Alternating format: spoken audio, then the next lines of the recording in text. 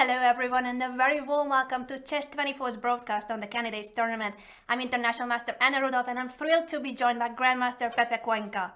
Hi Anita, and hi everybody. I'm very glad to be here with all of you guys waiting to see a lot of action in this tournament, right? The games have already begun and we will jump right onto that, but first we wanted to tell you something about the situation on the commentary.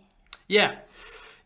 We would like to say that we believe like all chess fans in general in the world should be available to choose their own favorite broadcasting platform, and their favorite languages and their favorite commentators, right? And we talked to our lawyers and they assured us that we're doing okay. So yeah, that's what we wanted to say before we start, because there are gonna be lots and lots of questions. Some other thing. I see a lot of people in the chat already. We like to be interactive with you guys, and we hope a lot of questions, opinions, and remarks, and whatever you guys want to talk. Talk to us in the chat, Tweet us, #C24Live as usual. We will try to respond to your questions, as many as we can. Yeah.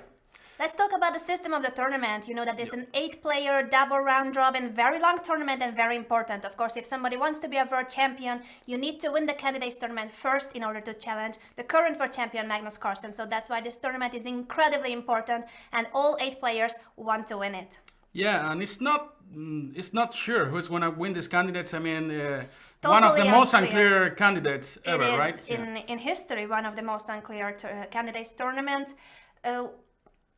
I think we should try to pick a favorite, but just to make it fun, because we have no idea who's going to win. Yeah. I have the feeling, though, that it could be Caruana. What do you think? Yeah, I was also, Caruana is one of my favorites. Also Nakamura, he's a very aggressive player, and I think it could be Caruana or But you never Karjakin, know. but I think every day, also you guys, you should tell us who do you think the favorite is, who will win the tournament, and every day we will also try to guess the results. So round 1, we should already say that the 2 Americans are playing against each other and the 2 Russians are playing against each other. This was directed. This is how the pairing should be, even there are players from the same country. So that's why you see Caruana against Nakamura and Peter Swidler playing against Sergei Karjakin. Yeah, and one more thing. People are asking, of course, about Jan, right? So Jan is going to appear. Jan will join the live. Jan will join the commentary as well. So make sure you stay with us the whole day. Jan is coming, and he will also commentate in German. So you will find him both on the German and on the English broadcast. Yeah. Another thing we wanted to say, you can choose as well between the English commentary, the German commentary done by Ilya Zaragatsky and Fiona Anthony, and the Spanish commentary done by David Martinez from Madrid. So let's go for the games, I think. Let's go for the games. Let's check some chess games, right? We are talking here too much. We see that already Peter Swidler and Karjakin are having their first encounter in the first round. They on purpose, players from same nationality are playing together, right? So. And it's funny that they have to play, they play the finals of the World Cup, so they already played quite a lot of games against each other recently, and it was a match between the 2 in the finals of the World Cup that you definitely know that Swidler was leading. He won the first 2 games, but then he lost another 2, so he did not manage to win the World Cup. It was a very epic tiebreak. Yeah. A lot of action, and Peter, I expect the same from them today. I expect a great fight, of course. I mean, Karjakin is extremely solid player. Peter, and this, of course, this final was a lot of fun. And Peter was winning 2-0, and then 2-2, and then this crazy tiebreak. When you thought that the victory was already in your pocket, then just... So what do you think if we start checking out the moves? We should, and I will open our big database and see the previous games between these 2 players. Yeah, okay, so knight f3, d4, d5, d4, knight f6, c4, c6. So we have the Slav, and knight c3. There is, of course, a lot of another alternatives like e3, for example, queen c2, even queen b3, it's playable. The exchange variation with the c takes d5, of course. But knight c3 is one of the main alternatives. D takes e4 and a4. Of course, there is also knight to e5 and this e4, this kind of moves. So Yeah, he plays a4. Of course, one of the ideas is just to prevent black to put in the favorite structure with b5, defending everything, just taking the pawn for free. But of course, you made some concessions. Now white has the control over the center, right? Now you can play e4 in one go at some point. Pepe, look at this, because yeah, tell me, Anita. In the previous games that they played against each other, as far as I can see, whenever Karjakin was white, they did not reach this position, but they did reach a lot of Grunfelds, right? Yeah, you know that Peter Swidler is an expert on the Grunfeld, so today they did not go for the Grunfeld. Swidler had something else prepared, and there are no games in this variation between the two. Yeah. So this is the first where they...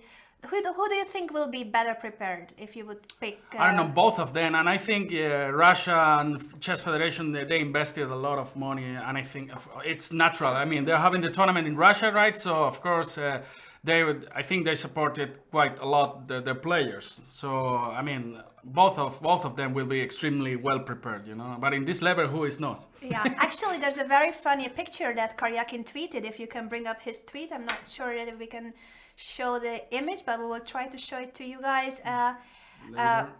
Yeah, we will show the picture later on, but I really like that picture. It was a very funny one between the two of them. Of course, they get on very well, but they have to play against each other in chess. There's no friendship, at least during the game. Yeah. Yeah, so a4, and he played e6, natural move, trying to develop the f8 bishop, right? But of course, there's some drawback of this move e6, that normally the worst place in the Slav is this bishop on c8, right? It doesn't have any active square. And normally you wanted to bring it outside via f5 or g4, right? But on the contrary, this bishop intends to come to b4, where actually it can control indirectly more the e4 square. It will be more difficult to play for white e4. And now c5. Okay. Yeah, do we have any see other games? e3 and c5 is the main move, and there are many recent games in this variation. Let's see who are the top players. For instance, Anand, Topalov, Rudolf, and Aronian. So many good names, and yeah, it's gonna be a long theoretical battle. We will see who is better prepared. I expect a draw in this game. That was my bet before the round as well, not because of the opening, but I thought that this game would end in a draw. Yeah. Although it might just turn into a very aggressive, isolated pawn structure that could lead to anything. Yeah, this is gonna lead to, of course, to an isolated pawn structure. After bishop takes e4, the black will take at some point on d4, and you will recapture with the e pawn. And some general stuff about isolated pawn positions. You normally don't wanna exchange pieces with white in this case, right? Because I mean, if white takes with the pawn on e4, normally endgames are worse for white, right? For the player who has the isolated pawn. So I don't know if you follow my strategy show, my middle game show, but we covered the isolated pawn topic for a month. So I hope that all my pupils who are watching now the game will know that yes, this is the plan for white, and yes, this is how to play with black. So I'm curious how this game will develop. Yeah, but instead, Karjakin took with the knight. So yeah, I think it's also possible. But of course, the question is, after knight takes d4, e takes d4 is a normal move. As we told you guys, you never want to exchange queens. It's not ideal. This kind of endgames, black should hold. I think. Like the strategy is normally to block the d pawn. But okay, he played bishop d7 in this position, and yeah, I should check how we're doing here in this position after capture on d4. Do you have any gains before in this position, or can you go a little bit? Here, you mean? Yeah. So yeah. C takes. And knight takes should be strange, right? Yeah, knight takes only happened like in 10% of the games. So. But Kramnik played it. And Berg says, Hungarian Grandmaster David Berkesh. Sorry about my pronunciation. It's terrible. So knight takes d4 is actually a bit strange for me, because normally you wanna keep a lot of pieces on the board. And it looks like as if it was a draw offer, but of course you cannot underestimate this move. It's just to play something different. I guess that was the idea of Karjakin. Yeah, of course you can take with the e-pawn and then try to break quite fast in the center, and then to open up the position, because white is leading in development in these kind of positions. But he took with the knight, okay, and then he played bishop d7. it's natural move as well, developing a Yeah, piece. that's the main response to knight takes d4, and here Karjakin went for knight f3, which is already, at least according to my database, a novelty. Which one? Knight f3. Knight f3 here. Okay, so knight f3. Yeah. Okay, more another possible moves are, for example, e4, right? e4 is pretty natural because you can occupy the center. Yeah, normally, sometimes you should do it. But knight to f3 also keep the tension in the position, and then, as we said, you want to keep all the possible pieces in this kind of structure. And so, I think it's normally weird for hobby players to see moves like this, and it's a retreating move. The knight was nice on d4, but at the same time, if you think about bishop d7, black plays bishop d7 so that when we exchange on d4 the knights, then the bishop would go to c6. Now, since there's no exchange happening on d4, the bishop is not well placed on d7, so you cannot go to c6. It has its point, this move. Yeah, and for me it looks quite natural to play with white the following sequence of moves. I mean, for example, queen to e2, for example, bring a rook to d1, try to develop this bishop via playing e4, and then develop via g5, and then bring another rook to c1. This is a natural way of playing, I would say, in this kind of position. And looks interesting position to me. This guy on d7 is a bit sad, right? Yes, I like white, although it's just a very slight edge. This Yeah. position, it's almost identical. If you look at the pawn structure, it's very symmetrical. You see that there's just this a4 pawn, and the rest is, everything is identical. But white has an easier development, and also, as we mentioned, this bishop on d7 won't be well placed. Yeah. So they continue with a6. This is another natural move because some position this knight would love to jump to b5 and then to d6, for example, and to win the bishop pair. So e4, yeah, winning control over the center, and he played queen to c7. Okay, putting an eye on this guy on c4, some lines. So you should be care about that. For example, what about queen to e2? Yeah. This looks natural to me. Maybe he wants to go bishop d6, now that e5 is not possible anymore, and then to blockade this e4 pawn, knight to e5, bring the bishop to c6, something like this. Yeah, bishop d6 is very logical. Yeah. As we said, it's a slightly better position for white, but it's gonna be a very long game. It's quite symmetrical, equal-ish, but anything can happen. And you know that, for instance, for Peter Swidler, his style is to counterattack, so probably he will just simply try to equalize, he will develop his pieces, and then in the middle game, he can outplay anybody. Of course, we are cheering for Peter, he's our colleague here at Chess24, so we hope that he can do a very good tournament in Moscow. Yep. So what do you think if we go for another game? Let's see the second match. I will just check in the chat if you guys had any particular question about the position, because we will answer the general questions later. I see that you're talking about another game, the Spanish, and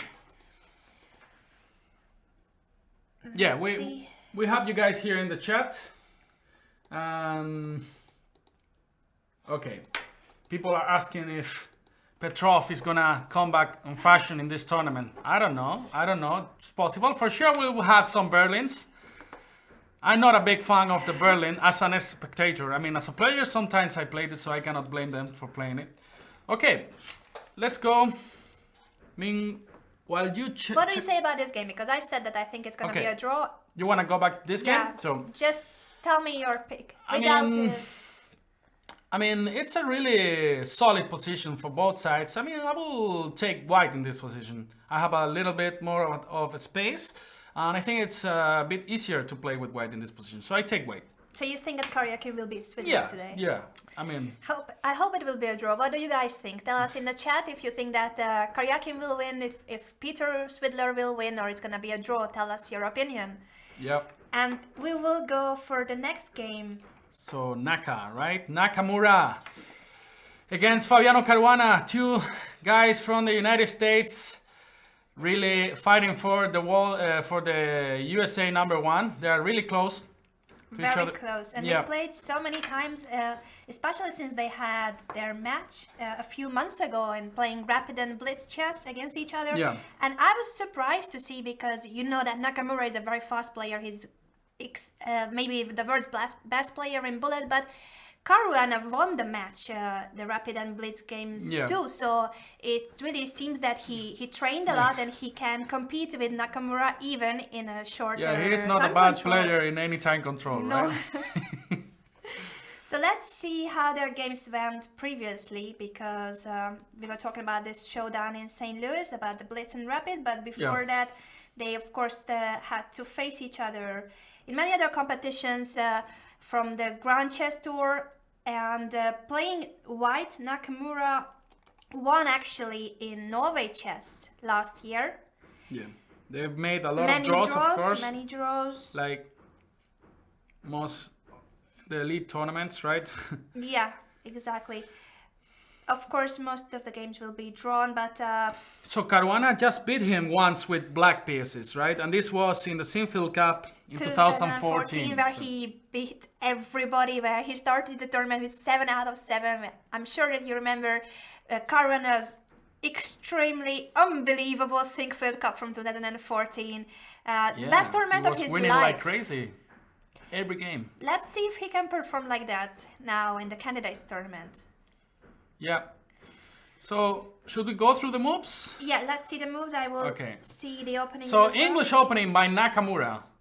C4, C5, symmetric. G3, G6, Bishop G2, Bishop G7, and E3. This is already a secondary move. So the main stuff is, of course, knight to c3 or knight to f3, right? This kind of positions. Yeah, they had a game with knight c3, but there's no game between the two playing e3 here. E3 is pretty strange. I mean, it's a natural move. You want to play d4, controlling the center a little bit, develop your knight via e2 maybe. And he played e6. So, in the style of copying. The other. Yeah. Sometimes it's funny to see these openings because you wonder, like, do these guys know how to play chess? Because when you learn the moves, and I think many of us, when we were beginners, we would just copy the opponent. Yeah, you play a strong player, you just copy him when you're a kid. Yeah, your opponent plays h4 in the first move and you go h5. Yeah, but then you realize that, he's a tempo up and then he crushes you, you know? So. Yeah, so it doesn't mean anything that it's a mirror position. It will go very complicated. You know these two guys. You know especially that Nakamura will try to complicate matters. He will try to go for a very unclear position, and he's a very aggressive player. Of course, Caruana is a very precise player. And I still expect a draw, but I expect a very complicated and very exciting draw. What do you think in this game? Yeah, I should check the current position first, so I won't give my opinion until... That's cheating. That's cheating, Pepe, because I made I will say that Fabi is gonna win this game. Yeah. Yeah, with black pieces. With the black pieces. Yeah. Wow, you're brave. What do you guys think? Tell us in the chat. I will actually now go to the chat and see if you have told us about why Pepe is... bringing back the board. I will see if you have told us what you think about the Karjakin Swidler game, and what do you think about the match between the two Americans. Who is going to win? Yeah, so just wanna bring the boards back with you, because I think the people cannot see the board. So just give me 1 second, guys. I see that many of you are rooting for Peter, and I see even some heart icons and smileys for Peter. So there are many fans rooting for Peter Swidler. We can understand that, of course, and we are missing Peter. If he was not playing, of course, he would be here commentating the games, but he has to play, unfortunately. Yeah, so we were commentating on this game, e3, e6, d4. Yeah, pretty natural move.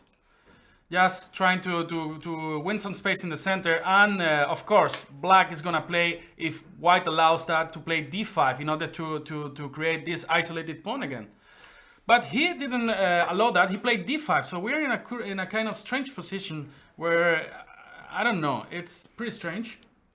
So he played e takes and d6. So how do you evaluate this position, Anita? I want to know your opinion. There's one thing that I like a lot about this position for white, that's called space, because this d5 pawn gives you a lot of space in the center, but at the same time we are lacking development, and we have only developed our bishop, so we badly need to start developing the rest of the pieces. And This g7 bishop is annoying at the same time because it's a our little monster, fianchetto right? bishop is blocked by the d5 pawn. The d5 pawn gives us a lot of space, but the disadvantage of having this pawn there is that the diagonal of our bishop is not open. In the meantime, there's this g7 bishop that can be really annoying. We cannot play, for instance, now any bishop move because the b2 pawn would be hanging. So that's a good piece, the g7 bishop fallback. I like that.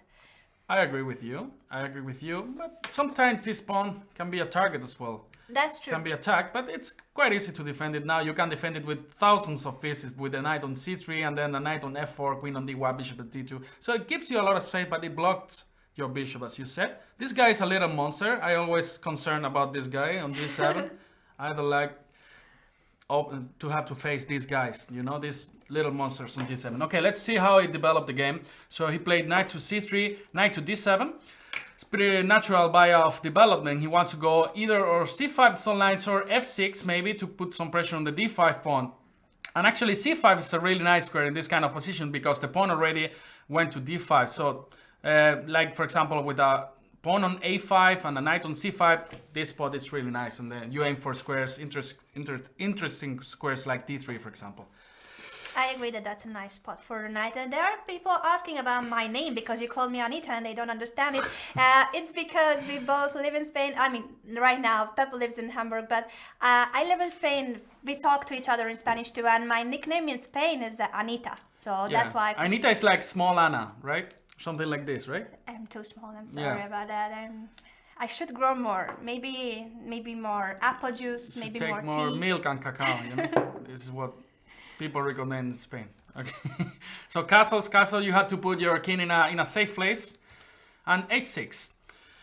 Yeah, this move is many times played. I mean, it gives you a little bit of pressure to your king and also avoid some piece landing on g5, for example, a bishop that could be annoying some lines. h4. He's coming to attack. I like that. Now that's a Nakamura move. That's completely a Nakamura move, of course. Let's see what will happen on the king side because now after h6, h4, of course, it's also prophylactic, this move, but you can never know with Nakamura what he will go for. I'm really hoping for a turn in this game because so far it doesn't seem to be anything close to bloody and complicated and sacrifices, but I'm hoping for a turn. Yeah, I mean, the idea of h4 is not only about g5 and so lines, but it gives you a nice square on f4, so this bishop cannot be expelled from there. And then h4 is a positional move, it's not an aggressive attack. Yeah, because you already castled, so probably there's not going to be any attack there. We don't know, as you say, with Nakamura, but yeah, just very simple idea, just to bring your bishop up to f4, put some pressure on this, then play queen d2, and then also target this h6 king pawn. h7. Yeah, to force king h7. And once the king is on h7, you can never know if there's an knight g5 suddenly appearing. Yeah, you can play h5, force g5, and then boom, on g5, right? Sacrificing a piece there. We are hoping for that. We want some fun, we want some entertainment on the board. Of course, this game is going to be interesting. Believe us that this game will turn even more interesting than what it is right now. Yeah. So let's continue with the moves, right? Knights of c5. This is a knight square, as we said. And rook to e1. He played bishop g4. Yeah. One of the drawbacks of h4 is that you cannot... Every move has a positive and a negative side. And here you see this nice bishop on g4. Yeah. Putting some pressure on this diagonal and then cannot be kicked out from there.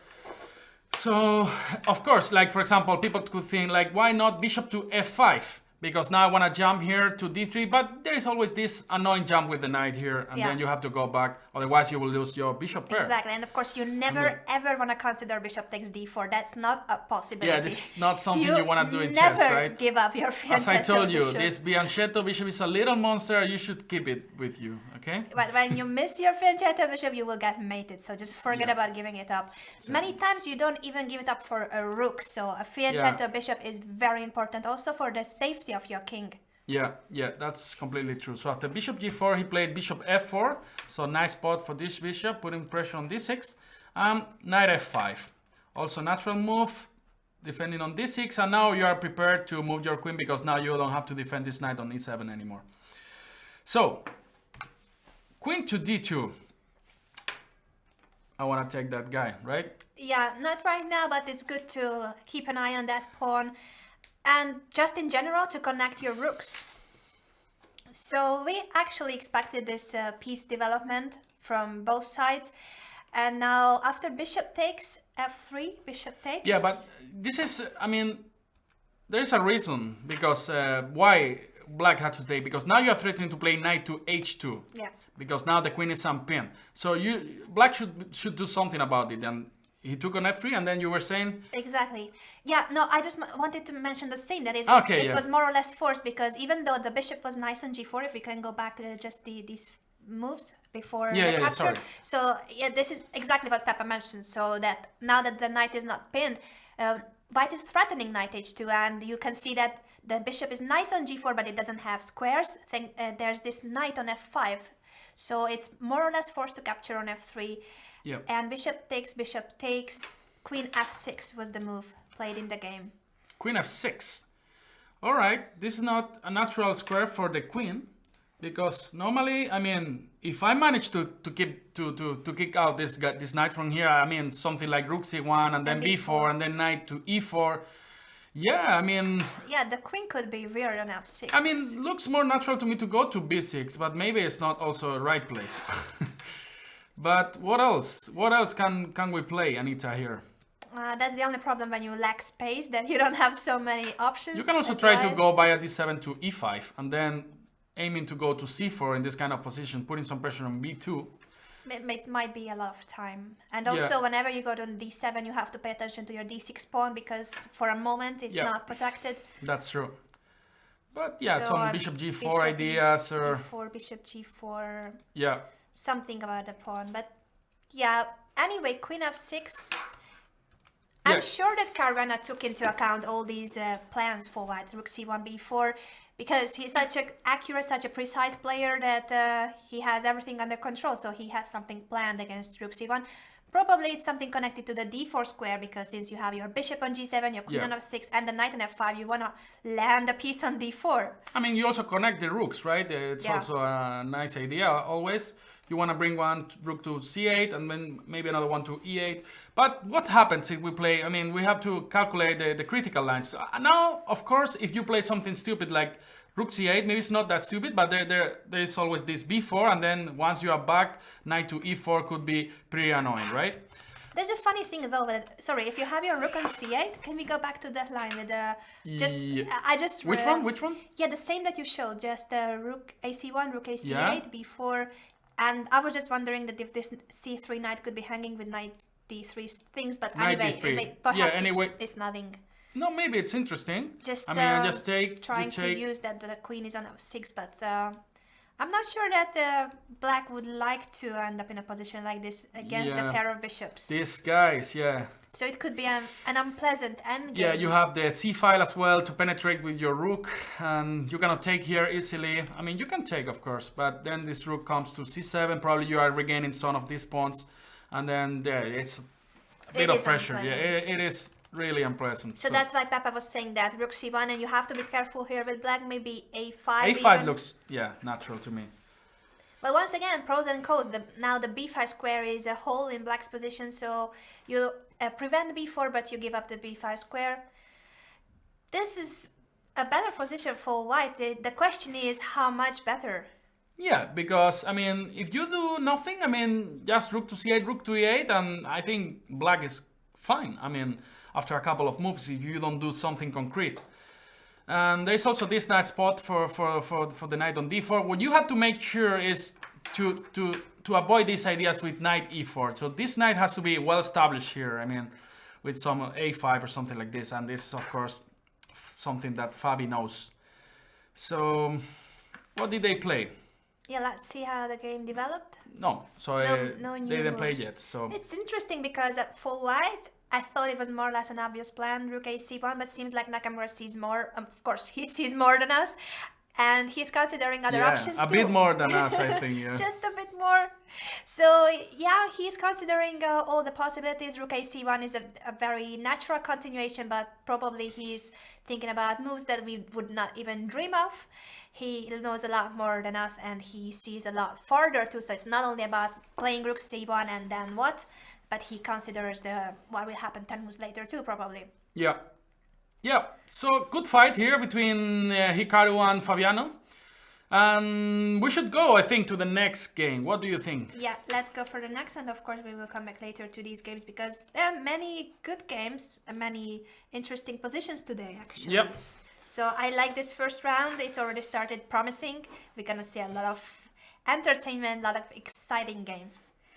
So our next matchup is between Anish, Giri and Levon Aronian, and I will bring up their previous games. Yeah, Anish Giri, one of the most solid players in the circuit.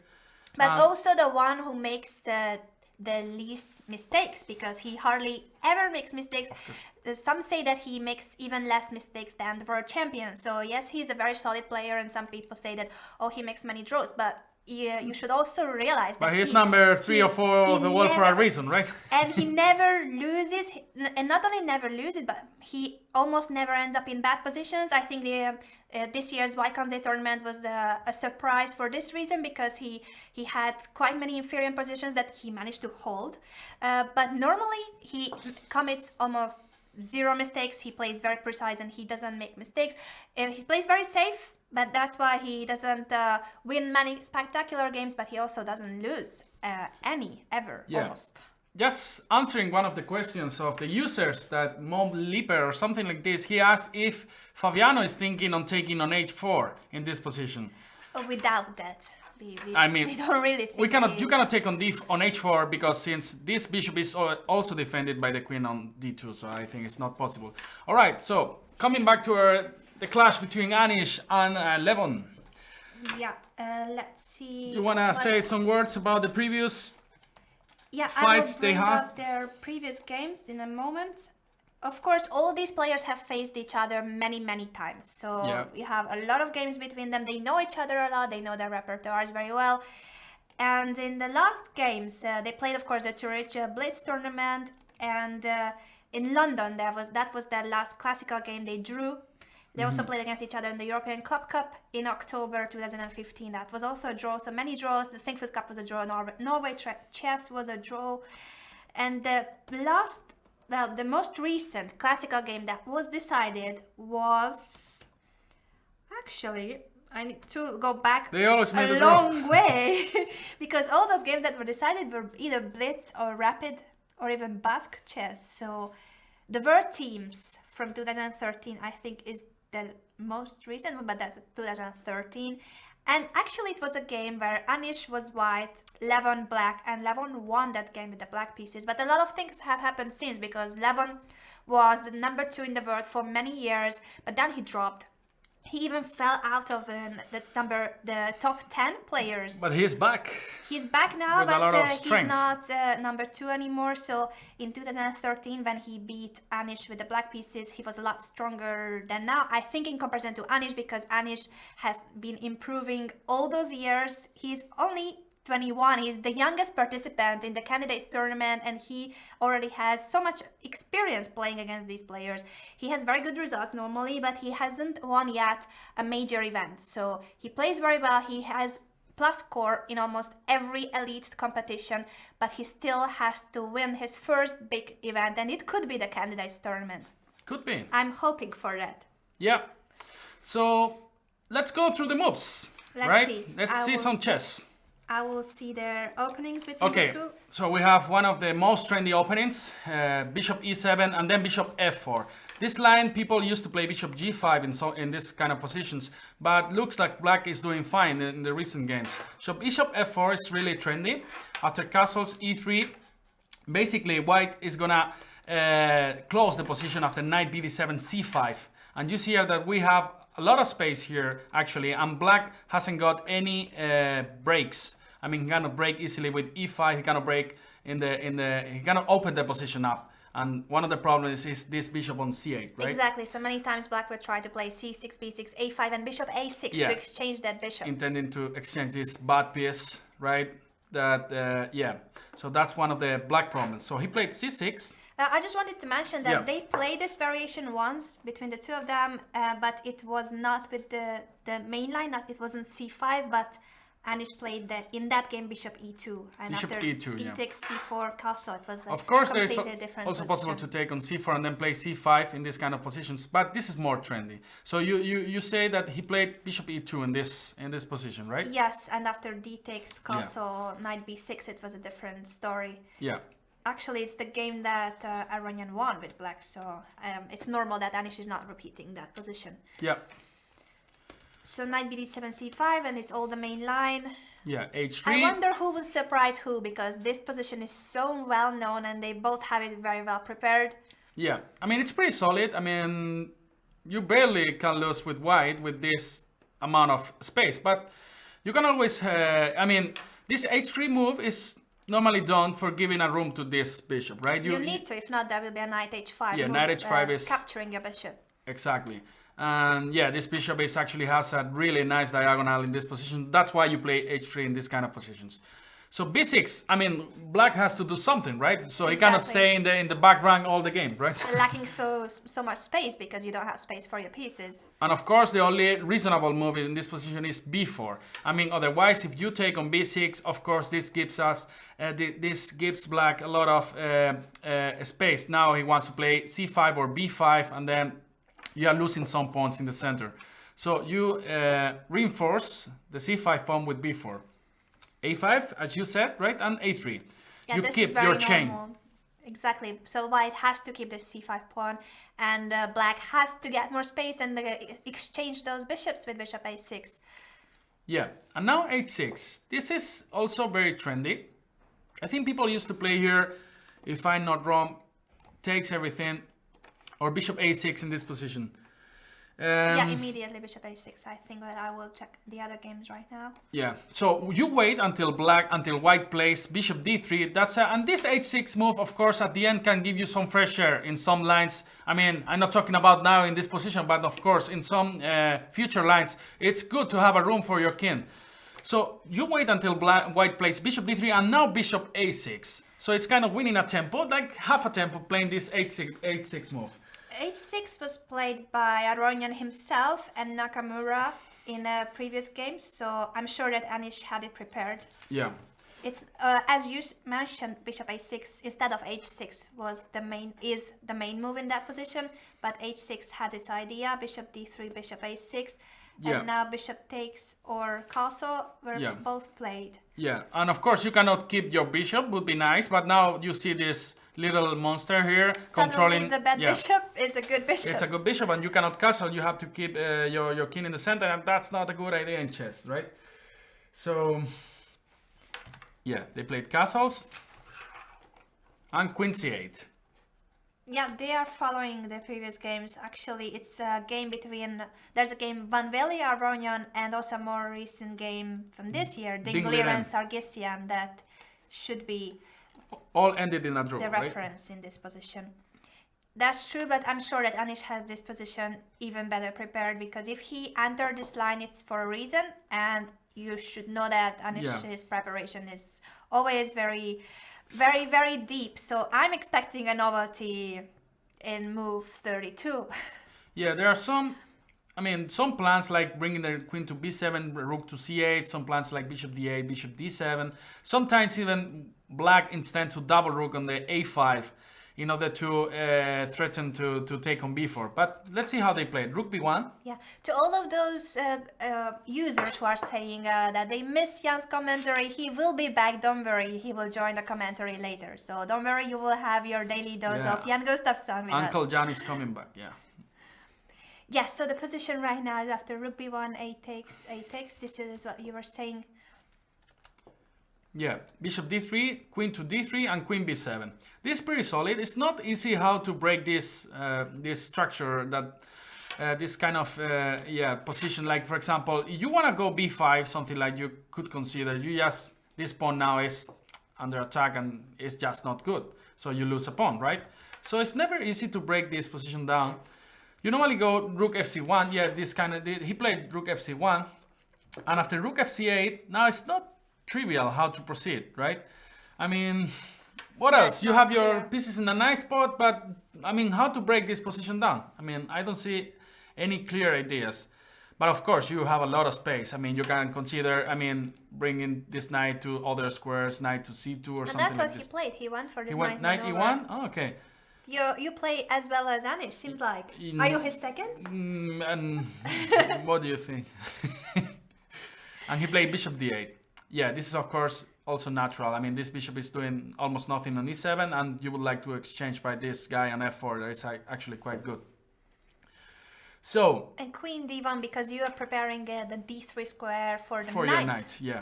If not, you would be like, why do you place the queen on d1? But you need this d3 square now for the knight. Yeah. Bishop c7, of course, very normal. You want to exchange this bishop. When you have, when you are lacking space, it's usually a very good idea to exchange pieces because the less space you have, the less squares you have for your pieces, and the fewer pieces, the less problematic it is to regroup, coordinate your pieces.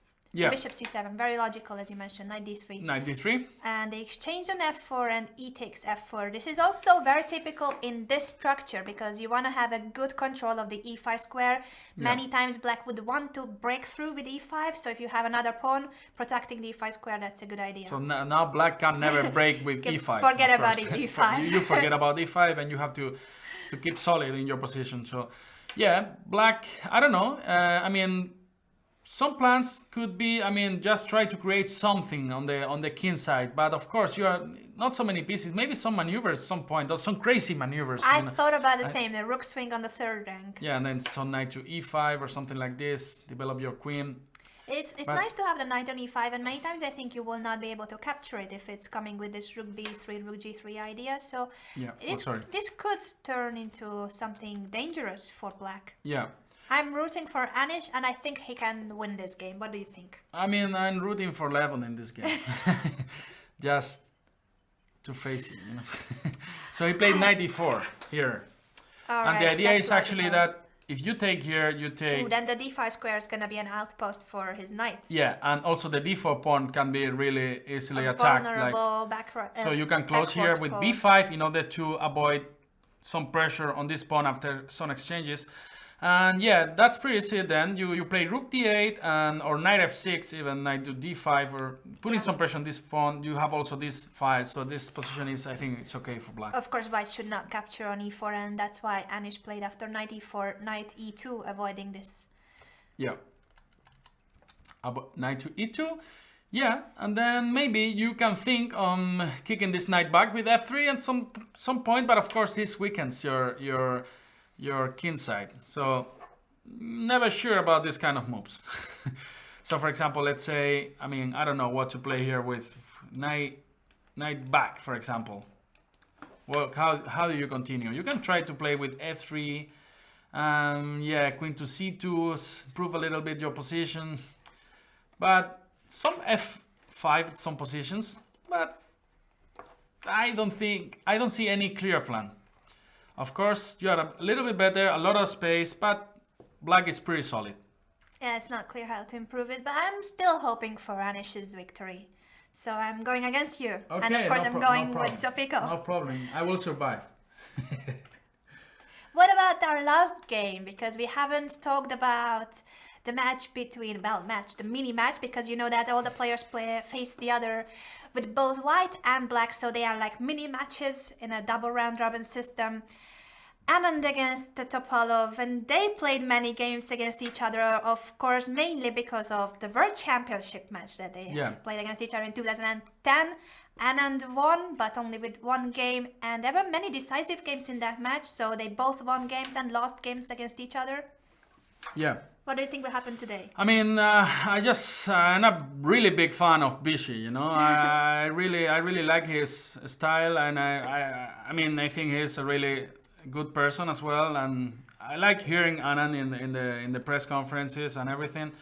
Yeah, and I always root for Anand. What can I say? The Tiger of Madras coming back. He didn't have a nice tournament in Gibraltar, but I'm sure he will fight back in this tournament, and he played well in Zurich as well. So that's true, and it's also such a different tournament to play an open tournament with many players.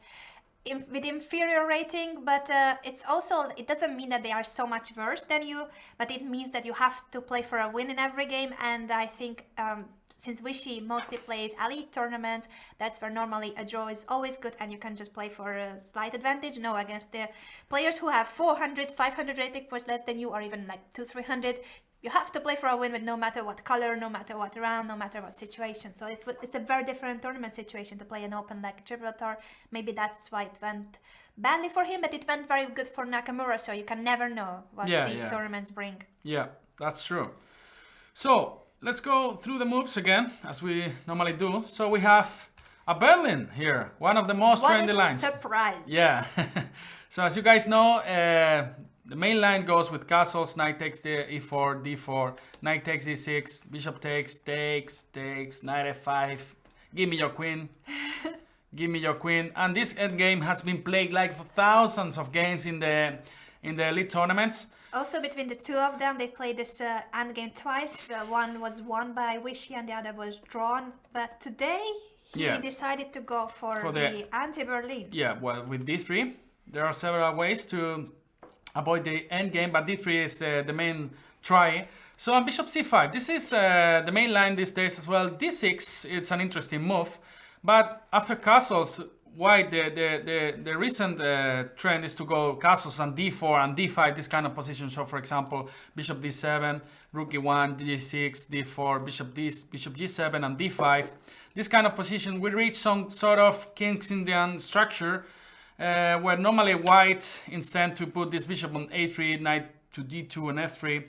And yeah, this looks to be fine for white, and white has been scoring pretty well in this kind of position. So bishop c5. Yes, bishop c5 is probably the most critical response to this anti-Berlin with d3. And of course, there are many games that it's very popular to play this position. And we had here the move castle, very normal to, after which d6. But knight to d4 here is, I think it's one of the main lines with d6, and knight d4, right? Yeah, both so are knight d4, popular. the idea is to exchange this knight, and then you go back to b6 with this bishop. This has been played like thousands of games as well, but okay, d6, pretty normal move. c3, right? And exactly, they are following castles. the main variation. Castles. Many games, hundreds of games in this position, of course. And knight d2, knight d7, and actually here there's a6 is the most popular instead of after knight d2. Yeah. Topalov went for knight d7, but here a6 is the most common move. There's of course there are of course many games in this position, and simply knight d7 is another way of playing this. Yeah, knight d7 actually normally in this kind of positions in the Gioco piano, for example, or in this kind of position, the knight wants to go to g6, where actually it's well placed. You control f4, you control e5, and this bishop now looks like kind of stupid. Exactly, I'm a bit surprised that this knight e7 is not that popular, because the problem, the idea is very logical. Yeah, it's very logical, but the problem is you stop controlling d4. You stop control. Your knight on c6 controls d4, and now you don't control d4, and then you can play d4 in one go. I think it's the natural way of playing. Yeah, that's the response. d4, and after e takes, c takes, bishop b6. Yeah. There are still many games in this position. Well, not as many as in the other lines, but there are a couple of games in this position. Yeah. So rook e1 was played there following the previous games. Bishop g4, h3, bishop h5. Yeah. And here queen b3 was the most popular, but also a3, and here a4 was played a4 in is the game. A novelty according to according to our database, a4 right? Is a novelty here. Funnily enough, queen b3 was played here with white. Topalov played it with white. Topalov played it with white, okay. And a4 which is a novelty, it seems. Yeah. So we have a novelty here in this game. Of course, we're going to see a lot of novelties in this kind of tournament. Also, Karjakin's position is a novelty, according to what we can find, actually. Yeah, huge preparation by seconds, and big teams behind the players. I can't imagine how many months of work is now put on the board, because it's the players working, it's the seconds working, the trainers working. Lots and lots of work behind the scenes, and what we see on the board is the result, but they know a lot more than this. So we just see some of the most of this enormous amount of work that they have done in the last few months. Yeah, I mean, the idea is pretty simple. You want to capture this bishop you cannot do it now. I mean, of course, because, for example, let's say you play some stupid move like bishop g6. Now you trap this guy, right? So, yeah, but of course, you're going to go a6 or a5. So a6 is natural, and then bishop f1. Yeah, this is a nice spot for the bishop, and rook e8. So, yeah, some plan, as in the game was played, a5, bishop a7, now queen b3. Putting some pressure on this guy, since the bishop is not on c8 anymore, right? Yeah, this pawn could be weak in some lines, but it's... That's a funny arrow that you drew from a5 to d4. Yeah, it's an illegal move, sorry guys, but... And I'm always a bit scared in these kind of positions with black, because, I mean, this e5 break, some positions can be really annoying, but as soon as you are able to put a knight on d5, it's not a problem. So let's say, for example, knight to c6, and he played d5, but for example, e5 is now not possible, because now this pawn is hanging, and then the rook is pinned. So you cannot do anything with this pawn. So you just take here, and yeah, you can take, and then you cannot take on f6 because the rook is Now you hanging. wish you have developed your c1 bishop first. Yeah, so he goes d5. Yeah, you have to do something about this d4 pawn, right? So, and there's no natural way to defend it. I mean, rook a4 is a possibility, since the bishop is far away from there. I like this kind of cool moves, but at the end, I mean, when you have to play it, you don't feel so comfortable to doing this. But, okay. But I'm sure that the Vishy still has this position prepared and all the ideas. And many times, like, about Vishy and his preparation, probably his preparation is the best among the 8 players, because it's not only about knowing the lines and how deep the analysis goes, but also the metagame plans and the maneuvers and ideas. Like, it's many times he finishes games without ever having to make a move by himself, especially with black. Many times he can draw without ever having to think, because he knows so well his opening repertoire that everything is analyzed and everything is prepared. So yeah. I'm sure that this position is not new to him at all, and he's still playing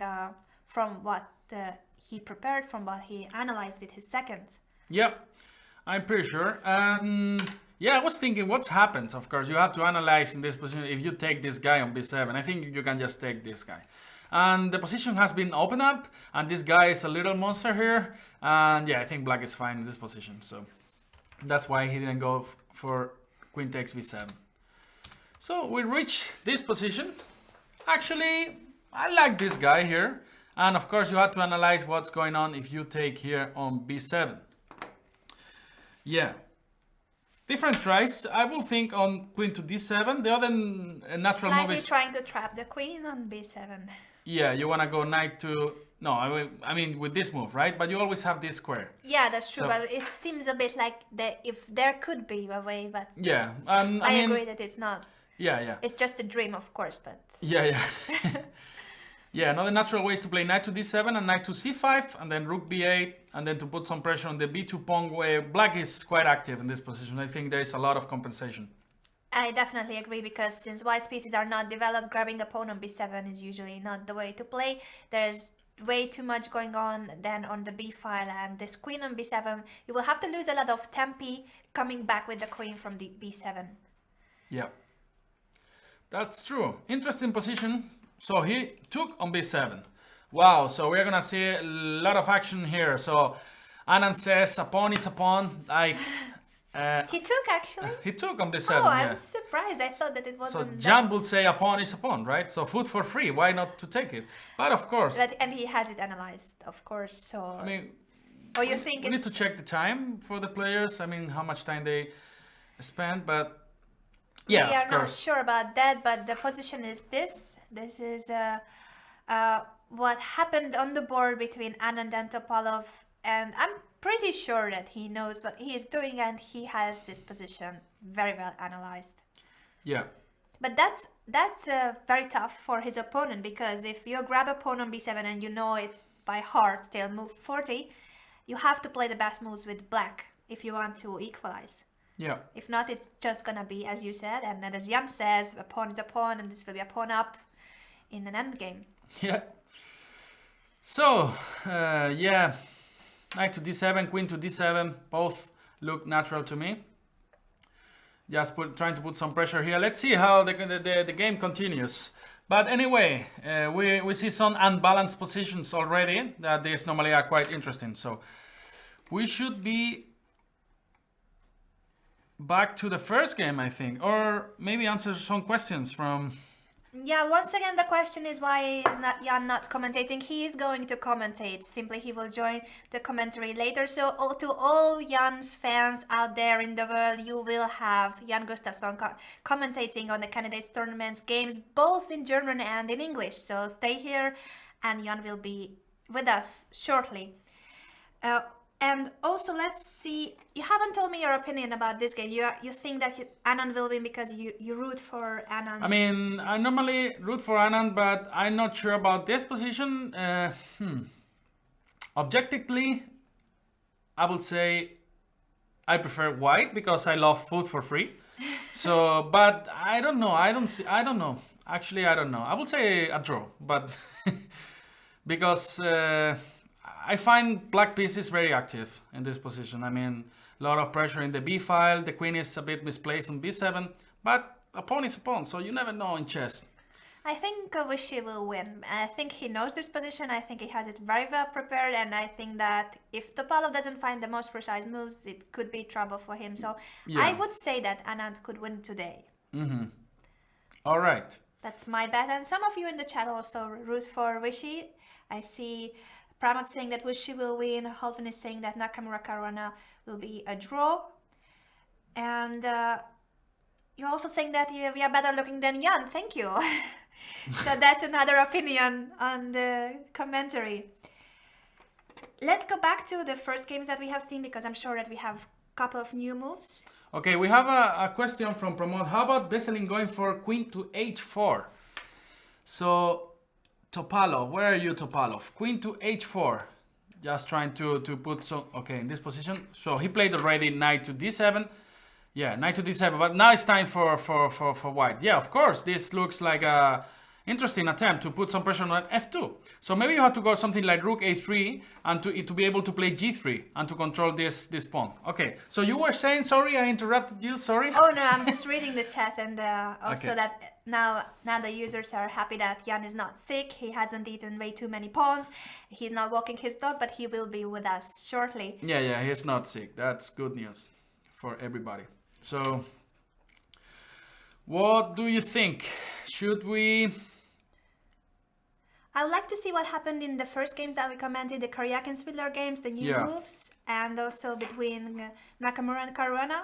Yeah, so he went for bishop d6. Now that you cannot play e5, simply too many pieces controlling e5, you will need another piece to be able to play e5. So he played castles and, bishop d6 and queen e2. Castles and bishop d3. Of course, if you play something like rook e1, it's time to do something about this e5 break. For example, knight to e5 looks natural. And then if you control the dark squares, you avoid some break with f4, you put some pressure on the c file, bishop c6. I think black is completely fine here.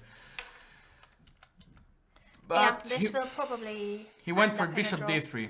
And I like the same plan. I mean, maybe not now, because now there's something different.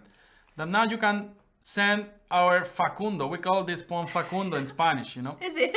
Yeah. The F-pawn. The F-pawn, Facundo, yeah. No offense, it's just a name, right? It's just a name, yeah. So we send Facundo for the attack.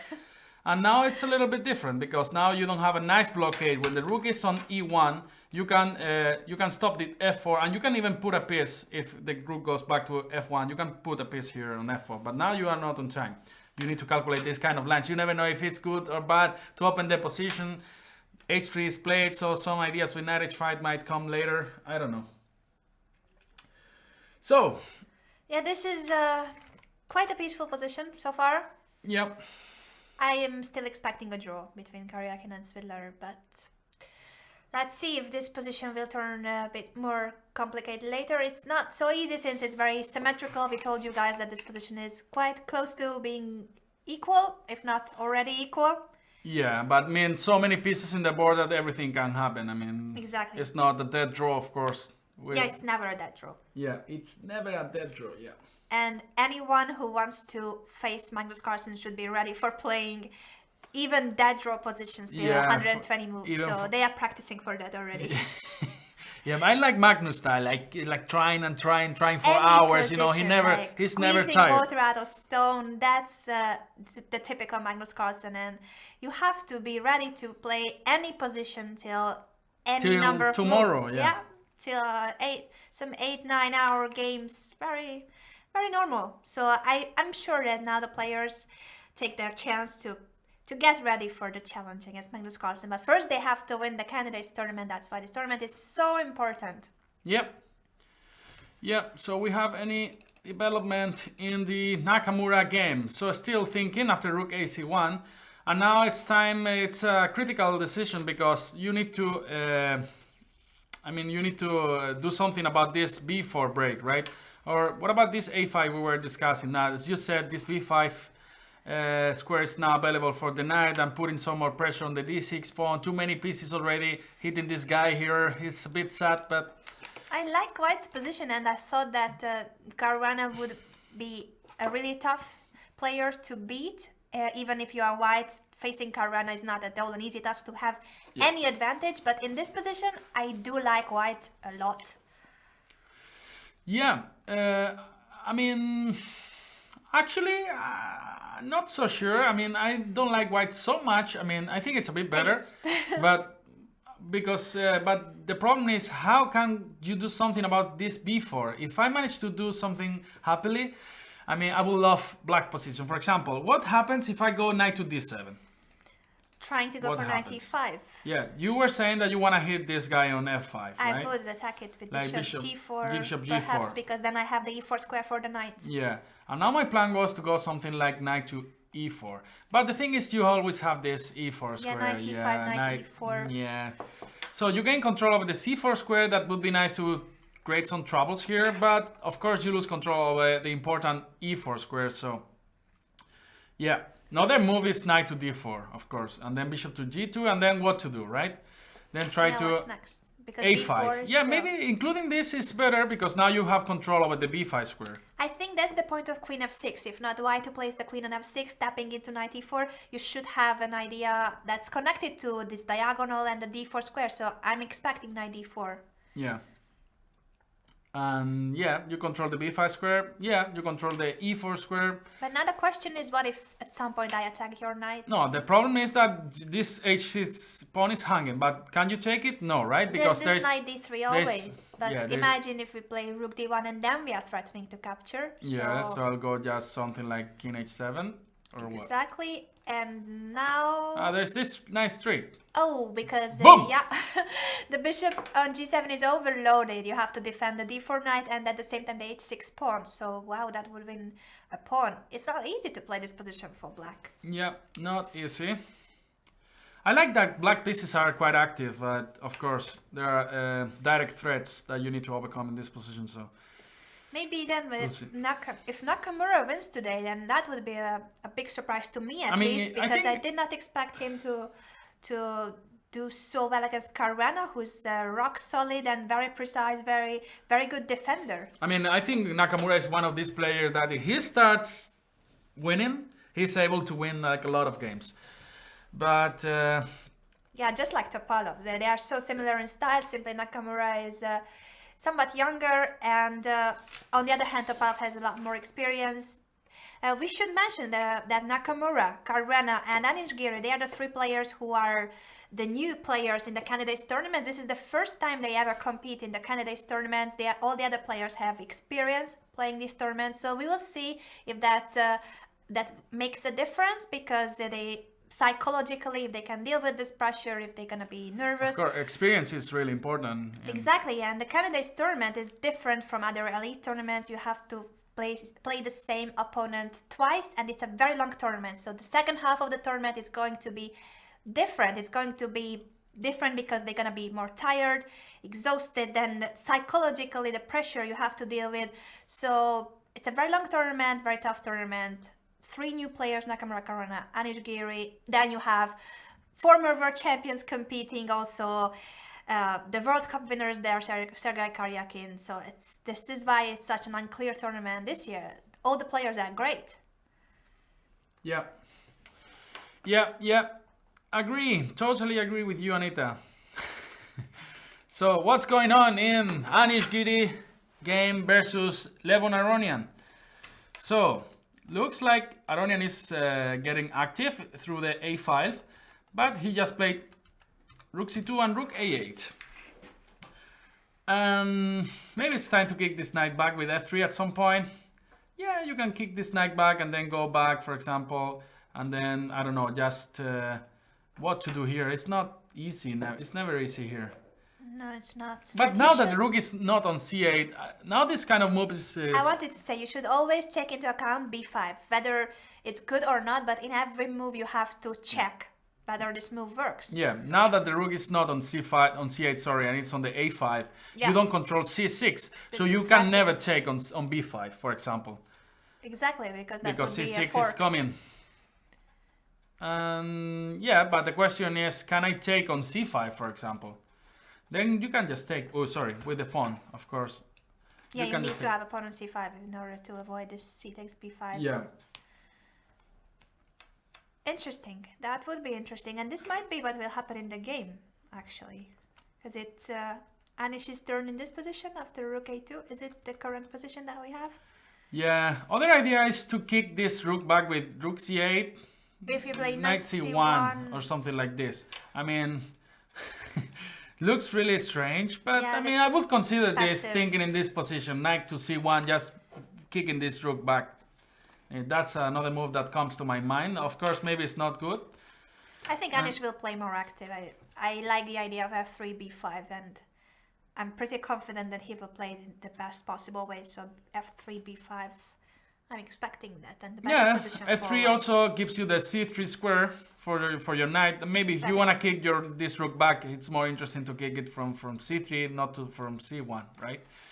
But as I told you, like I'm never happy playing this kind of F3 moves, because then if the position opens up, this king can be really weak. But maybe it's the right move, but I don't feel comfortable playing this F3. Never. Yeah, and since you cannot go backwards with pawns, you have to think twice before you make this F3 move happen on the board. But you cannot really let your opponent have a knight on E4. It's a very strong piece on E4, central knight, very good outpost for the knight. So you cannot keep this knight on E4. That's why sooner or later he will have to go for F3. Yeah, sooner or later you have to, kick him. So people are talking a lot about this game from Anand. Yeah, some of you are saying that this is how Rishi plays, just capturing the pawn, and then he will keep it and he will win the game. And if it's his preparation, which seems to be his preparation, then it's just justified, and he is telling Topalov, okay, make the best moves, and then maybe on move 46 you will equalize. Yeah. So what's going on in this position? What's going on? So knight c5 and then queen c6, and now what? I don't know. I would like to do something like f6, rook e7 and bishop e8. This is what comes to my mind in this position, but maybe it's too slow, but maybe it's interesting. I think that's why some of you guys are saying that Vichy is losing, but Vichy is not losing. Simply the queen looks weird on c6, but there's no way to trap it. So don't worry, all the fans of Vichy is not losing at all. I think it shouldn't be losing. I mean, I don't see anything. I mean, the only way that I see it to trap this queen is just too slow, I think. You can go b4 and then, I mean, not now, but so if I play rook e7. Let's try. Yeah, I wanted to suggest that we should try to trap it. So two moves, f6, bishop e8, and the queen is trapped. So white has to go and do something about this threat. How do you come back with the queen from c6? Though you have to chase the knight away from c5, but if I'm not moving the knight, and so how do you attack it? For example, let's see I play bishop f4 and f6, right? So the threat is already bishop e8, and now bishop what? e8. Maybe you can sacrifice something on d6. Okay. But if that's the only way of bringing the queen out of c6, then this is a lot more complicated than what we expected. Yeah, because you cannot play b4. Yeah, looks a little bit problematic for Vichy this position. Because even though you, I mean, of course, if you manage to exchange this pair of bishop, for example, with bishop e3 or something like this, and then play b4, then your queen will have a room on a4. But also, I would be scared about queen h4 moves and anything. Yeah, queen h4 looks connected really to- natural, but to maybe the- maybe bishop Yeah, e3. maybe not immediately, but somehow, since the queen is almost trapped on Okay, c6. yeah, people are saying here bishop f2 is a strong blow. Yeah, and the machine agrees. Yeah, the machine agrees. Bishop f2. But Wow. if that works, The idea is, I think, is Queen queen h4. h4 and then knight to takes e4 after g3. wow, that would be. So takes, and of course you cannot go back because the rook on e1 is hanging. So you have to go g3. You have to go g3 in this position, yes or no? So this is a forced continuation actually. So if Topalov sees this continuation. And this is how his style is, so he should see it. Yeah, this is Topalov style. It's yeah. completely Wow, Topalov this is style. bishop f2, boom, right? This could be the game of the day if this is true. But Yeah, queen h4, wow, and then g3 only move. Yeah, knight takes e4. Knight takes e4, you have to take, otherwise the queen is coming to g3, Yeah. like to say goodbye, goodbye. But then, And boom, and then I take, I guess, with the queen only move, of course, because the queen is threatened, and then this position, right? but this looks pretty good for black. I mean, I just want to go now. I mean, I threaten to play queen f3 and queen takes g3 and the game is over, right? So what to do? And also I have this queen e1 move here. So And you still have your queen on c6. I The mean- white queen cannot really come back and defend. what happens if I just develop the piece, I defend on g3 and then cover the e1 pawn? Boom, g5 or... Could be. Yeah, because if you take now queen f3, king g1 and then give me your pawns, baby. And then- also the bishop on g5. Wow. Is this happening? That this is the position? Because I really thought, that's why I was telling everyone not to worry about Vichy, because I was sure that he had the whole idea of queen takes b7 analyzed. So if you have this position analyzed, then you are not. No, then for sure he's not in his book anymore because it's just bad. So this is just bad after discontinuation. Bishop f2. I mean, it's not that easy to see, but it's not hard for one of these players. I mean, we were checking queen h4 and yeah, we were checking queen it h4. was failing because No, just bishop. bishop. Sorry, queen c6, queen h4, just bishop e3, just develop a piece, Exactly, exchange it's, a pair of bishops, and then b4, and then you are better. Yeah, actually. but if you, once you start thinking about queen h4 and you realize that bishop e3 is a defense, you start calculating sacrifices like bishop takes f2, so it's not impossible to spot it. And for Topalov, it should be second nature to see this move. Wow, so Topalov didn't play bishop f2. So he played knight to b3. It's also a natural move, but it's not... That's true, but why would he not play it if it was so tempting? Yeah, because he didn't see it, probably. So, Surprises. I mean, it's also interesting, but I mean, after rook b1, I don't know, maybe he wants to threat like bishop g6 or something, and then there's some pressure here, but then bishop d3. Yeah, I mean, this was the critical line. So Topalov didn't miss the discontinuation. Let's analyze it because this could have... let's see if it works. Yeah, let's see if this works. It looks very good for black. And after knight takes e4, if rook takes e4, queen takes... This is all forced. Yeah, this is all forced, and then there's no way of... Queen f3, queen e1, even queen d4 are all threats. Yeah, this looks terrible, so... Rook a3. What about this move? Yeah, then there's But e1 and queen then e1 should be, I take this guy. So, bishop e3 doesn't work, of course, or because queen f3 and then queen g3.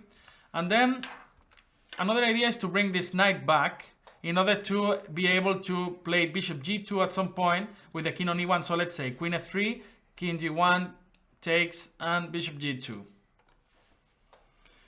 I'm not sure if this I mean, can this hold looks on so for bad. long, You know, because this looks so bad. once you play bishop f3, you threaten rook takes e3. Yeah. Oh, you could, So yeah. some You can play rook b8 even, and yeah, now what to do about this guy here? And then bishop f3 is coming as well. This rook can come to e1. This is just terrible. is Just terrible. Wow. First of all, I'm surprised that this was not Vishy's preparation. What we saw on the board, I was very confident that it was all what he prepared for this game. And secondly, I'm surprised that Topalov did not go for bishop takes f2. It's such a Topalov move. Yeah, I'm sure if we put this position to Topalov in our tactic trainer, he will solve it, right? Yeah, but, definitely. But I mean, this is the kind of things that happen in this kind of tournaments. You know, you are very nervous and there's a lot of tension. This actually can happen even to the top players. I mean, and of course, knight to b3 is not. I mean, it was not completely winning. It was better for black, looks like, but it was not checkmate or something. So knight b3 is interesting as well. But now the course of the game changed completely. So let's say there's no knight takes e4 anymore, so you cannot go for bishop f2. Yeah, and now you have a square for your queen. That was one of the main concerns. Yes, exactly. So why did he play knight b3? That's the question. He played knight b3. So what to do now? I mean, another idea was to play knight to e4. Of course, this pawn was hanging, but as we said, like if you manage to exchange this pair of bishops, so bishop takes and knight takes, now you have a lot of pressure on this c7 pawn, for example, and now queen h4 simply doesn't work because of g3, and then you have this retreat with your knight to cover everything. Yeah, so yeah. Now the black pieces are not so active anymore, so maybe he wants to take this guy on c1. Let's see. But you just take here, and then you can go knight e3 and then put some pressure on c7. This looks good for now this white. Would really be because white was lacking development. He wanted to develop your c1 bishop. The queen was very rarely placed on c6. It was very weird. It was almost about to be trapped. So I feel like this knight b3, knight takes c1 would only have white. There must be a different idea behind knight b3. Yeah. What could that be? What about f5? Getting crazy here. Not f6, f5. f5. Sending our Facundo pawn to the attack. What happens? We should find an English name for that. You should not. So f5. f5, what to play now? You're threatening to capture on e4, so I have to do something. My idea is if you go back to bishop d3, then there is always this knight c5 as well, and then also the queen comes to h4. There are some beautiful ideas here. I like f5 here in this position. Why did you need knight b3 for it? Why not f5 immediately then?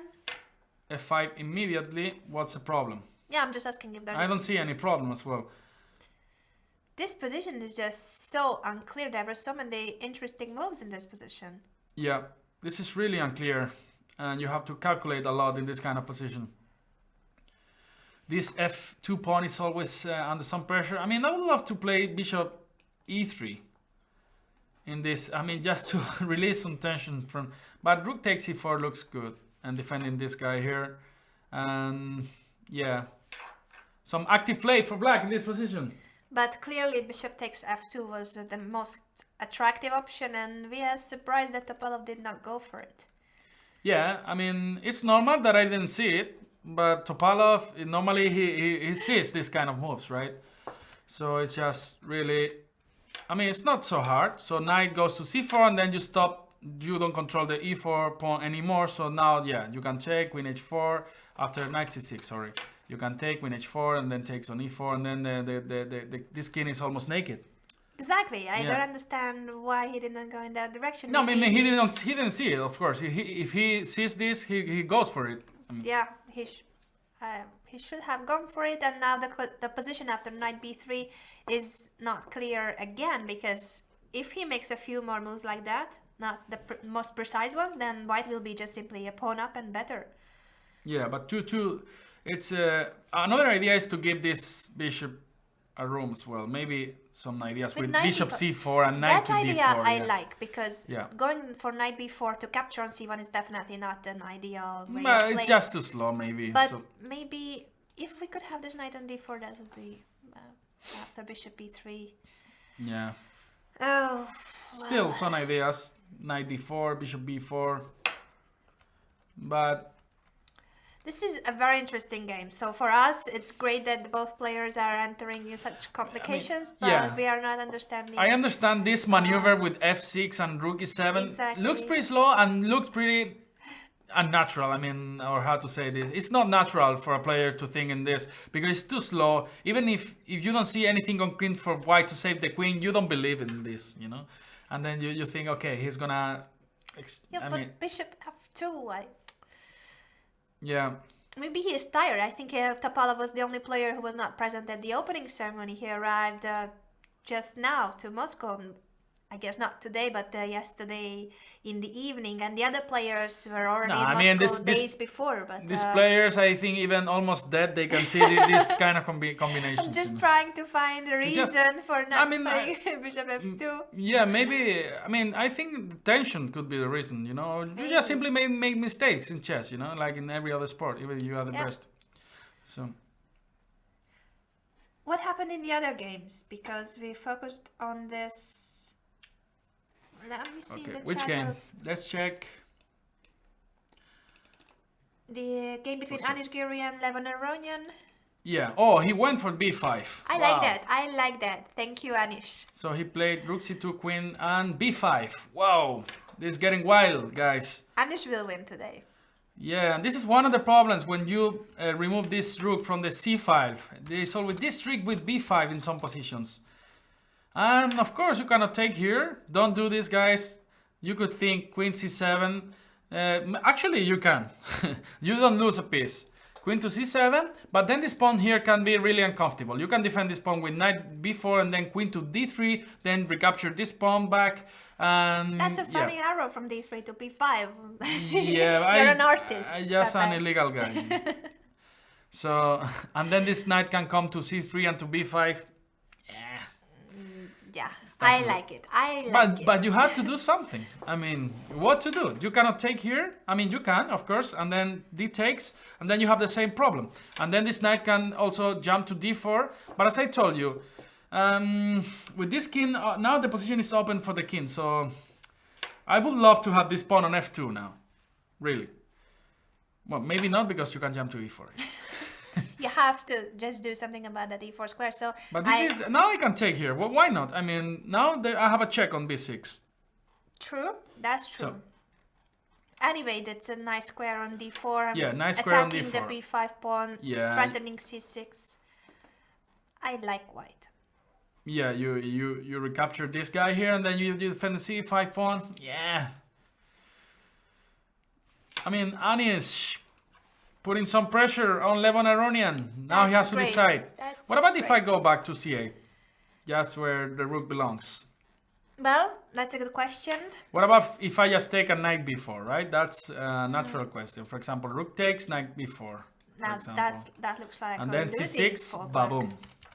So what can you do here? Queen takes. Queen takes, the same idea. What's going on? I mean, I just like this position for white. The difference is that you can go to c7 with the queen. Yeah, you can go to c7. No, I guess you have to go c6. Otherwise, just too much tension on the c. And even though this pawn is pinned, it's an annoying c6 pawn. It's a passed pawn on c6. It's a passed pawn. You have some nice maneuvers with your knight. You can go to d6 where you can. Imagine if you get knight e8, knight e6, knight c4, and then you capture on c6. But that takes quite some time. There's also this push with f5. But yeah, I mean, if knight arrives to d6, black will be more or less comfortable. But I think there's no time for that. So yeah, an unpleasant position for Levon, actually. The users are already quoting your baboom. Baboom, yeah. It's gonna be the word of the day. Yeah. Magnus was gonna say this. We should make a hashtag for baboom. Baboom. So yeah. Anish, Giri, good preparation and putting some pressure on Levon. What else do we have? You think it's a good time for make the first short break or?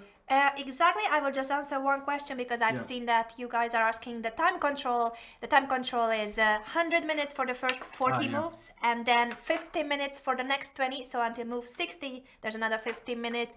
Plus, after move 60, 15 minutes each, and from move 1 on, there's 30 seconds increment for every move. So long games, very exciting games. There's also, I like when there's a lot of time to think because it means that the quality of the games increases. I disagree, Disagree. I disagree. Because we have to stay here as, longer. as an spectator, you normally like seeing people making blunders, That's what I like, I'm a chess player. I mean, like perfection. I like when they play the best moves. Yeah, different opinions, but both valid. So. All right. So then we will go for a short break and be back in a few minutes with you guys. Yeah, Stay here. Stay tuned and see you in little minutes. All right. See you soon. Bye-bye.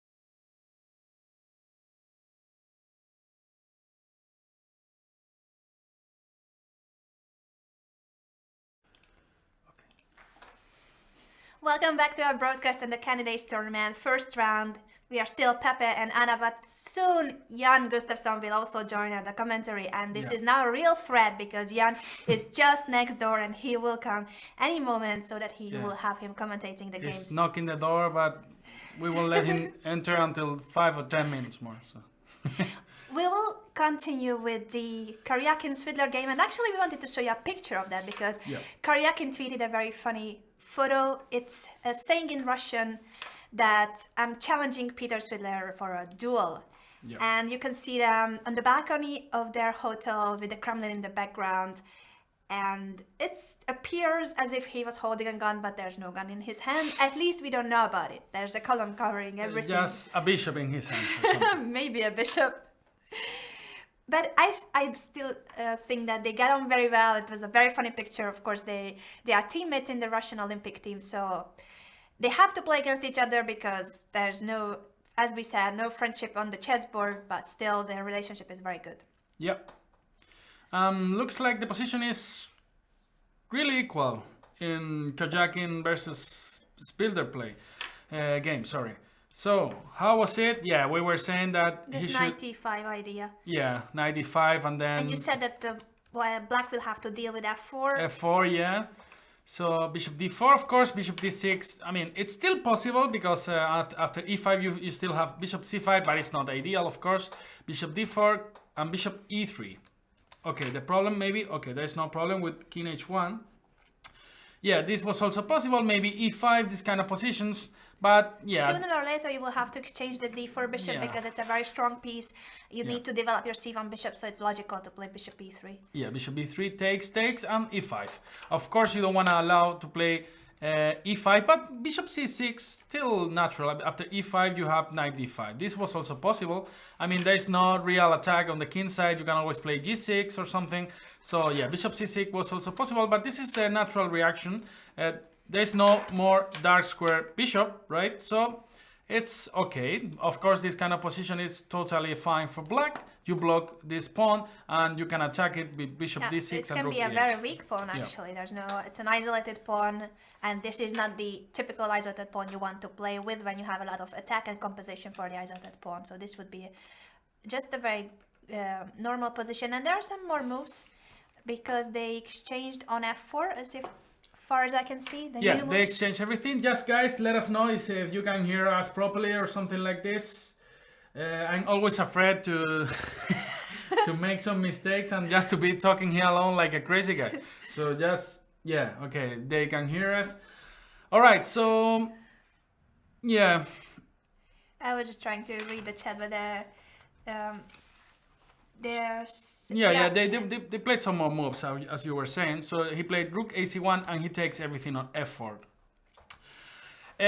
Of course you would like to have some piece on e5. For me it would be great to have, for example, a rook and the bishop on e6. I mean, black c6 is attacking the pawn on e4. Black can be never worse, right, in this position. Yeah, Peter's position is very comfortable. I do prefer black here, and I wonder if it could be increased, this edge, because if black is slightly better, but you don't really seem to have like a lot of winning chances here with black. But if somebody has chances, then it's black. So yeah, it's black. After bishop c6, for example, e5, this actually will never work in this position. Just knight d7, a lot of pressure on this pawn. There's no queen, there's no checkmate here, so you guys are safe with black. And yeah, as you said, you play rook e8, you play rook d8, and who has to think on equalizing is just white, right? Exactly. I'm surprised that Karjakin ended up having this position, because I thought that after the opening it was a slightly better position for white. Everything comfortable, you could play as the way you wanted, and here he's getting into some trouble. Yeah, I mean, not real trouble yet, but of course it's a little bit unpleasant to have this position with white. It is. It is unpleasant when you have to equalize with white.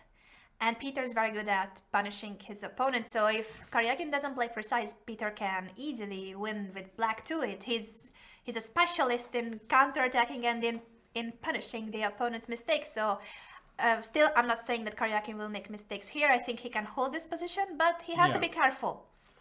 Yeah, I agree. Yeah, so more or less equal position in this game. Let's move. There's a lot of action. that in this game between what Nakamura and happened there are here? no queens anymore. So how this happened? Okay, the last time we saw this game, you were threatening b4. Yeah, White so was threatening b4. he played a5.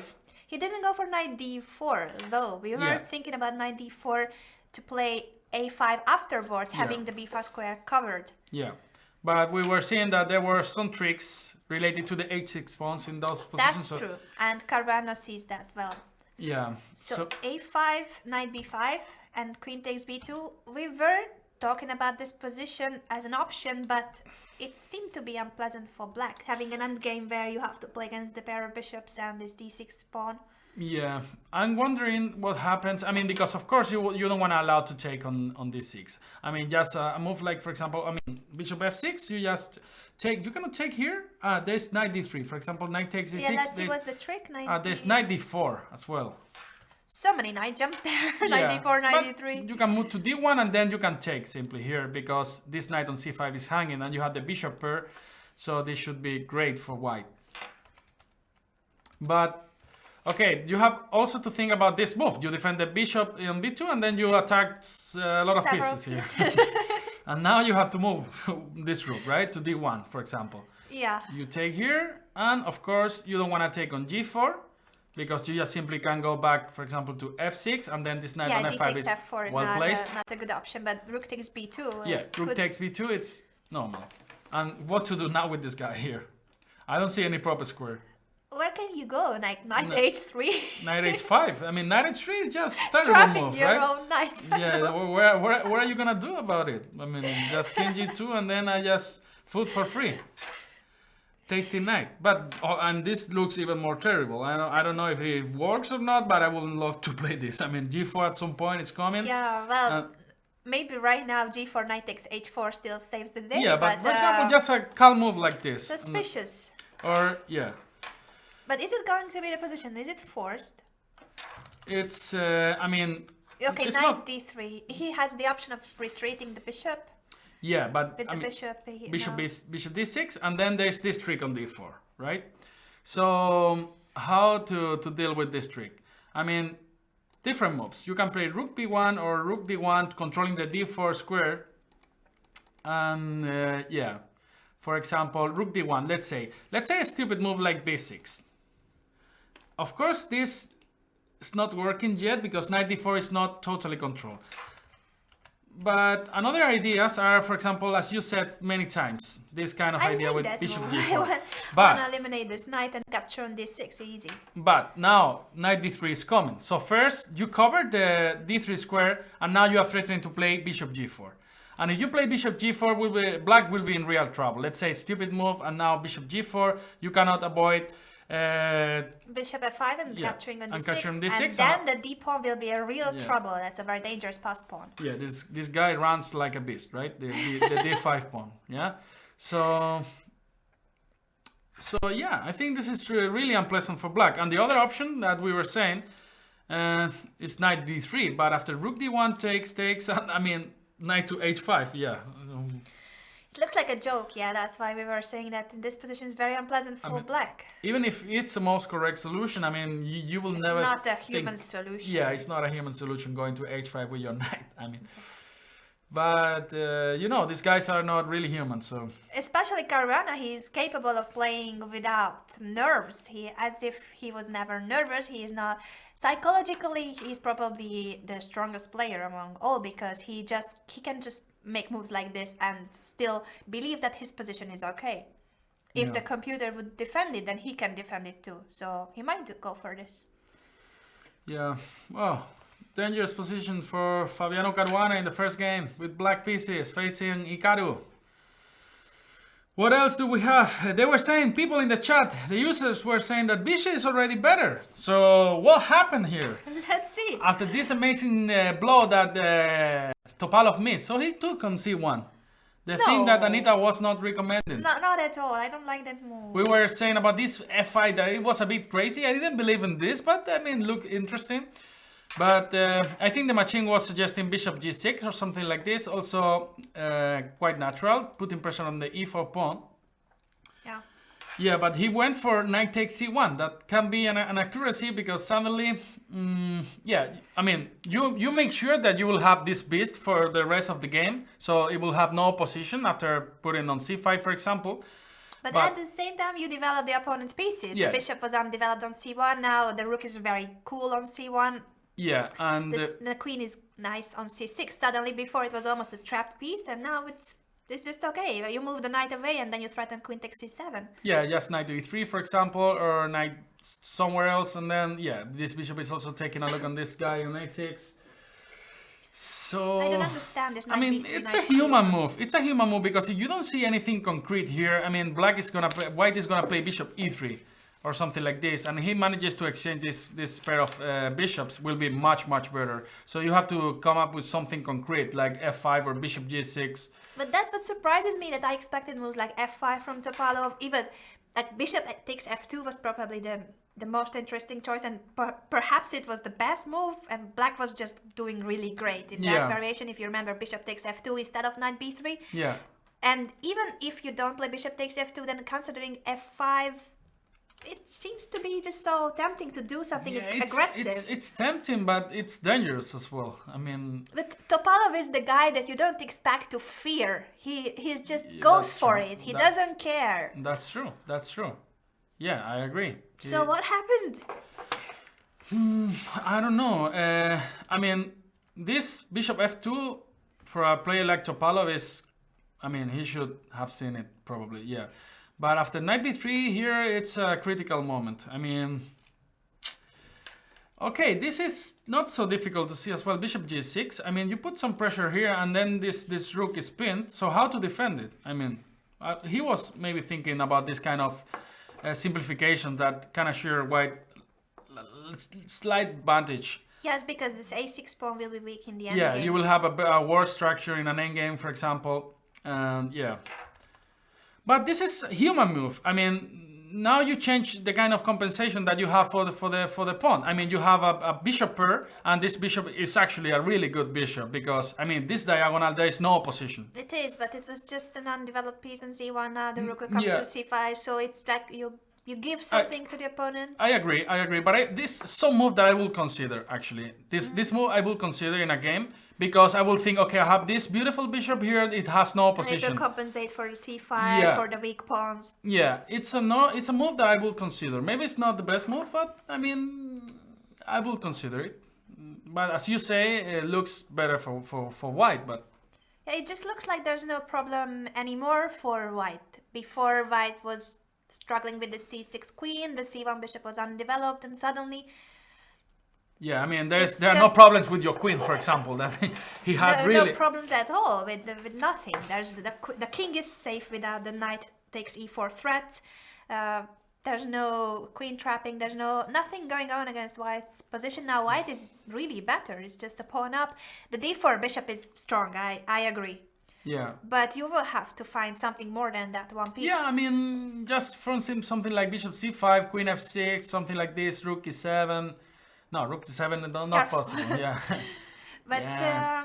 I don't know. No, I agree. White is better. I feel like the position is slipping out of Topalov's hands because 2 moves ago we liked it and now we are worried about black here. Okay, there's also another idea is to go queen h4, of course, in this position.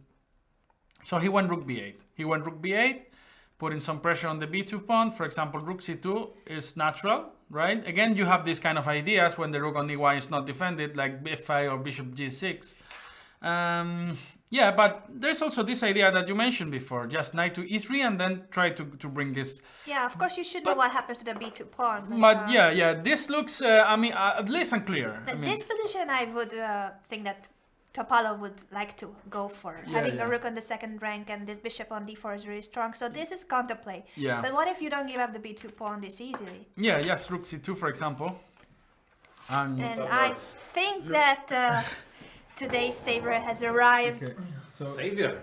Yes, everybody was waiting for Jan Gustafsson. They were worried that you were sick, you were walking your dog, or you were just out of the house. I don't have any dogs.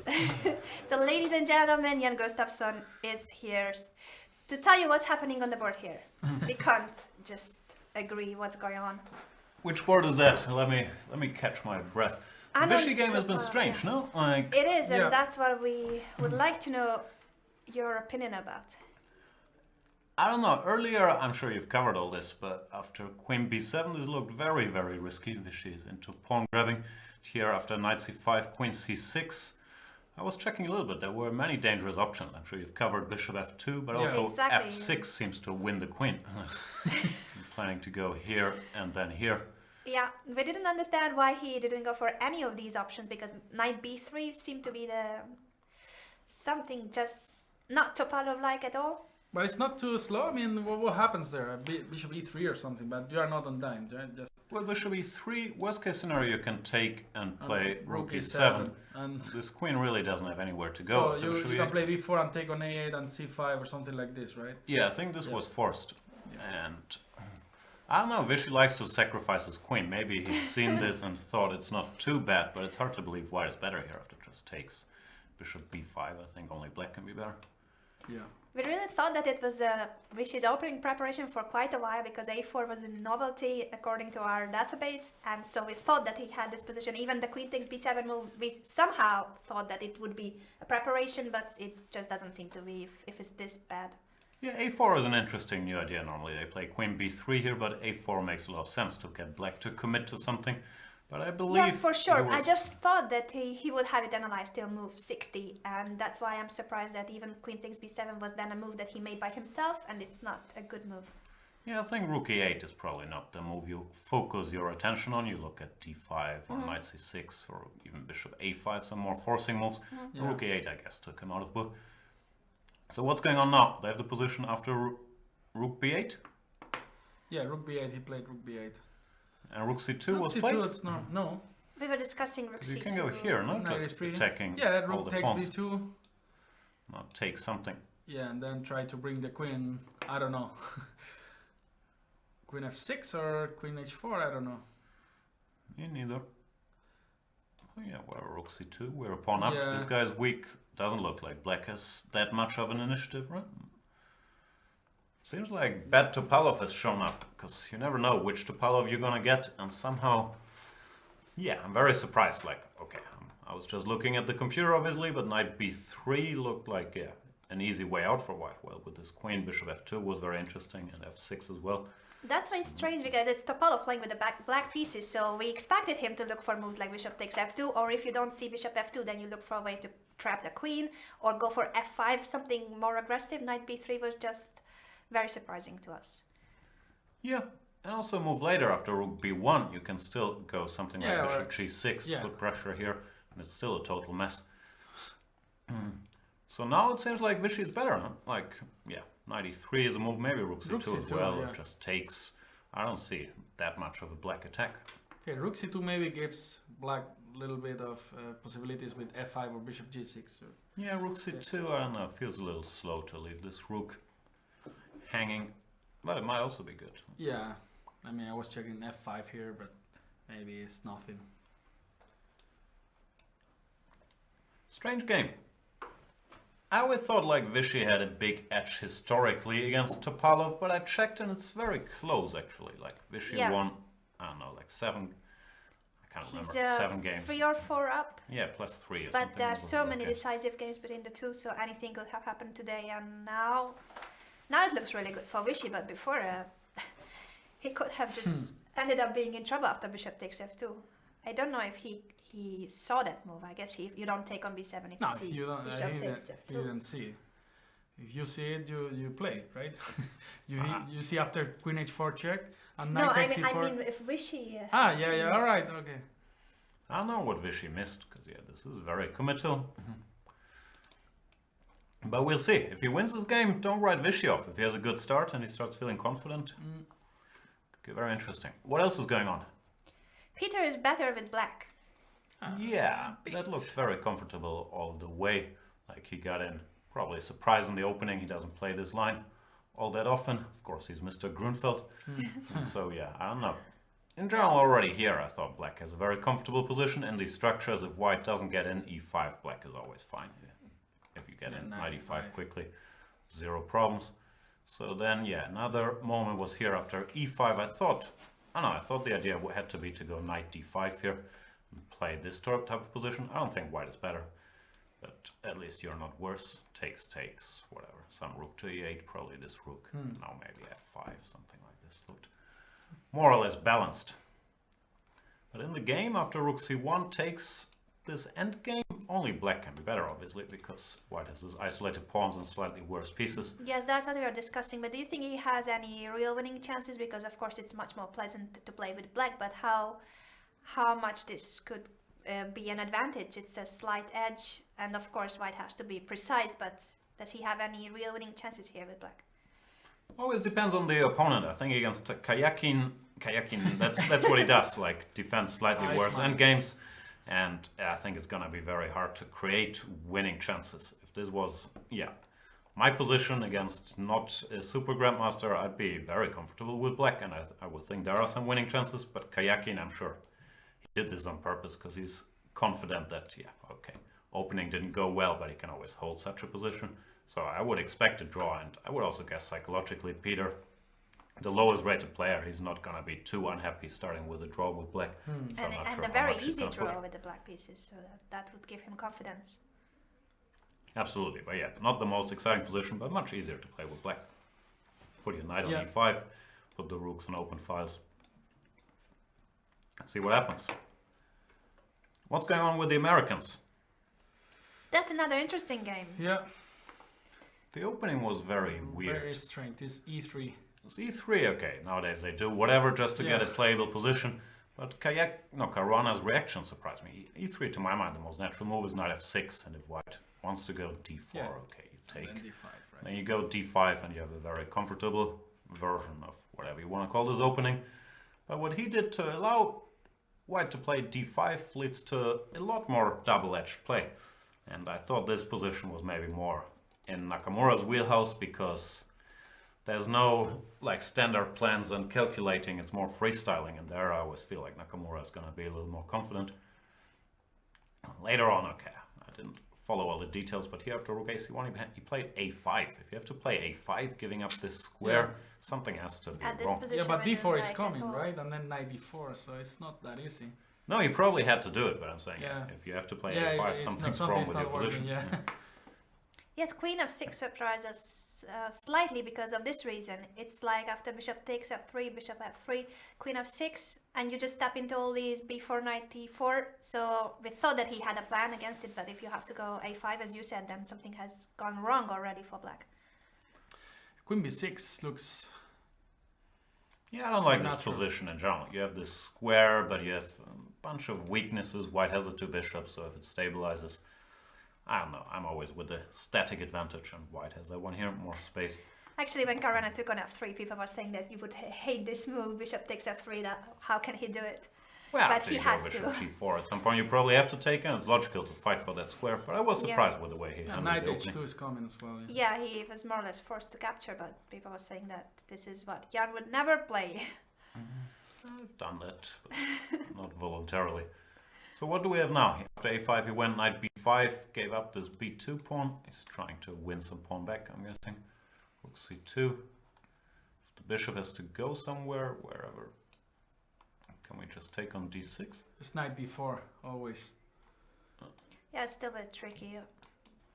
But maybe you just rook d1 and then threaten to play before. Just rook d1 and bishop g4 you are threatening to play. Because you're going to play directly because of knight d3. Yeah, it looks bad for black. Because you can't really defend this pawn. Next move is just knight takes d6 no matter what. No, knight d4 is coming, right? Again. I'll keep blundering that, but now it's different, right? Like whatever, here takes d4? knight d4, I can just take on c5, and there's no fork because my rook is no longer here. Yeah. Yeah, this looks winning more or less. Yeah, but if the d pawn falls, and it's very likely to fall, then the d passed pawn will win the game. So this is something that black has to avoid. But what can he do then instead? If he goes here immediately? Yeah, rook d1 I guess, or rook b1, and then you Takes. take on b2. Now you take here, yeah? And then your knight hasn't got the room, right? This is why we're checking. If you have to go knight h5, it looks like a joke. It's very difficult to go for this line. I mean... Maybe you have to. Maybe you have to, yeah, but it's... And we thought that Caruana might go for it. He plays like an engine many times, so this is an engine position, knight h5, and you say that everything is fine. Yes, he's still a pawn up. But Yeah, this might be the best try. Looks like we're not losing a piece after g4. There's knight h4. yeah, And if this I knight mean can the retreat. d6 is hanging on b7 later, and this d pawn runs a lot. But Yeah, maybe this is the critical line actually. Bishop wherever. and Knight somewhere. f4 looks normal. yeah, I'm not, Takes here. But this is already more double-edged. yeah, Material is only equal. The knights might be good or bad. I'm not sure this knight could be bad actually, just doing nothing. Maybe it's good for what? And tricky stuff. Yeah, there's knight on h4. But Well- this could actually, because the position in the game is... What is the exact position in this game? I think it's the position. Still this one he's thinking okay. about. yeah. The other try is knight d3 or bishop f6. There's nothing else, right? Yeah, he doesn't have any other options. He's more or less forced what we have seen. Yeah, it's not a good start for Caruana, and he has struggled against Nakamura in the past. I checked there. I think they've played 25 games, and Caruana only won 1 game against Nakamura, which is not a lot. He lost a bunch, so yeah, he's having trouble with him, even though he did win that match And they the played. showdown, that's why I thought that he would be confident against Nakamura now. It was just a few months ago, and he... Yeah, but it was blitz and rapid, and Yeah, Nakamura it's not was the same. sick. It was more of a show event, so it's not the same as here. Your friend Lawrence, he's gonna be suffering at home. or Yeah, wherever he is. was writing me. I don't like Caruana's position. Like Caruana's manager, Mr. Trent. But yeah, it looks bad. This seems like the critical line. Knight d3, rook d1, takes. and then yeah, only move Guess knight he has to h5, go right? here, Yeah. and now white has many choices. Now bishop g4, bishop e4, g4 takes. Probably you don't want to take, but could be trouble. How's Anish doing? He's doing fine, and I'm very happy. Pepe is not. No, I mean Are you officially rooting for players? Yes. not really, but no, we just make some bets. Who did you bet on? Yeah, Anish will win I don't today. even remember. And Wishy will win today too, that's what we said. And it was before this queen takes b7 happened on the board. And then I thought that Nakamura will win too. And the draw between the Russians. I think that's what we did. But at the Yeah. beginning of the round, it was different. So we slightly changed our mind about Nakamura's game. We had to. Yeah. I never understood that structure. I always felt like you need to have a super grandmaster diploma to play this with either side. Because when I tried it with white, I Yeah, had well, absolutely I nothing. never able to create anything in this kind of position. And with black, it's just so tough to With equalize. black, if you feel play- so you bad don't playing have over there space. in just in the last file, you know. But Anish, he got in this f5, no, this b5 thing. Yeah. And now it looks Now like there's there's some some troubles, yeah. tricks at least. Yeah? I mean, like, this is all very So delicate. He played rook c8, and then you can take on c6, right? The knight b4, I guess. What happens? So with the rook, and then just knight b4 and c6. Yeah. Yeah, this looks terrible. It can does. also He go has to F5 go for for the weak queen side. takes c6 to Yeah. go queen Queen c7 C7. afterwards, but But the it same. still looks bad. The same stuff, and then c6, and Yeah, we then were rook wondering c1, and then If he has time for There's knight al- e8, knight d6. there is always but- f5, right? If you go knight d8. Yeah. Yeah, if you can't get to this pawn, it's gonna be troubles. Yeah, and knight c3 is coming in some lines as well, and knight b5, so... Yeah, Anish doing his thing, playing solidly, theoretical mainline. Looks like he got some pressure against Levon. Bishop e7, small surprise by Levon. Recently he's been playing bishop b4 here all the time. Looks like he wants to be extra solid for this tournament. But Anish, he's a hard worker. He's prepared some stuff. Yeah, actually, Levin had a game in this variation in the exact same position till a move, which move it was for a very long time. And also the clearance game, we checked that it was the same position. So it was very clear that Anish had it prepared and he had some ideas in the position. So that must be the reason why he got this position, slight edge, but very pleasant position. Yeah, I do this every couple of years. I try to study this line and I don't get it. It's just too complicated. Because it's not that hard to play with black, while white has to be extremely precise to keep control. Black has the A file and you can always exchange bishops, put a rook on A3 and then go knight E4. All the stuff he's done, but it seems like these super grandmasters, they do value the extra space and they manage to keep control somehow. What about the line with bishop G5? They are not playing it anymore, right? All the guys are playing bishop F4. Yeah, the problem with bishop G5 is that this, whatever they call it, Lasker line or something, is just too solid. Too solid, yeah. Like, sometimes they play it, but it's very hard to get anywhere here. So this is the position, rook c8, and he's thinking, Yeah, he's thinking. some options. I mean, now I want to take on b5, I guess. Yeah, now it's a threat. And if knight b4, then bc5 works? Maybe not. Something like this I was wondering about. So let's check. Then, after knight b4... Maybe you can take here, but and this just also go. looks kind of scary. Yeah, it's... I don't know, knight c3 to take here. I'd be worried. Maybe you can take here. I don't know. Okay, the people are saying that some knight e3 Yeah, is that's what being I wanted played. to find. And Knight e3 has been done, and Vichy. It's Vichy's which game. is Vichy, you beauty. so That's a comment in the chat. all the Indian supporters. A lot of Vichy fans out there. Knight e3, yeah, I like this move. Just attacking both the guy. Yeah, knight e3. Or rook I heard b2, you had to so go for if rook you b2, want to yeah. play. Now I don't know which pawn we want to take. I'd be tempted to take this one. Because this one is weak anyway.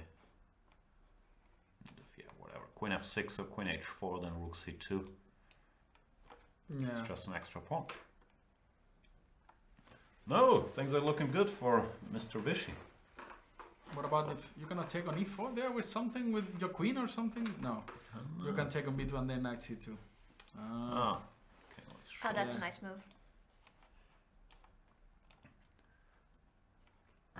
Yeah. Spotted a knight retreat. I thought Spaniards never retreat. Yeah, it's very brave, but sometimes. Yeah, and it just wins. No, looks good. I don't see anything. You can take with the bishop, but then the rook just goes somewhere. And now here, here, here. Can I go here, or can you take more of my hard-earned pawns? Even this looks nice for white, but I'm not sure rook Wrong c2 was so position. clever. Yeah, you guys are saying in the chat that this isn't the position that happened in the game, so we need to update it. We'll find out eventually. But sounds like they're happy for whatever Vichy did. Now they're saying that he took on a6 immediately. Niklas in the chat as well, very upset about the position, using all capitals. The guys are saying that the position was rook b8, and then after rook b8, queen takes a6 happened. Okay. So we are not. We That's definitely legal. don't Grabbing a have pawn. the same. Yeah, I mean, 2 pawns up. You have to do something about it. I mean, what? If you take on b2, Nah, that's resigns where- even, that's- even yeah. just takes. And queen somewhere, this is hopeless. Yeah, queen a7 even or queen c6. Queen takes a6, queen h4, rook c2, rook e4, knight e3. Queen rook a6, c2 queen makes h4, sense. rook c2, rook takes, And knight e3. and Oh, knight e3. Wow. knight e3. I think that's what I read. What's the point? If takes, just rook takes? Just rook No takes. problems, huh? Your king is really safe. This bishop on h5 does nothing. It's true. And then his pawn on a5 is gonna be just a queen, right? In a few moves. Never underestimate Anton the A pawn. So what can Topalov do? It looks like there should be something, but maybe there's just not. So rook to e8 or something? This Just looks like the normal move. Yeah. put in some more pressure. Maybe it just loses. Whoa, knight Tactics. to f5. Is this still the wrong position? Or guys, are you still saying in the chat that it's the wrong position? No, I no, hope no. that we are fine now. We're gonna analyze any position anybody mentions in the chat. Good, the bad, the ugly. This looks to be winning.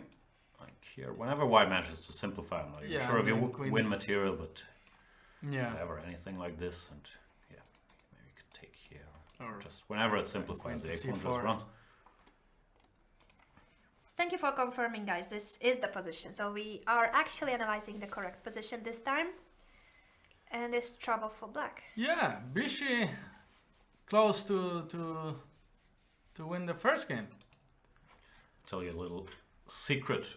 Long before the tournament, but not that long, like a month ago, I found a betting site, which of course I don't bet since it would be weird while I'm Just commentating out it. of curiosity, the But odds. the odds for Vichy winning were 45 to 1. 45 to 1. I thought has to be a pretty good deal. Yeah. Vichy, who won last time around, 45 to 1? I don't know. No Vichy fans over there. So how But much? I found it shocking. How much did you bet? No, I didn't bet, I just noticed. And yeah, one should never write him off. Maybe people thought after Gibraltar he's in such bad shape they gave him these odds, but this is a different animal. I think we can ignore everything they've done in the Yeah, last he 2 played months. well in Zurich as well, right? So Exactly, and Gibraltar is such a different tournament. We were talking about this, that it's an open tournament where you have to face players with inferior rating. Every round you have to play for a win, no matter what color. And elite tournaments are not like that. No, even though this is a bit of a must-win tournament, like if you want to get to the big one, the World Championship match, it's not enough to That's true. score +2 Giri style and be shared second. Greetings to Anish and his supporters. Do you think that +3 will be enough this year as well, like last time and the previous occasion too? I don't know. I was surprised it was enough last time, but because in general in this field there's some guys like Nakamura and Topalov who I think are capable of having big plus scores but also big minus scores if things go wrong. So if someone goes all in and it doesn't work, then probably someone else will have to produce a big score to keep up with them. Or the other way around, if Topalov starts winning games, he can easily manufacture +5 in any tournament, or Nakamura, Caruana, all these guys are very capable of going on runs. So I would expect you need +4, but who knows really. Who do you see as a favorite this year? I don't think anybody sees anybody as a favorite, which makes it interesting. I know that's what everybody's saying. It sounds like a cop-out, but I believe everybody can win this tournament, and everybody has a chance here. there's a lot of players with roughly equal chances. Like, I'm a little biased because, of course, I'm friendly with Swidler, so I'm rooting for him. People are saying, well, he's lowest rated, he has 0 chance. I don't even believe that. Like, No. Swidler, if he gets going, if he survives the openings, he can He's play got with a lot anybody. of experience in this kind of tournament, so. Yeah, well, in fairness, he didn't win many of them, but Yeah, but I mean, he's played lots of them. But he's the finalist of the World Cup and he did very well in 2013 in London, so he has all the experience to do well this year as well. If he starts well, as you said, if he will have confidence after today's game, then anything can happen. And it's a very long tournament, so Yeah. probably the last few rounds will decide and not today's ones. yeah, there's no really any soft spots. Like, another guy who no one's talking about, but who I think could be very dangerous is Karjakin. Because Karjakin, I he thought doesn't that have... he could win. I thought Caruana or Karjakin. Because Karjakin, he's the winner of the World Cup and also he finished second in the previous candidates tournament. So, Yeah, he doesn't have the prettiest style, but he's capable of winning these events. He's won Norway chess twice. He doesn't get nervous, which is going to be very important. I think even from the games now we can see some of the guys are showing some nerves. And Karjakin normally, he doesn't care. I'll go for a slightly worse endgame and make a draw if things don't go well. And he's going to get his chances. No, we could talk about any player also. Levon, if he's back on track. It's totally open to my mind. Yeah. It sounded like, people were, or from what I read, but might have been because it was English-speaking sites, people were giving Caruana and Nakamura a slight edge against everybody else, or thought they were the top favorites. I'm not so sure, because it's their first time at this level for both of them. And I watch a lot of basketball, as you know, and they're normally teams don't win the first time they get to the finals, but you need to have been there once and you need that experience and then come back. So I wouldn't be surprised if a guy like Aronian or Karjakin, who's played a couple of those, like Exactly. has a better shot. And who do you think Carlsen would love to play in the And in the who match? he would not love to Nakamura, play. maybe? He has a score with Nakamura like plus, I don't know, plus 15 or something, or even more. Yeah, he said in an interview that that would be entertaining if they had to play the World Championship match, but I think there are some players that he would not like to see. I know, he's a pretty good score against pretty much everybody against Yeah. Nakamura. I believe it's 12 wins and 0 losses. And yeah, he has a bad score against Swidler, but most of that, in fairness, is when he was like 15 years old and Swidler wasn't. And Caruana is also a guy that has at least beaten him in the past. He still has a plus score, but they've always had tough fights. And Caruana, I believe, yeah, Magnus, has a little harder time against the younger generation. Against Caruana, against Giri, he has a minus score famously. Against Karjakin, it's also been up and down.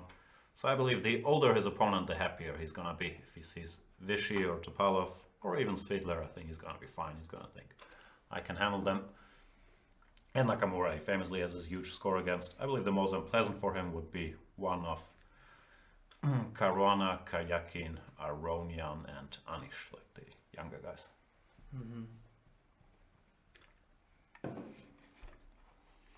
Any moves anywhere? I'm not sure No. we have.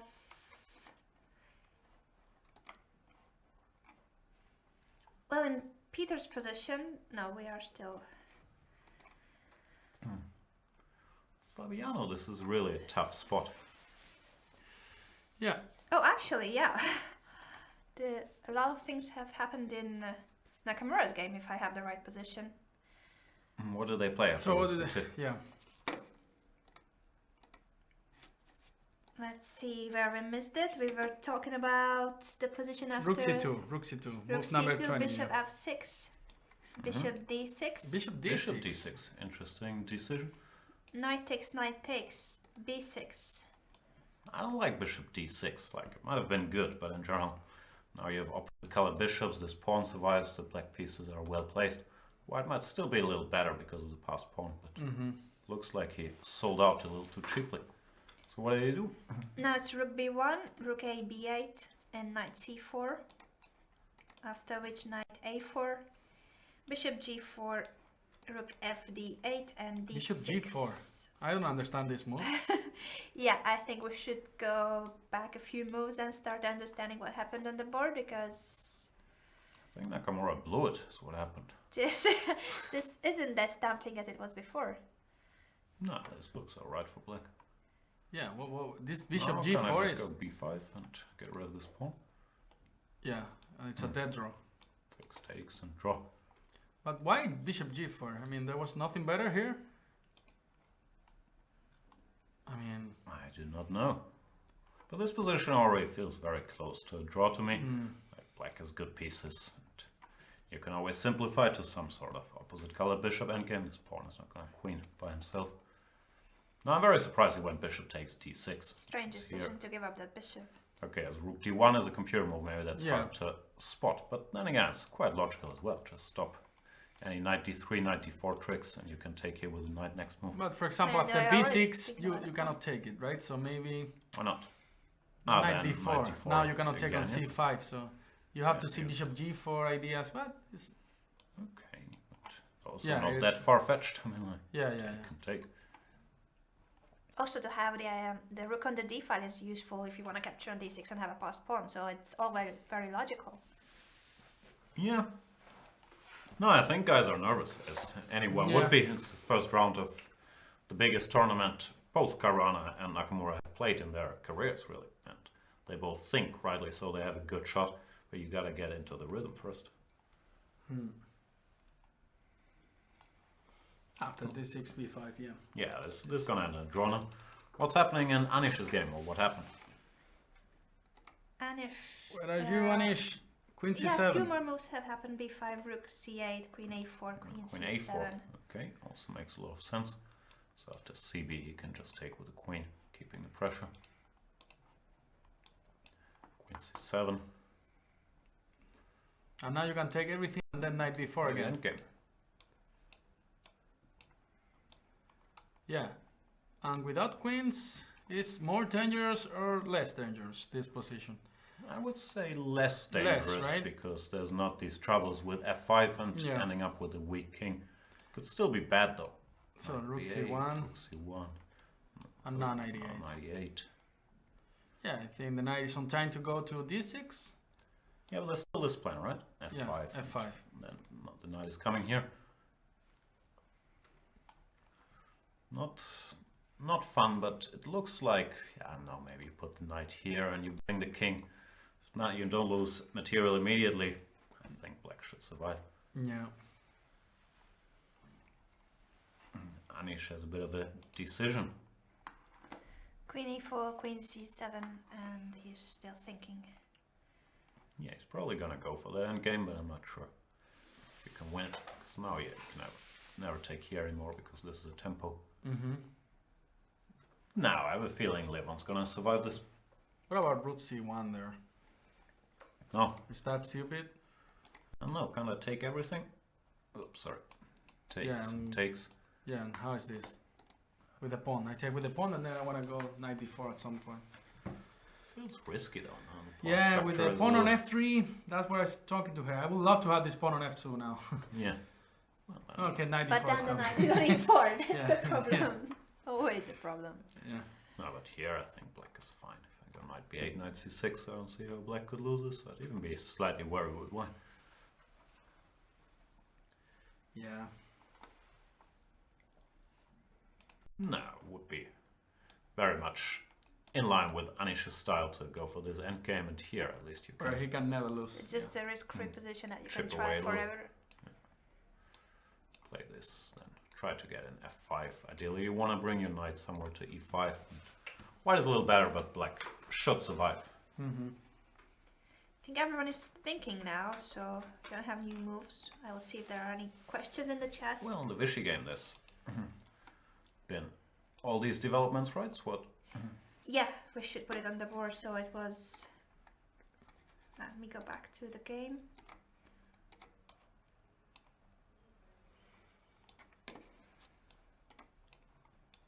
Knight d3.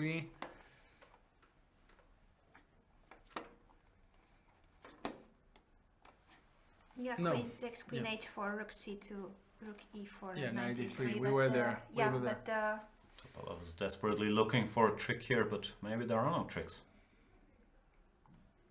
Vichy is doing well. Someone says his game is queen d8, queen c4, bishop g6. Not sure. Queen c4.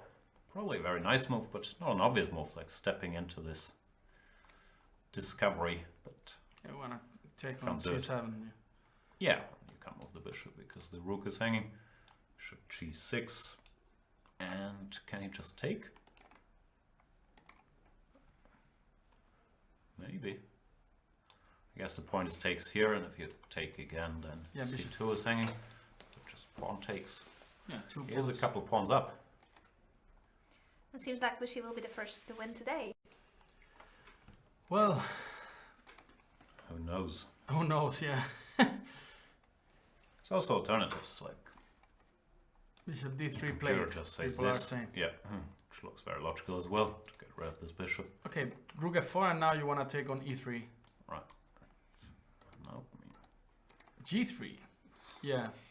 if I take here, can you take here already? Yeah, it can go back to e4. And then f2 is defended. So two There's pawns also a up. nice little trick if This- you go now. Bishop doing a lot of work on this diagonal. It's been on pretty much every square. Oh, it looks like if Vichy keeps his cool. There's some lines to calculate, but they don't look impossible to spot. He might be winning. Takes, if pawn takes, then maybe this g3 just works. Yeah. If the rook has to go back, then there's no threat. So maybe even rook d1 or queen d3. Mm-hmm. No, it looks like he's doing very well. Yeah, there's nothing else. You can't take here. Yeah. Rook h4 maybe now. Yeah, Not it's really. probably even worse than rook f4, no? If I just take- G3 anyway as well, yeah. Oh yeah, g3 is also there immediately. But still the same Yeah. sort of tricks. And then I you wanna can say. you can take on f7 and then on c7. Ah, that's nice. Get an endgame, a couple pawns up. We've got Yeah, some looks new good. moves in the game between Anish, Giri and Aronian, so they did go for the endgame breakup. Anish took on c6, and that's the position that you were discussing before. You play Rook knight takes, b4. rook c1 was played, Rook and c1. rook c7. Ah, because now after BC, DC is different because this is coming with tempo. So Levon's preparing for this defensive setup. Yeah. Yeah, same kind of position. It's a little different because the rook is on c7 and the line we were looking at, this knight could go here. Maybe you can try to bring your knight to d6 anyway. But Yeah, before maybe. I have some trickery with the rook here. Yeah, but how? I mean, knight c3, knight d6, right? Can you go knight d5? Oh, I'm not sure if it works. I'm just I mean, messing around. knight e8 or knight a6 or. Because if you take, there's this fork, and if you Yeah. go somewhere, c7 looks good as well. But maybe this is okay. 'Cause if takes, these knights are doing a very good job. Yeah. King f8 and king e7. Still, this position looks a bit funny. Also f5 now, maybe.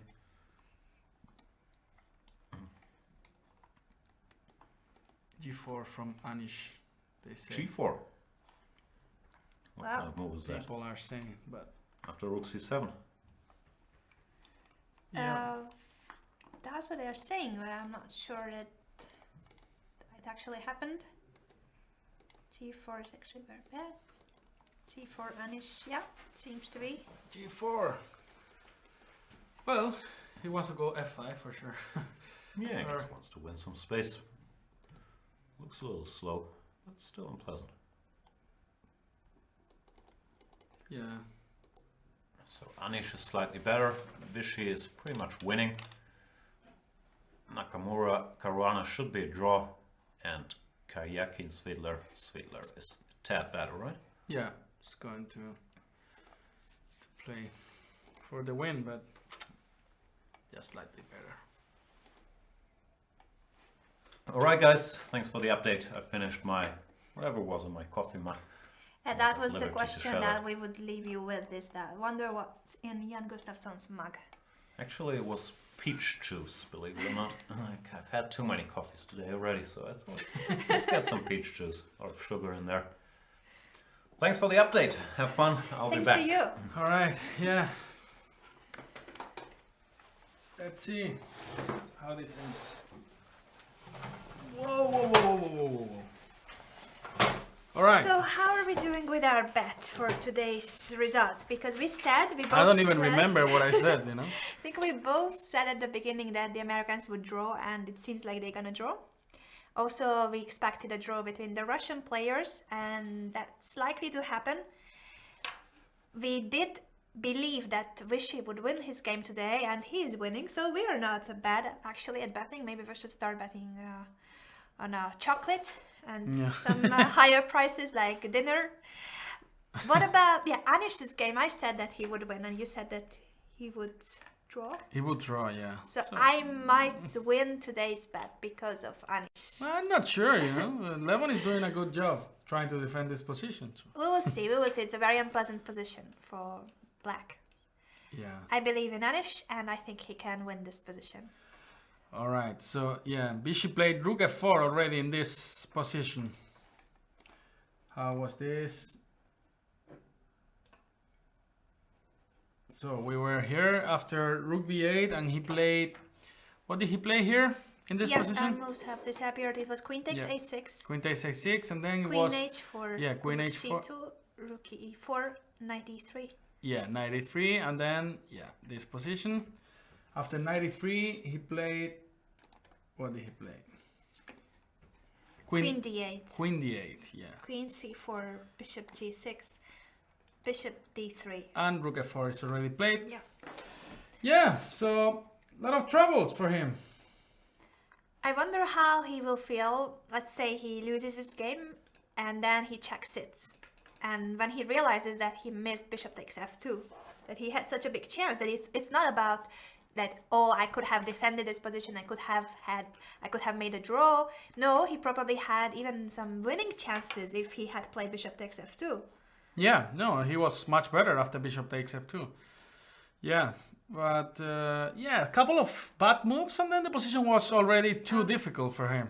Exactly. So, yeah, I was But thinking his that this bishop takes bishop f2. could compensate a little bit, but yeah, was nothing special at the end of the day.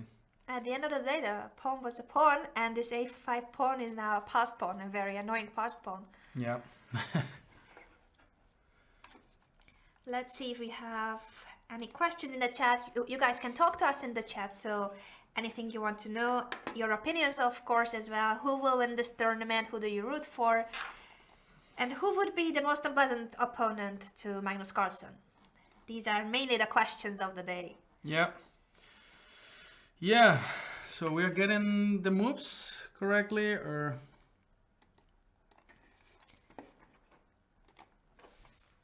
let me check just Topalov and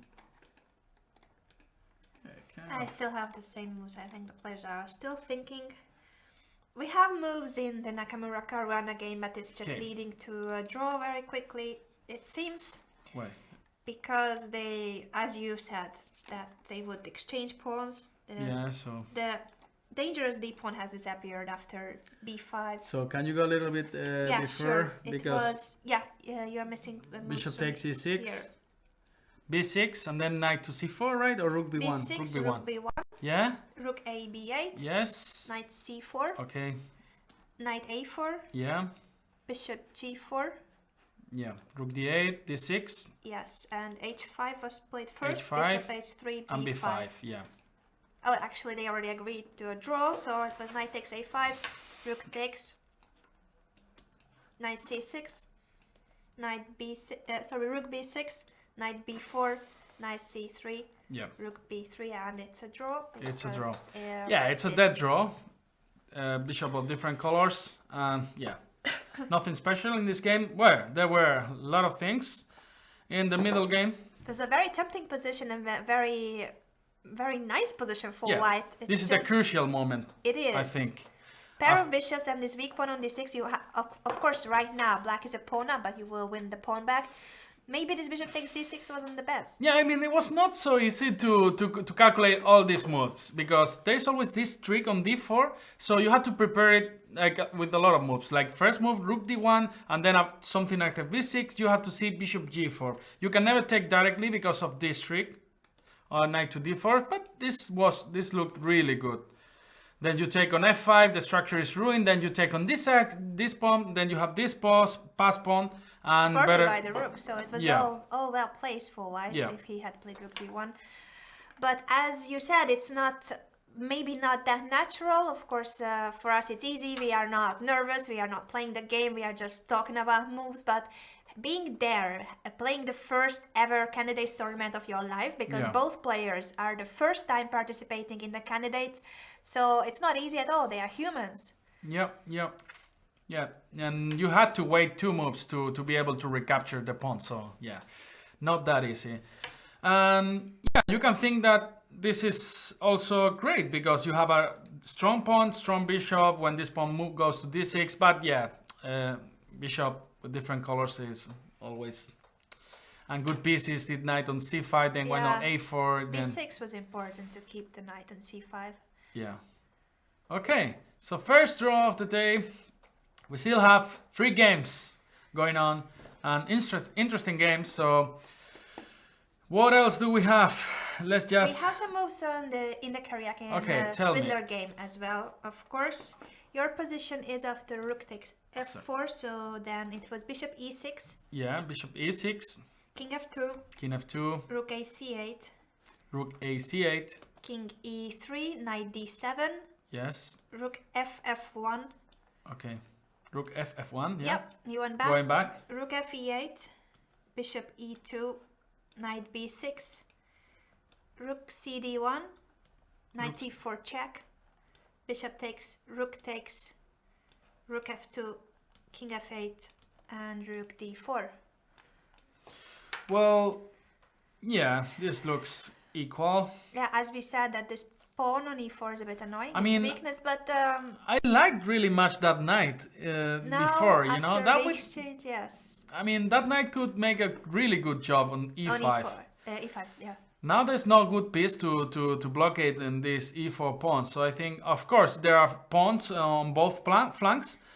Without rooks, the endgame maybe black would have some chances because, yeah, you know, guys, that the bishop is better when there are pawns on the two sides of the board.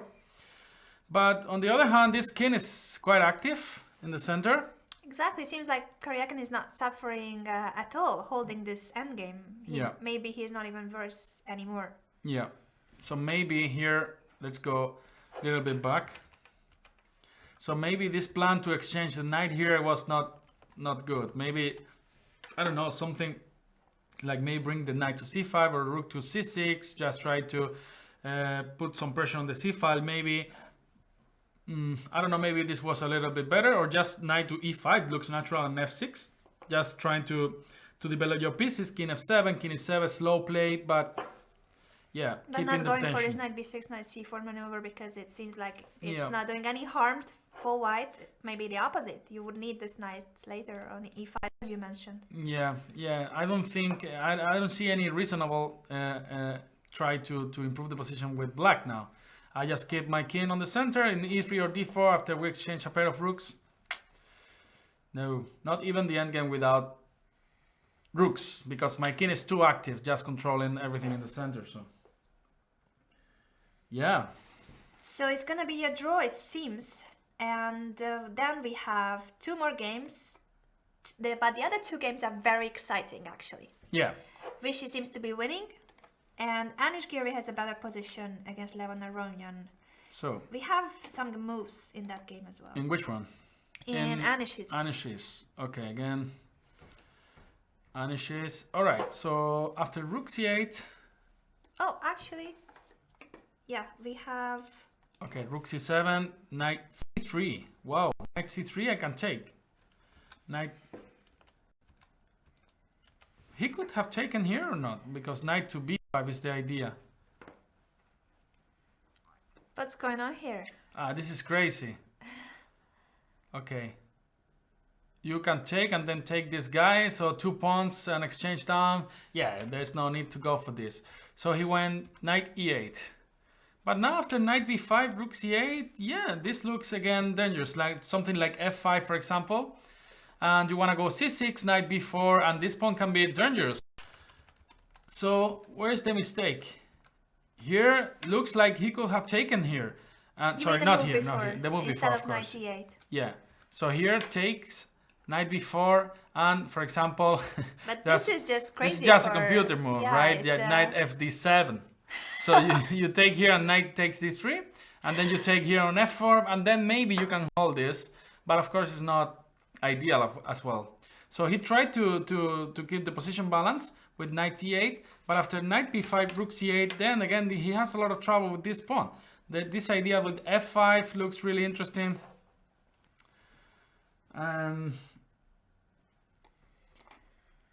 Yeah. It's just crazy that the way for equalizing was to give up the exchange, and now it's still unpleasant for black. Yeah, it's still a little bit unpleasant. He could try to just ring the king and then the king to e7. Yeah, maybe he can hold this. The problem is that if you want to bring your knight to c7, there is always this knight d6 that you also have to take care of, and then yeah. Of course, this is not a good idea. I mean, you can try to put some pressure here just to bring your king to d4 or something like this, or takes, and f4. Then try to bring your king to d4, and then you'll be able to move the rook from the c file. But I don't think it's enough. So Swidler has drawn his game Swidler. already. Yeah, Swidler has won. I think it's a mistake. That should be a mistake, guys. It's a draw. I mean, It cannot be a win. it cannot be a win here. It's just the position has nothing to do with anything that's a victory. Yeah. So I mean, if Karjakin resigns here with white PC, it would be a surprise, right? Loses A time. little surprise here, right? Or his mobile phone rings, but I think they cannot even bring the phone to the playing hall. Yeah, I mean, yeah, this should be a draw, of course. So just one thing can happen. I mean, or his phone rings, or I don't know, he suffers some attack or whatever. That we don't hope so. So Yeah, definitely. It must have been a draw. It's just a mistaken result. it's on for real. ours. People are saying it's for real. Impossible. Nah, Impossible. Guys, I don't believe you. No.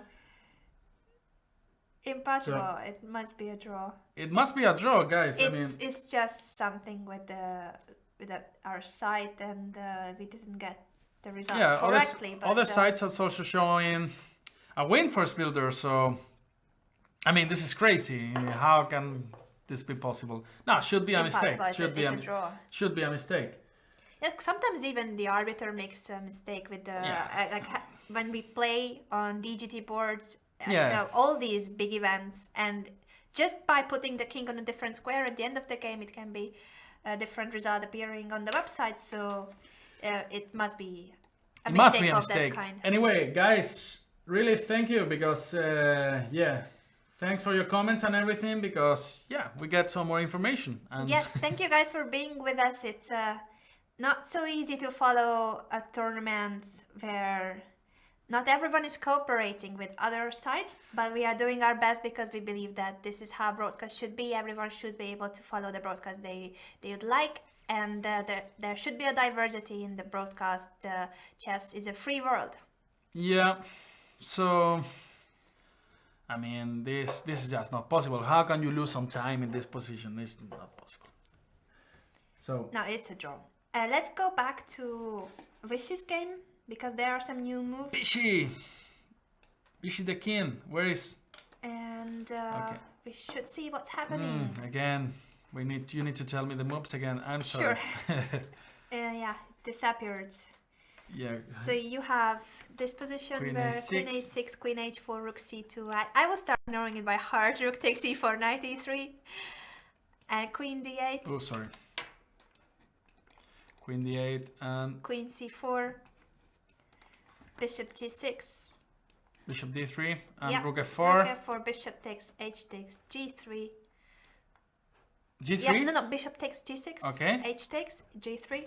Yeah. Rook E4, A6. A6. And Let's go. Yeah. That's almost the queen. So A6, Queen E8, Rook C2. Queen E8, right? Yeah, threatening on E3. Yeah, what else? Rook C E2. Rook C Just E2. preventing any sorts of capture on E3. You like to give counterplay to the opponent when you have this A pawn. You can win the game any moment. Yeah. Rook C E2. Bishop B6. Queen D3. Yeah. Rook A8. King G2. King G2. Queen A4 and B3. Queen A4 and B3.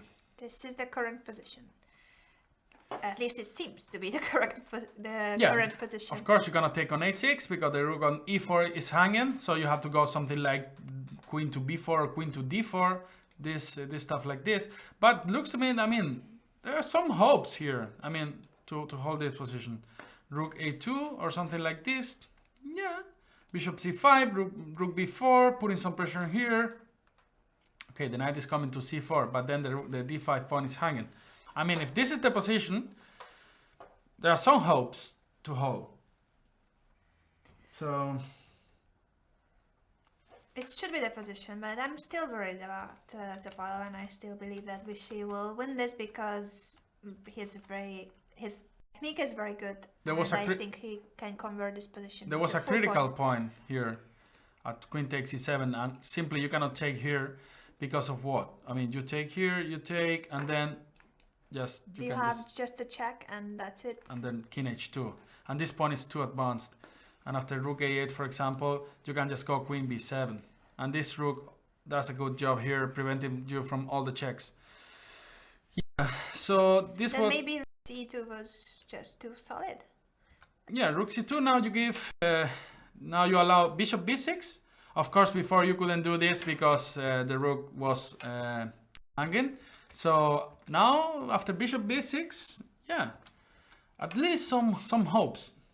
He played rook d4 in the position after He played rook d4. b3, rook d4. So both queens are hanging. Yeah. Of course, you don't want to take here because after takes on d3, this pawn is gonna fall. Yeah. Then even black could try, but of course that's just an ideal word for. So yeah, there are two reasonable squares, I think, or queen c3. I know this pawn is hanging. So what to do here? I mean, this is more complicated than it seemed before. Before it was just a pawn up, Yeah. a passed pawn, and suddenly Topalov managed to complicate matters. wow, there are some nice tricks here. What did you find? Queen c2, queen takes a6. Oh, sorry, queen c2. Queen takes a6. Okay, I think would be great if we commentate like this. So queen c2. Sorry, b3, rook d4, queen c2. What's the trick? I saw our chess 24 bar jumping like a beast here in this position. So this is a tactic trainer position. And you have 5, 4, 3, 2, Okay. and 1 second to spot the move. This Nice. knight has to go somewhere. Maybe here. It works. Could be, because after taking rook e8 check and king h7, queen f5 is a f5. check. And It's if you strong. go g6, then queen f7, you're mating. King h6, rook h8 is also mate. Wow, that would be. Then, But wow. was it anything forced after queen c2? I mean, the thing is, you go to just another square. Yeah. There's no knight f5 anymore, right? There's not knight f5 anymore because the queen is not coming to f5 later. Maybe you can go as well to b1. But now you have to move. Of course, maybe you don't need you cannot take, and you just simply have to go to other square. But you cannot keep your queen active because after queen b4, queen e3, there is knight c2 here, if I'm not wrong. But maybe queen to b5. Sorry, queen c2. Let's go to the more natural square. So here, rook d4, queen c2, and then let's go to some other square. For example, queen b5. But there's the same trick, maybe? Knight to... No, because now you cover the e8 square, right? So...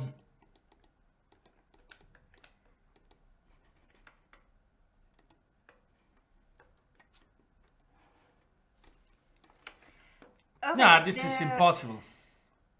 There are things happening once again in this game. I don't see anything here. Let's try to catch up with what happened on the board because they are in time trouble and what's going on. The moves were actually rook d4, b takes a4. He went for b takes B takes a4, but now then this... Okay, this is really extremely difficult. This is extremely difficult. You have to see this computerish line with knight f5. No, and this is with, just... No. with no time on your clock. No, this so is just not possible. So yeah, I mean, they're having time trouble, and if you don't see this line, it's just impossible to see what to do because there's no other proper square for your queen. I mean, even if you see queen c2 and then queen takes a6 and then you don't see this, then it's just he takes the pawn back. Exactly. So you have to see the line until the very end and to seeing the But knight now f5. after takes, what's going on here? I mean, you're gonna take this pawn back, right? And then 5 pawns versus 5 pawns. Yeah. So I think Topalov managed to save more or less the position. It seems, and Vishy played knight c4 here after rook takes d3. Knight Sorry? Knight after c4? rook takes d3, knight c4, rook takes a6, Yeah. a5. A5. And you're gonna take here, of course, because rook a1, and the rook is hanging here on a6. So you have to go somewhere else, like Bishop d4. bishop d4. And rook e8 check. Rook e8 check, and king h7. So what's going on here? Maybe I wanna bring the other rook to the 7th rank, but yeah, there are some problems here. For example, I'm thinking something like rook c3 and rook c2, trying to put some pressure on the f2 pawn. Yeah, this f7 pawn is hanging, so maybe f5 as well. Or yeah, rook c3 looks good to me. And then this pawn on a5 is also hanging, so you're gonna move the knight. So Toppy, some He contemplate. managed to survive. So what was the moment? What was the turning point in this game? Because No, of course, I we think saw that this bishop takes f2. Of course, after maybe the you can opening, take here. and queen b7 was... You can take here, I think. And then after takes, and then you go just to h2. Maybe this is not the best move that the computer suggests, but I think this is quite safe. You have your rook looking after your king, you have this pawn on a6, you are threatening to take on b8 now. So I think this was the safest choice, just to take on c7. Yeah, after bishop takes, I think the computer was suggesting some crazy things like rook e2, but there's no need for this. You just can take on e3, and yeah, the king goes to h2. Why not? But yeah, when you play rook c2, then you give some hopes to black, because now... Especially since black manages to activate his pieces, this queen a4 will be so annoying afterwards. And then this pawn is going to be weak sooner or later, because this rook can come fast to a, then the queen can come to an active square after queen d3 already. This queen is coming to a4. Yes. And now this trick, rook d4, impossible to see this trick on f5. Yeah, he had to go queen c2 to play knight f5 next move. And without having time on his clock. So this was not easy at all. This is just so human that you make mistakes, especially in time trouble. Yeah. The position was not clear at all. Bishop c5 and rook e8, you said, and this is the position, right? Yeah, king h7 and rook 1 to e7. There was rook e7, yeah. Sorry? Rook e1, e7. Okay. Yeah, what's going on here? You can try to give some checkmate there.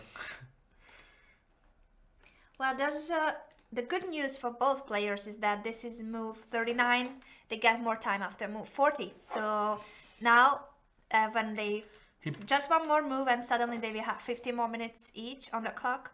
So that is something really big when you need to think. In this position, it's good for white, I believe, because if white still has winning chances, then finally he can deeply think about the position and see what to do.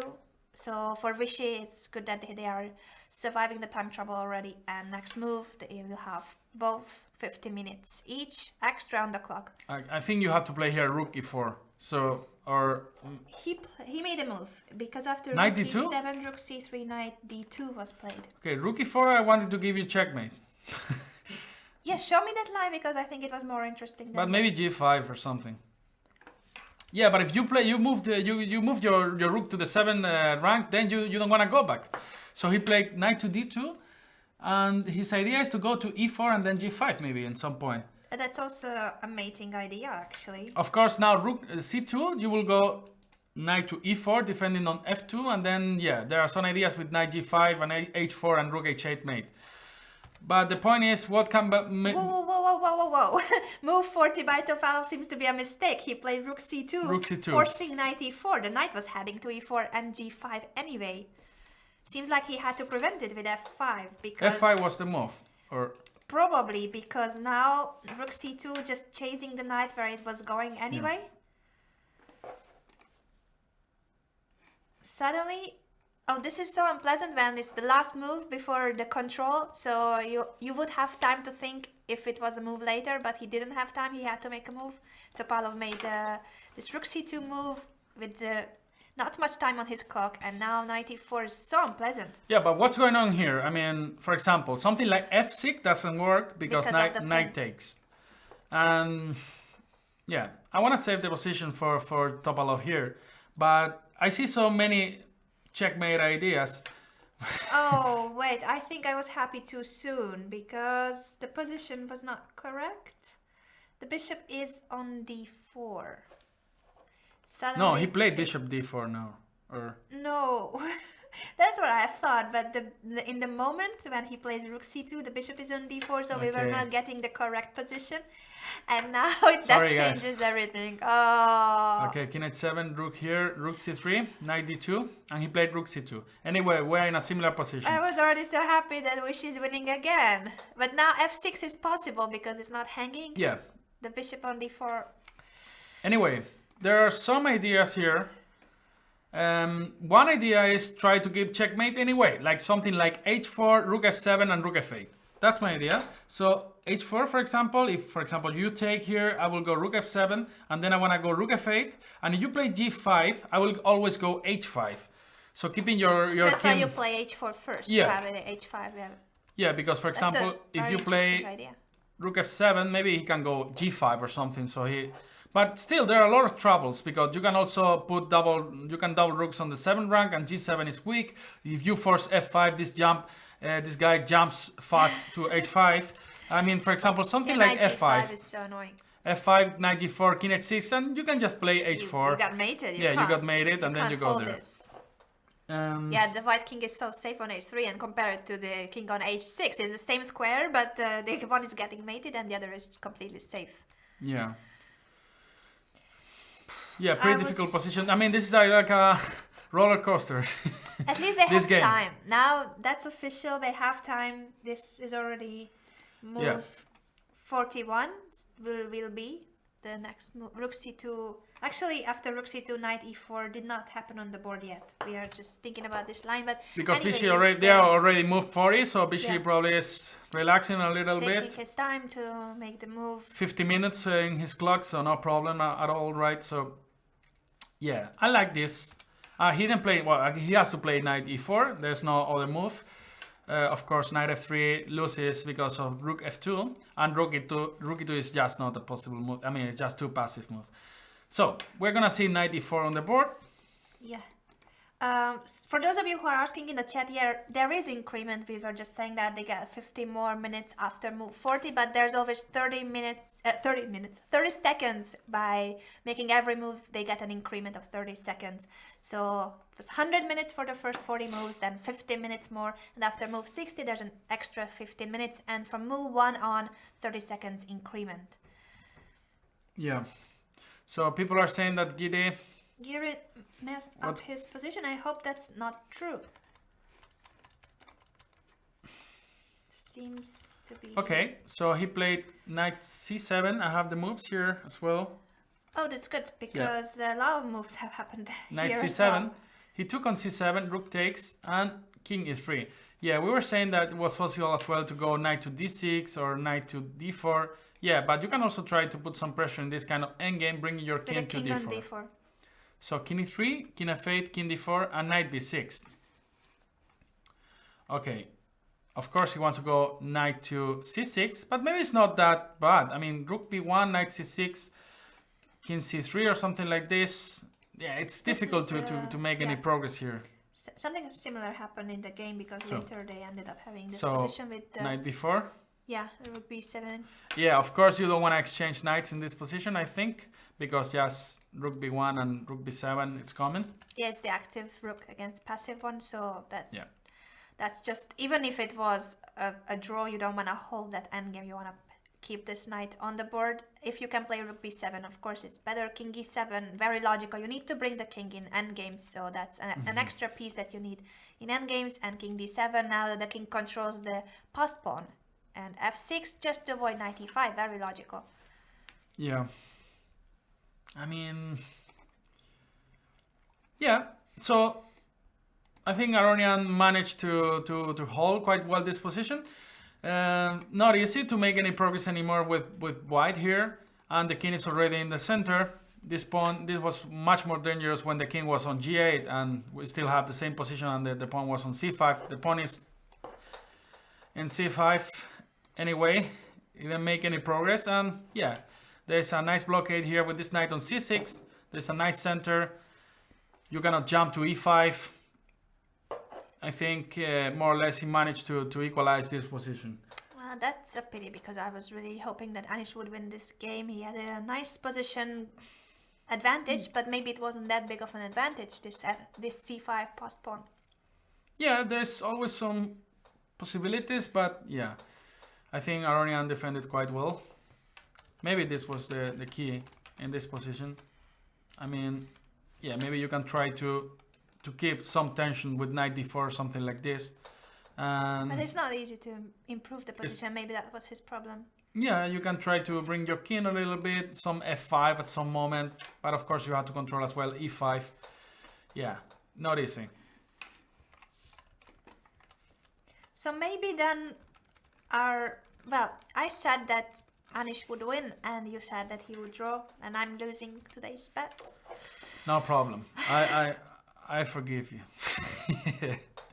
Luckily, we didn't say what we are betting on, but tomorrow we should once again decide who would win which game, and with doing it without the opening, because I think this time we had too much information, and seeing the positions also helps to determine what result you say.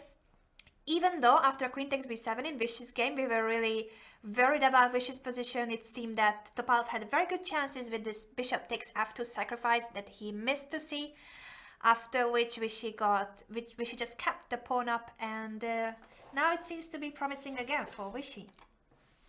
Yeah. So You're still thinking after rook c2, there are no new moves. On both boards, they have passed the time control. Now they have more time. They take it. They take a deep breath, relax, and then now with an extra 50 minutes on the clock, they can really deeply think about the position and plan how they should play. So I think it's a good moment for a break, because now the players will take some time in making the next moves, and then we will be back with these two games. The other two have already been drawn, but this is going to be a very long competition, 14 rounds. All the players are facing the other player twice with both colors, so there's gonna be a lot of excitement and a lot of entertainment for you guys, and also a lot to learn from these games, because these are the best players in the world fighting against each other. So we will see you guys after the break. Stay here, we are back in a few minutes. see you.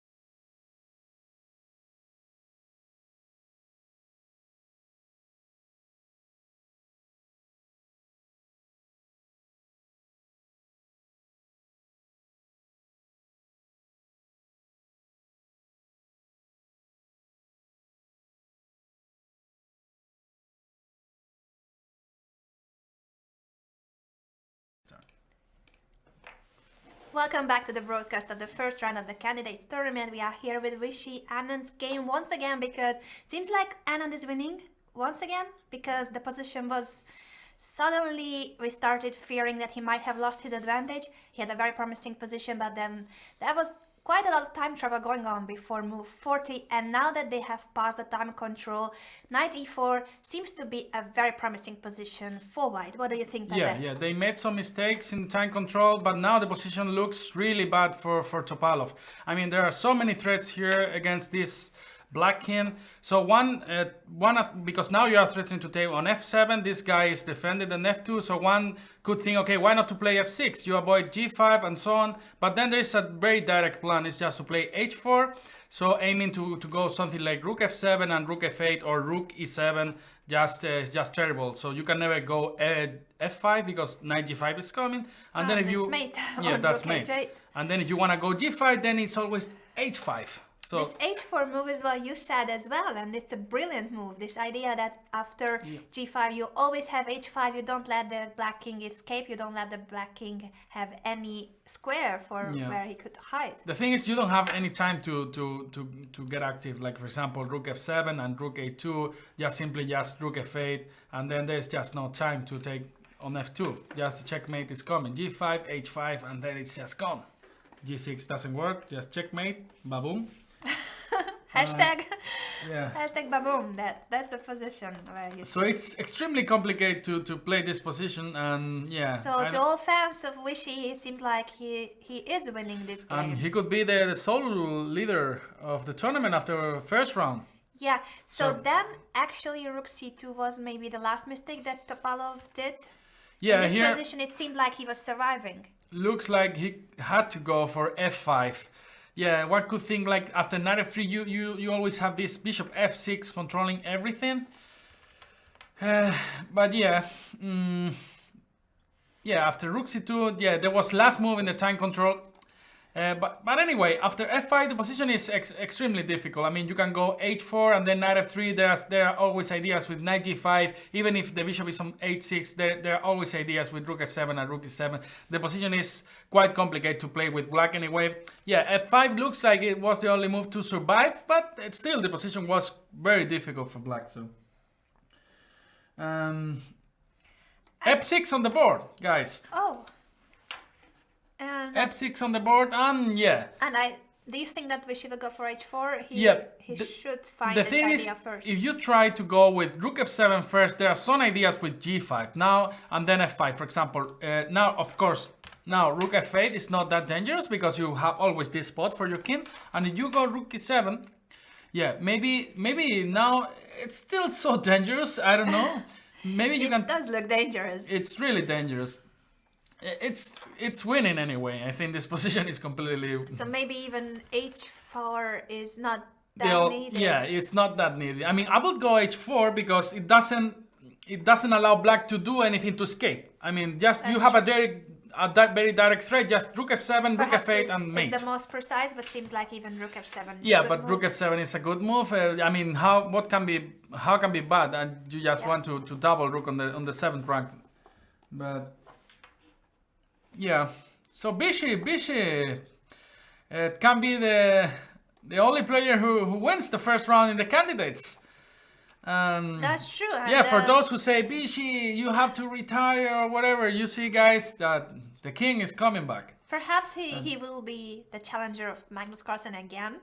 Do you think he would manage? I mean, he's one of the possible players. I mean, I wouldn't say other player is more favorite than Bishi for this tournament. He has a lot of experience in matches and hard tournaments like this, and he's really strong player. I mean, I don't consider him any worse than others that are playing here. Of course, he's a bit older. I don't know, he's 45 or something like this, but still, he's a really strong player, and yeah. So I think it's time to show some pictures. Okay. Because we have a photo from the playing hall that was tweeted on Chess24's account. This pic, right? Yeah. Just so that you know how the playing hall looks like, and that there's not that much room between the chairs. So that was a funny moment when Peter Swidler was measuring if the moment he stands up he can still stand up without hitting Hikaru Nakamura. But it looks like a very nice setting. The table, the chess sets. I can't see it that much, but besides the lack of space, it looks very nice. You already know that Peter Swidler's game has finished. It ended in a draw, and also the game between the two Americans, so they are not worrying about the chairs anymore. Yeah. We have Anish Giri fighting against Levon Aronian. Has anything happened in that game recently? Yeah, well, yeah, we said that Aronian managed to bring his king to the center to control important squares like e5, and now this knight is tied to the defense of the c5 pawn. But looks to me that could be a repetition here. For example, check, check, and check. This is a possible repetition that can happen just now in the game. Yeah, if Anish thinks that he has no more chances of winning, he can already. I mean, the problem is that if you try to do something like rook a8 or something, you can just go rook a7, and if you exchange a pair of rooks, this pawn will be really weak. It's funny that this was the dangerous pawn that White had 10 moves ago, but now it can be a weakness since the king has already arrived on b5. And also, black can try to play e5 and e4 at some point and then collect this guy on c5, so... Yeah. Looks to me that Giri has to take the draw here. Just giving some checks. I think he will be a bit disappointed about that because he had a very nice position. It was a very good preparation by Anish Giri. He got a good position and nice advantage. But somehow it was not that clear how to squeeze more out of this slight edge that he had. Yeah, he had a slight edge, was nothing concrete. Yeah, maybe it was nothing more than that. Maybe it was never close to that. It was an unpleasant position for black, but was not worse or something like this. Never. But also kudos to Levon Aronian for holding this position. It wasn't so easy with black, actually. Mm-hmm. We've kind of heard about his position.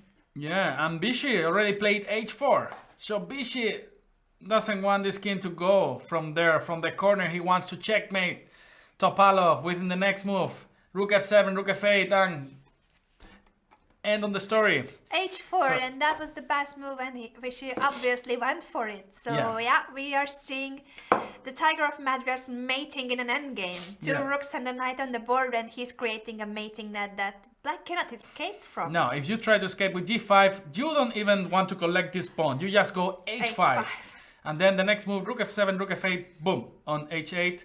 There's no way to escape from this guy here, from this maneuver. So incredible game. Yeah, incredible game. This is actually a really nice game. It was the most exciting game of the day. Because there were too many mistakes and yeah, a lot of nerves in this tournament, the first round, but finally, I think Bishi is gonna win this game. If nothing strange happens, you know, it is always possible. I think it cannot go wrong anymore. Also, they have time on the clock. Before in the time trouble, there were some mistakes, but not anymore. Now, with quite a lot of time, they got 50 more minutes after move 40. Mm-hmm. He's doing fine. So, Anish played rook e1. Rook e1. What about... And Aronian played rook e7. So, what about if I give you a check here now? Now, of course... Maybe king b5 is not good anymore, because now after rook b1 you cannot go to a6 because you lose a piece, and then you have to go to a5, maybe rook b6 could be annoying, but you can go just to b7 and then you go to c7, then you are planning to go e5, and I would think, I mean, now I don't like white anymore here in this position, you know, because this pawn can be weak in many situations, and you have a strong center. You can bring your king to c6 in some positions and try to collect this c5 pawn. So yeah, I would like to, I mean, I will take the draw here. I will just try to take a draw here. Maybe he will, because if he doesn't see any more chances of playing for a win, why to risk even the draw? Yeah, I mean, rook b6 and then e5 is possible. I don't know what's going on here, actually. This could be interesting. I don't know actually what's going on here, because now I want to go e4 in some lines. There's always this knight f4, like targeting the d5 pawn, so this is again unclear, but okay. Probably they will repeat. Yeah, but the thing is, like, now there's no repetition. B7. Now there's no repetition anymore. The repetition was here. That's true. So repetition was here after check, check.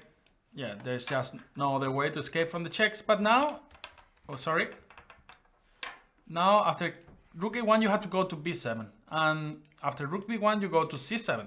And I don't know how to evaluate this position actually. Should be equal, but I mean, Yes, I it's don't more like unclear. the option of breaking through with e5, even if it's not much, but finally black can play for something. yeah, you can go e5 and then some lines e4. Yeah, as I told you, for example, rook b6, e5, and then, yeah, you may think of playing e4, but then there is always this knight f4 could be annoying, because d5 is a little bit weak. Yeah, I don't know. I don't know how to assess this position, but should be around equal. Yes, I see that now our users are talking about the tournament, and it's a very long tournament, and of course physical shape will matter a lot. Still 13 more rounds besides this one. What's up, Oh, we guys? have Little some surprise. Yeah. Be good. We have the taking a break. German star commentators, Ilya Zaragatsky and Fiona Style-Antoni.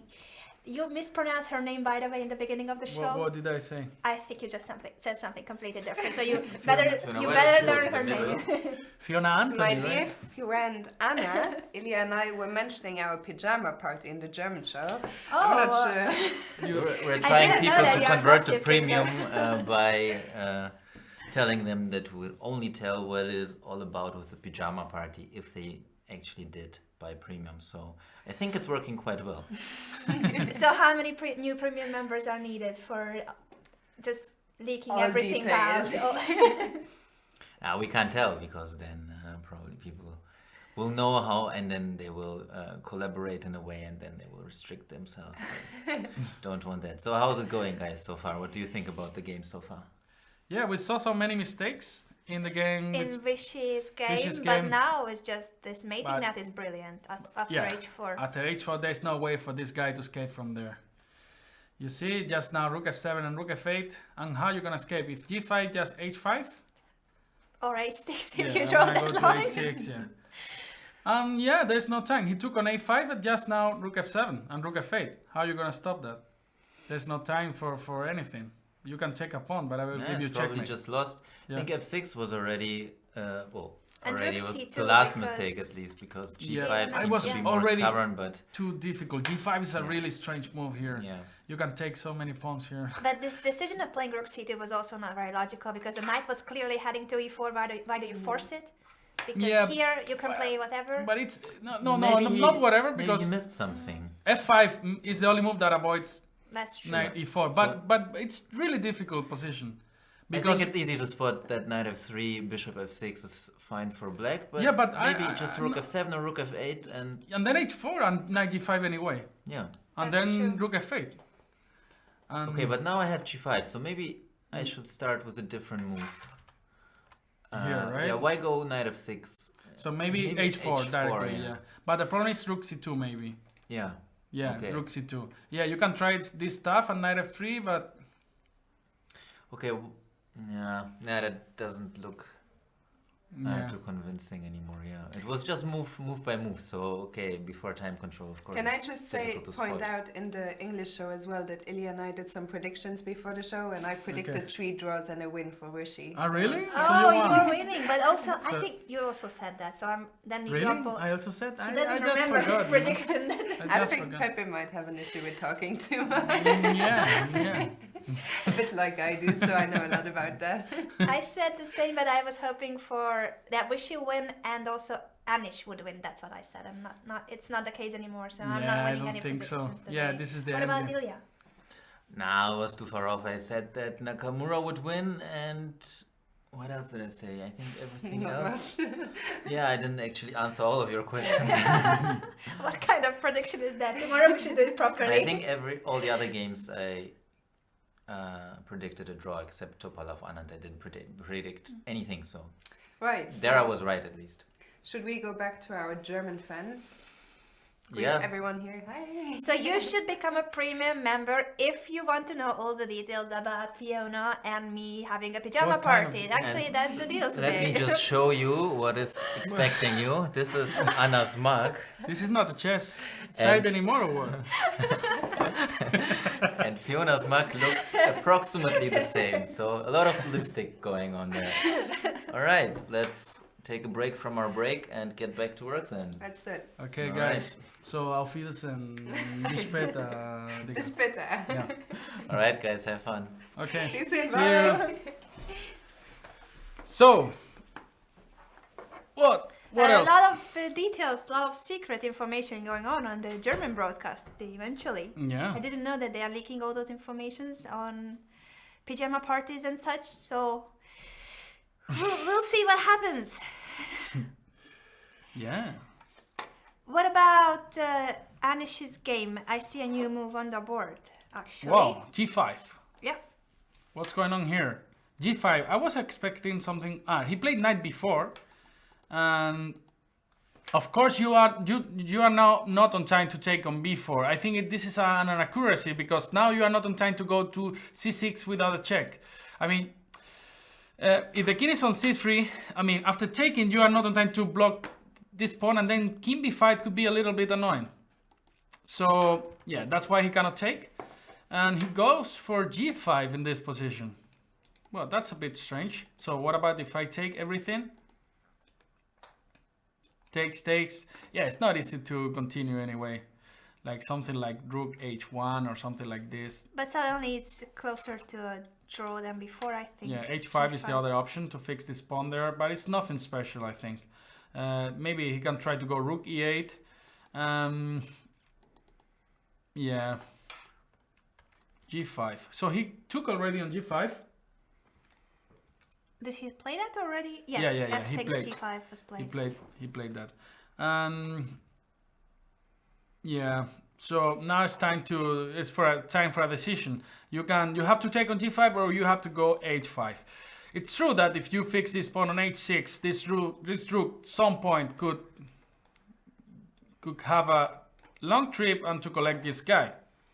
That's true. Probably black will prevent all the entries, like Yeah. rook a8 is prevented by having the king on b7. You don't need to move Yeah, the but king. for example, rook e8, right? But for example, now you can take here, And go maybe, for and then rook rook a7. a7 or something like this. I don't know what's going on here, but still it's tricky, and you have to calculate this because this pawn will be pass pawn, and then you will have another one here. I wouldn't go for this with white because the king No, is I would active. feel like if somebody can win this black because of the active king. Yeah, I also don't like this kind of ideas, but the other option is just to take, and then you have this h5 open, but for nothing, I think, because this rook does a good job here, and then whenever you go to h1, I can take on b4 and then king c6, because now you don't have this entrance anymore here. So I think that's quite okay for black as well. So I think black has no problems, but still, guys, you never know. There are so many ways of making mistakes in these positions. h5, rook e8, yeah, I don't see anything concrete. There is also some maneuver, like something like this. I like that one. 93, How knight to f2, attack knight the weak g4. pawn on h6. That's But- a nice route. But the thing is, yeah, you lose so many tempi, and then these guys also run, right? Or e5 and e4, something like this. So Bishi is in the lead, yeah, probably. I think Has he won his game already then? we don't have that information, but I think Topalov is gonna resign in 2 minutes because Yeah, rook f7 is on the board, and you cannot avoid rook Yeah. f8, rook f7 to f8. rook f8, even if you take on f2, that's not a problem. Just takes, king h3. No way to avoid checkmate. Yeah, g5, h5. Yeah, that's why this h4 move was so incredibly strong, because you prepare for playing h5 every time black wants to escape Yeah. by playing g5 and king g6. Yeah. Whoa, so this is gone, I think. Which is winning, and the other game should be a draw, but it's not over. It's not a dead draw, so people can make mistakes. And if Anish is nervous because it's the first time that he participates in the candidates, just like Caruana and Nakamura, then he could make a mistake. I am hoping for no mistakes, of course, because I was rooting for him to win today. But No, but also, anything can happen still here. yeah, I mean, the position is not so. I mean, there are some tricks and there are some ideas. Like for example, this h5. yeah, it makes you at least think. I mean, it's not so trivial. There are these ideas with knight d3, knight f2, knight g4. You have to pay attention to this guy all the time. So that's why he's thinking too much already. I mean, taking on g5 will be more or less a draw offer, I think. But this h5 is more double-edged. So Yes, if he still wants to play for a win, then h5, and I like this knight maneuver a lot that you showed, knight d3, knight f2, knight g4 to attack the h6 pawn. And even if it's close to equal position, black should still fight and play the best moves, play very precise and defend very well. yeah. So yeah, h5 is an option here, and then who knows, maybe Anish will once again have winning chances. Although, as we discussed in the middle game, that we liked his position, but maybe it wasn't that much of an advantage. Unfortunately, we really thought that it was in a promising position with this c5 passed pawn. We liked White's position a lot, but perhaps it was just a slight edge. And now, after h5, who knows? Who knows if he will once again have Yeah. a good position and black defending and playing for a draw, having Yep. to fight for a draw. Yeah, pretty solid game by Levon Aronian. But yeah, Anish had his chances. Well, we'll see what's going on here. Some other possibilities here. I don't see anything else. What about Rook b1, trying to force the exchange of these pieces? But you can just take. Now, my idea was to take with the king, but of course now king c6. This is kind of position where I say that white could have trouble, because now this pawn is too weak, and then rook b7 is coming.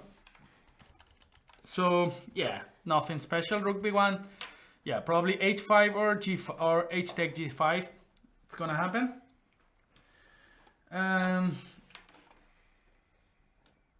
Do you think he will play h5? I think he will play h5. I Yeah. think the same too. I think he will still want to play for a win because he had a very good position, and it's a good chance this game of today. There are 14 rounds, so maybe some players would prefer to save energy and just prepare for the next game, but why not try this one? Yeah. It's a risk-free position for white. What about rook a6? Oh, so you What want... ab- rook a6? Okay, you have an intermediate check in case of Yeah. knight takes b4. You haven't blundered your rook. I think you have to take, right? Yeah. If you go, for example, here, then yeah, I can take, and then c6 even. c6, that's a move. Yeah, so you have to take here, and then rook b6, king c7, and I take. Okay, you can take maybe here, and I don't know, this is also double-edged. So king b5, and Very then rook, active pieces rook for white. a6, so it's not clear. Actually, maybe for a human, this might be even more tempting because rook a6. But Yeah, why not to do it with pawn? I mean, On with the h5, same amount, yeah. with the same amount of points. I mean, you're just right. taking first on g5, h5 and now rook or a6. taking. But I also thought if you go h5 and then this, Ah. but in a rook endgame, Yeah, g1. Yeah, you might want to have that pawn on h6 in the rook endgame too. yeah. I mean, you mean here? Yeah, but maybe you cannot get the same position here. Same rook position? a6. Now it's not working, right? Or it's working. King c7, king takes b4, and Can now you that play you are rook on time b8? to exchange pawn pair of rooks. endgame. So what about if we try just taking on g5? Okay, yeah, I agree. Taking rook a6, and let's see what this rook endgame is. Knight takes rook b6, then we take on b4 with the king, Yeah. and we hope to play Yeah, king b5 next move. yeah, but this guy also is not stupid. Yes, and it's already supported with the rook, so that's a terrace rook and the e5, e4. There's Yeah. gonna be a pass pawn. e5, king b4, e4. So who runs faster, right, guys? Oh, yeah, rook a6, for example, e3. Yeah, this is extremely complicated of calculating as well. I don't have any clue what's going on here. If I take first, this should be great, and then rook a6. I mean, this should be a draw anyway. Then I can always go back and collect this pawn. He will collect this guy. 1 against 1. So How is your German? Because I'm reading the tweets now. my and- German is terrible. I speak some German, but it's a bit terrible, yeah. So then I will not But I ask can you go to the translate. supermarket and talk to the guys, you know, and ask for a ticket in the train station. This kind of stuff I can do. And Bishi already played h5. No option for Topalov. That's a beautiful mating net in an endgame with just rooks and a minor piece on the board. Brilliant, brilliant, brilliant. Yeah, Vichy the king, leading the tournament after one round. This is gonna give him some motivation, extra motivation for the next rounds. Actually, we can already Yeah, talk take about the next round because tomorrow. Tomorrow, Vichy will- Saturday, guys, don't go for party tonight. Don't be in a hangover tomorrow. You have to be here watching Chess24 and the candidates. We are gonna have a lot of action. So tell me what's going on tomorrow. Tomorrow, Peter Swidler is white against Topalov. So if Topalov loses now, tomorrow he has another black game against Peter Swidler, who is in a pretty good shape. He had no problems in today's game against Karjakin. So Peter could win that game if Topalov feels down and he doesn't manage to pull himself together. Then we have Aronian against Vichy Anand. Vichy with black, but he will be the only one on +1 probably. And that will give him a lot of confidence. So I don't think that he will have any trouble, even if he has to play with the black pieces against Aronian. I think that's at least a draw. What do you think? I don't know. You're I not mean, predicting Aronian that. with white is not a kid playing with white. But Vichy, okay, it's a tricky thing to talk about results. Also because if you see the complete game of today between Anand and Topalov. After queen takes b7, Topalov had a very good chance. Bishop takes f2 that he missed. Imagine he did not miss that move. Imagine he had played bishop takes f2 and everything would have changed. It would have turned the tables. So we are talking about Vichy winning a brilliant game, and yes, he played very well. But there was a moment in the same game, in this game, where it was black who had chances. So even if you see a player winning, it doesn't mean that the whole game was perfect, and we cannot say that Topalov played very bad. He made mistakes, but also Vichy made mistakes. They both made mistakes. Yeah, You should just not make the last mistake. that's true. And who else we have? Tomorrow's pairings. Okay. Caruana will play against Anish, and Sergei Karjakin against Hikaru Nakamura. So I will have to think about my predictions for tomorrow.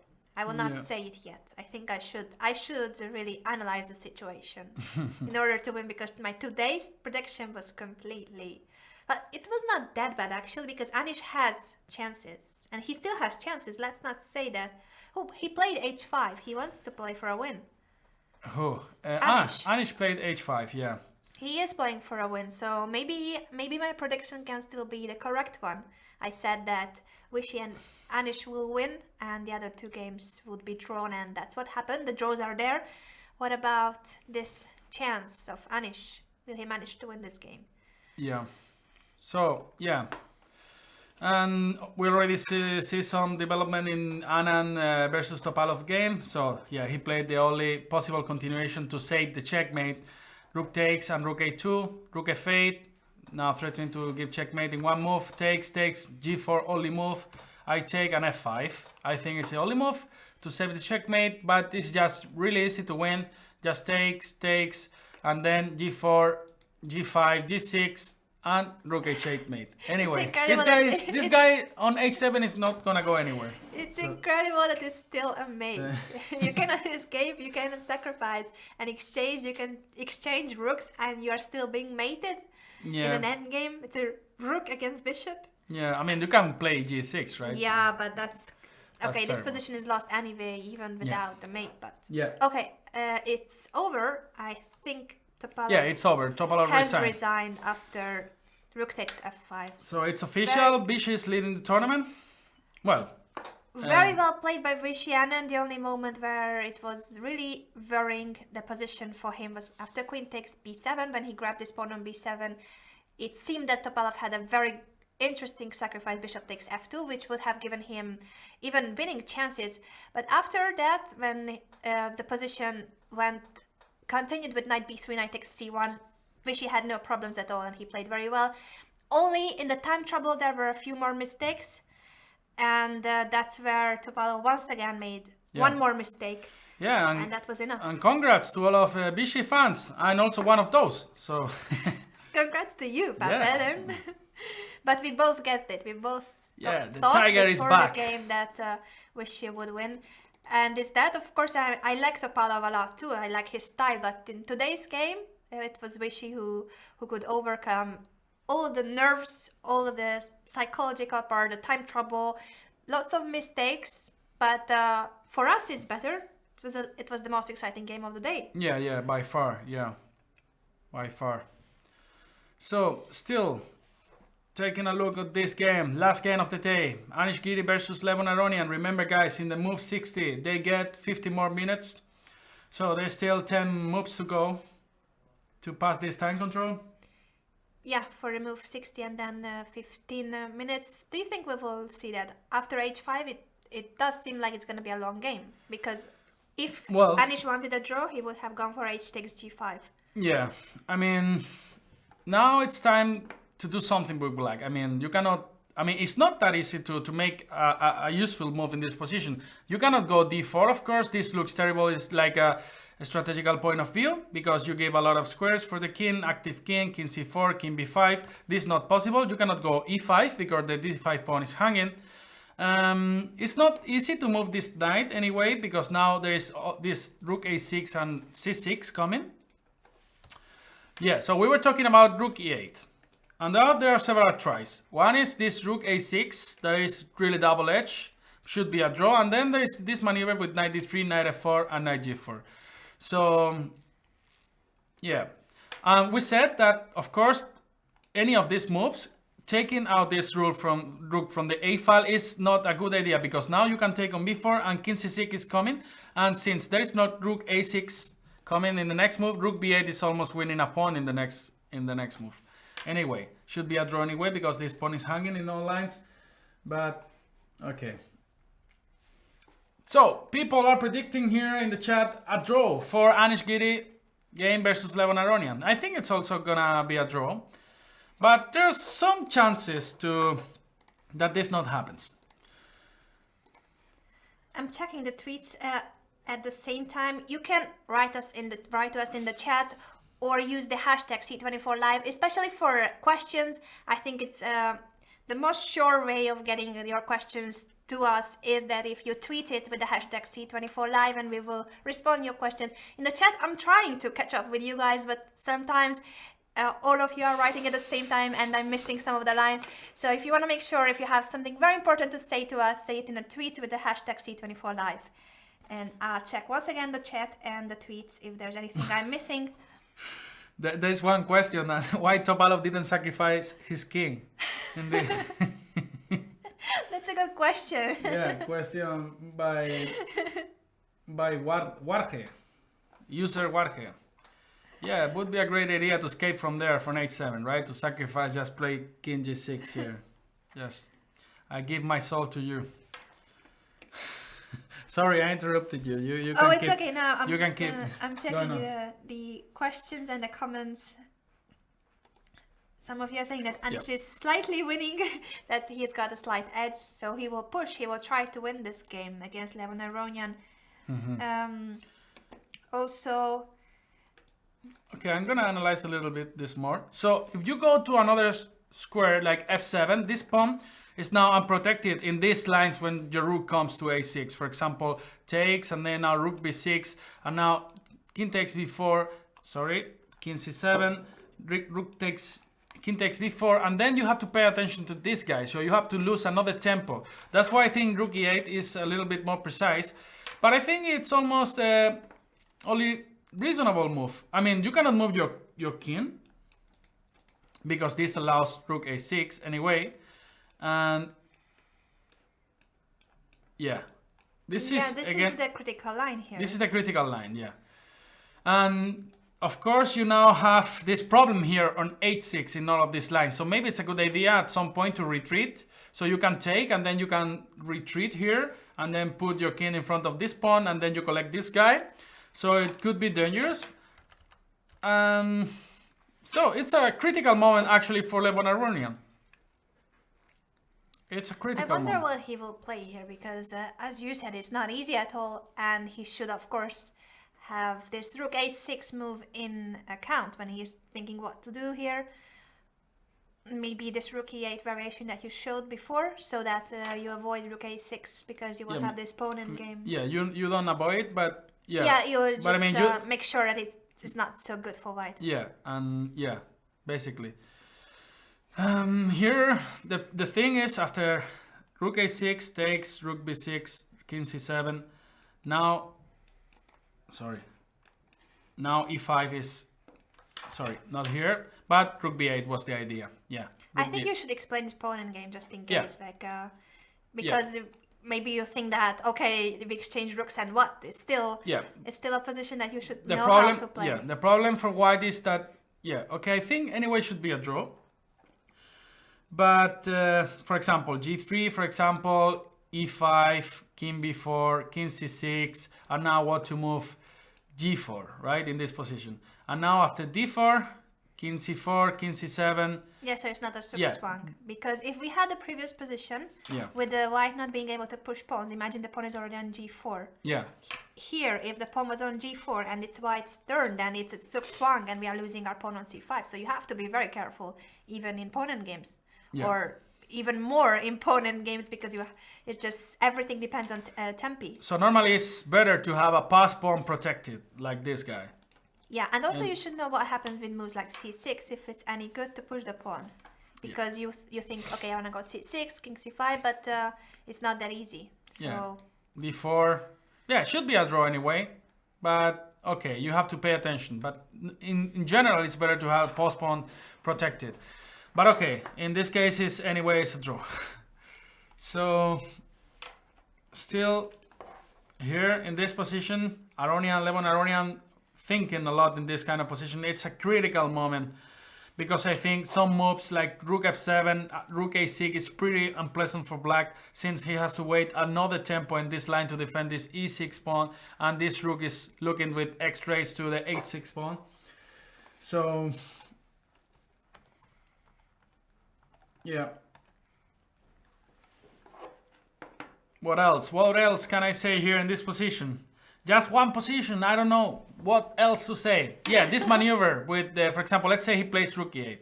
Let's try to make this maneuver work. Okay. Knight d3, e5, knight f2, and e4, for example. What happens here? Takes, and rook e1. But now the e4 pawn is weak, so maybe you should try to make it work without pushing the pawn. Like not for example, e4, king c7, for example, let's say. And here rook e6. e6. Yeah. So the question is, what's next? What has white achieved? How can you make any progress here? That's a question. Yeah, you want to have your rook on h8, but it's not easy to get there. Yeah, and if you try. I think just which file?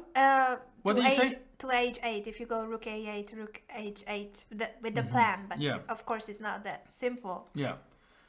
Yeah, you should start thinking to push at some point, even more when your rook is not here anymore, but it's just there. So e4. So takes, or rook takes as well. It's interesting. And then rook c4 or rook e3. I don't know. Yeah, this is pretty double-edged. That's what I say. I mean, this is not a dead endgame. Of course, there are many tries here. Also, maybe rook d1. Rook d1 is interesting because now this will be a terrible strategical mistake. King c4 again. Now you have control over the white square, the light square. Knight f2, knight e4, something like this. Rook b1, rook b6.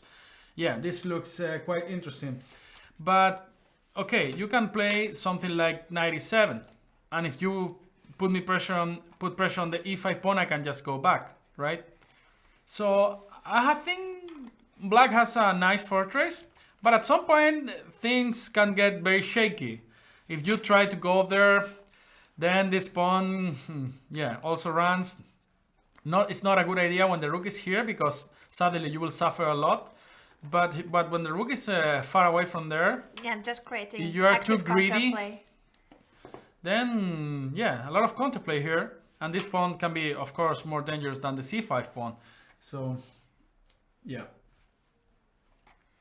We have a question from Bhaskar Goad asking, saying that his daughter is 1 year old, and if we think that it's the right age to start chess training. I don't know. How old were you when you learned playing chess? I think like 5 or something to the moves, and then I started in school with some activity there.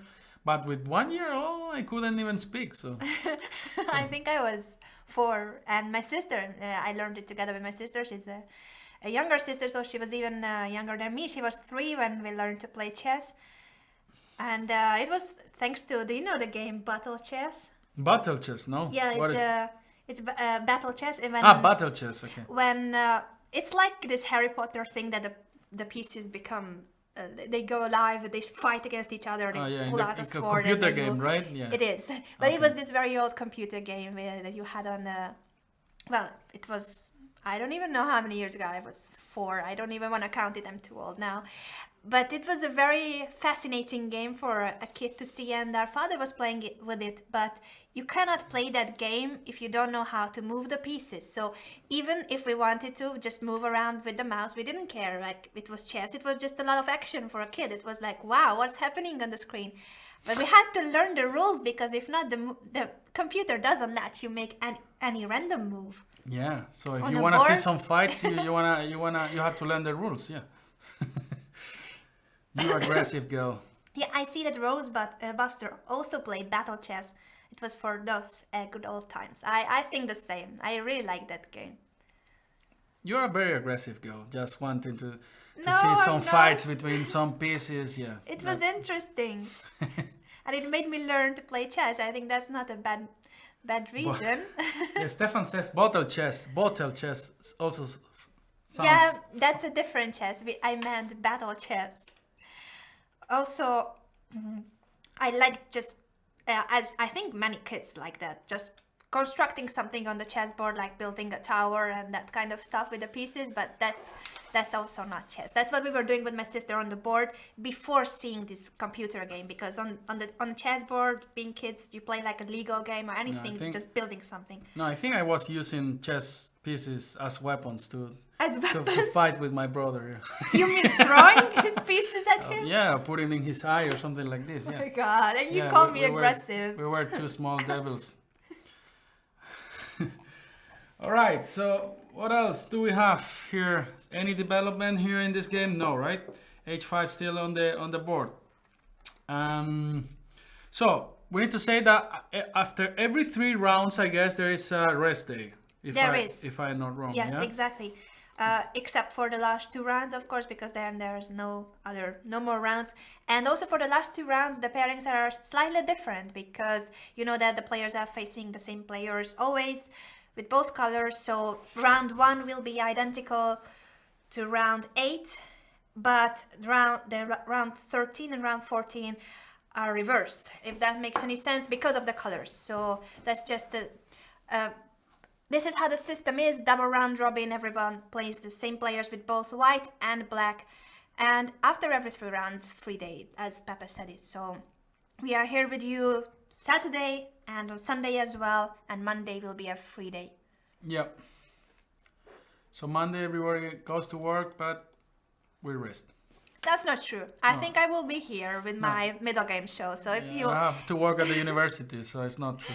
if you think that you will miss me on the candidates free day, I'll be here with my middle game show at 6 as usual.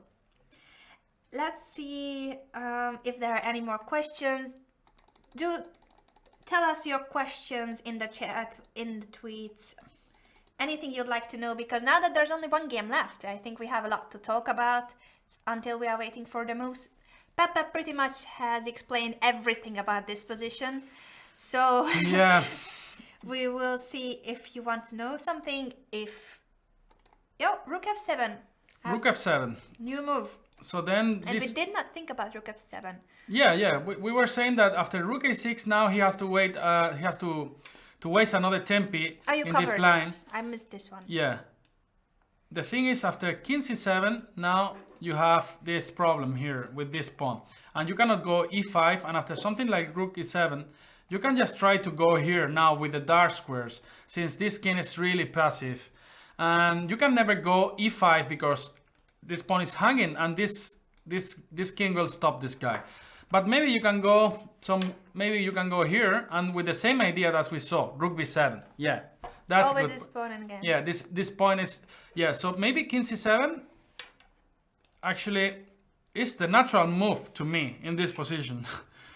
But yeah, as I told you guys, now with this pawn here, there can be some troubles, I guess. Yeah, but now there is this king c8, but maybe you can try to take with the rook. Now, because this is probably a draw, let's try to check. Yeah, let's try to check again this endgame. For example, rook takes rook b7, and now, for example, let's say king b5. So takes and takes. Yeah, I think this should be a draw anyway. Yeah, you have to pay attention of this guy. You have to pay attention of this guy. You have always this guy to lose some tempi. But for example, king b7. Okay, king c5. Yeah, and now you cannot move, so you have to be careful because you have to go back now. Suddenly black is lost. Yeah, so you have to go e5 in this position and e4 probably. So king c5 and then d4. Yeah, we are in the same position. And yeah, you have to take care of this guy. It's running, so you have to go back and then king b7 and then you go and break the chain with f4 and then it's a draw. For example, here and then f4. Yeah, this is a typical way. This is a typical way. You do nothing, you are just losing. So g4 will be a terrible move, for example. Yeah, this protected post pawn on d4, and it's already a pawn down after the b pawn falls. Yeah. So, well, what I was saying here, rook a6. So that endgame looks like a draw, and therefore maybe king c8 is the right move. But maybe he can keep trying with rook takes b4. Of course, my idea now is to go maybe to d4 at some point, rook b6. If you force to put this rook in a passive position, then you can try to step by step win this position at the end. Actually, it looks to me quite interesting. I mean, what to do? If you do nothing, for example, let's say king c7, you just go rook b6 and then king d4, king e5. Yeah, it's quite dangerous. So let's see what Anish plays. There's another question to us. Who do you think is the most prepared player in this year's candidates tournament? What do you think, Pepe? I mean, if I had to bet for one, I mean, Peter and Karjakin, I think they are really well prepared. And also, I mean, everybody who is not prepared in the candidates. I mean, maybe Topalov, because he says sometimes that he doesn't care too much about the result and so on, but I still don't believe it. You know, I think he works a lot. I mean, otherwise you cannot stay in this level. So Topalov, to me, is like an enigma, because sometimes he can play so well, he has these winning streaks, and he's a former world champion. Of course, we are talking about someone very strong. Yeah. But at the same time, as Pepe said, it seems as if he didn't care that much. But it's just his style. I think he's more relaxed. He doesn't prepare that much. Sorry for my coughing. I just think it's good that he can be so relaxed and so cool. So maybe he will not bother that much about today's loss, even though it's painful to lose, of course. But perhaps other players would be more worried about losing that game. Yeah. Everybody is extremely well prepared in this level and in this tournament even more, I think. So. And Pepe Pasolini is asking, what do you think about Francisco Vallejo? Yep. What do I think about Francisco Vallejo? Okay, he's our greatest player in history in Spain. I can say that. Good friend of us. Yeah, and he's been in the top list. For years. For almost 10 years or something like this, above or in the level of 2700. So what can I say about Paco Vallejo? He's a beast. So you should watch his video series on Chess 24 if you speak Spanish. What about this line? Knight takes and rook a6. This is really simple chess, but maybe rook takes and then this king is really active. Too active. That's the problem. Yeah. So you can think of rook a7 or g4 even, trying to open up the position, and this pawn is passed. Yeah, this is also possible.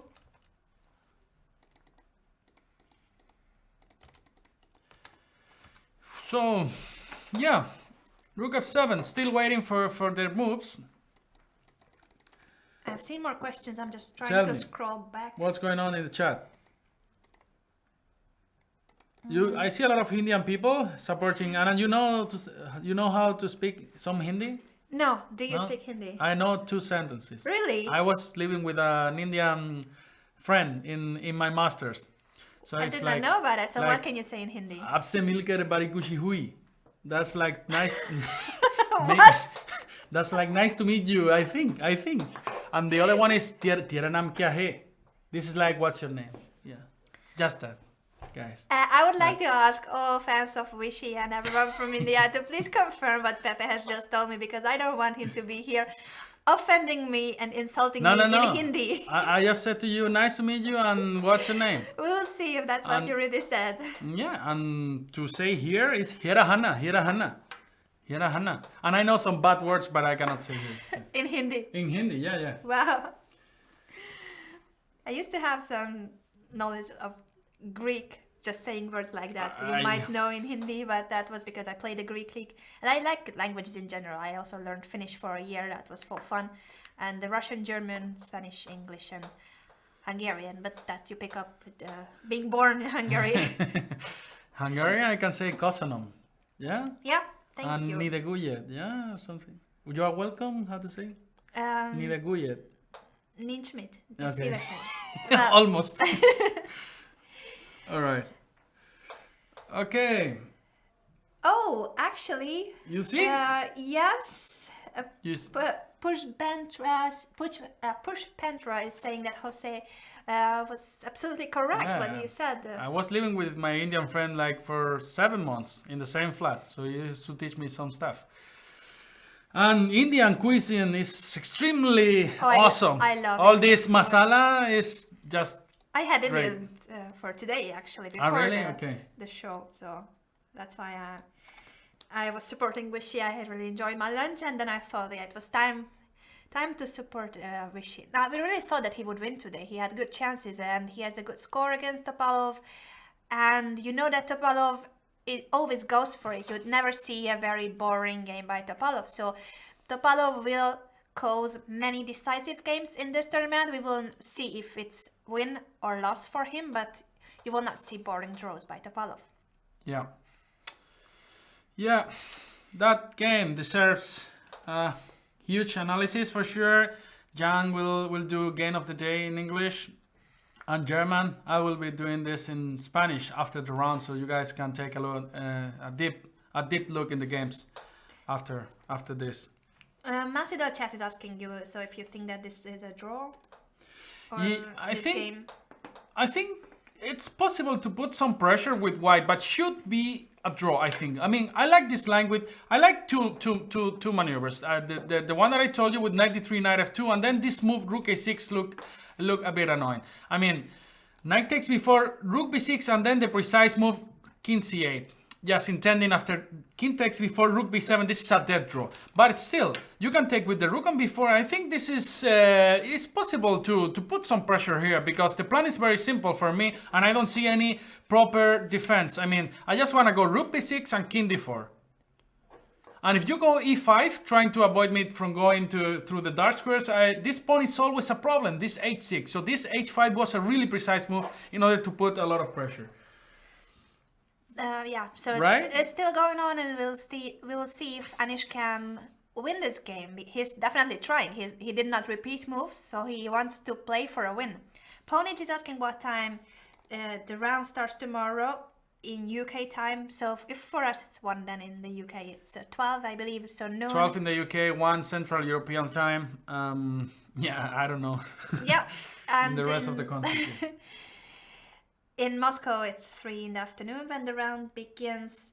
I saw some more questions, but it's just going so quickly, I have to scroll back.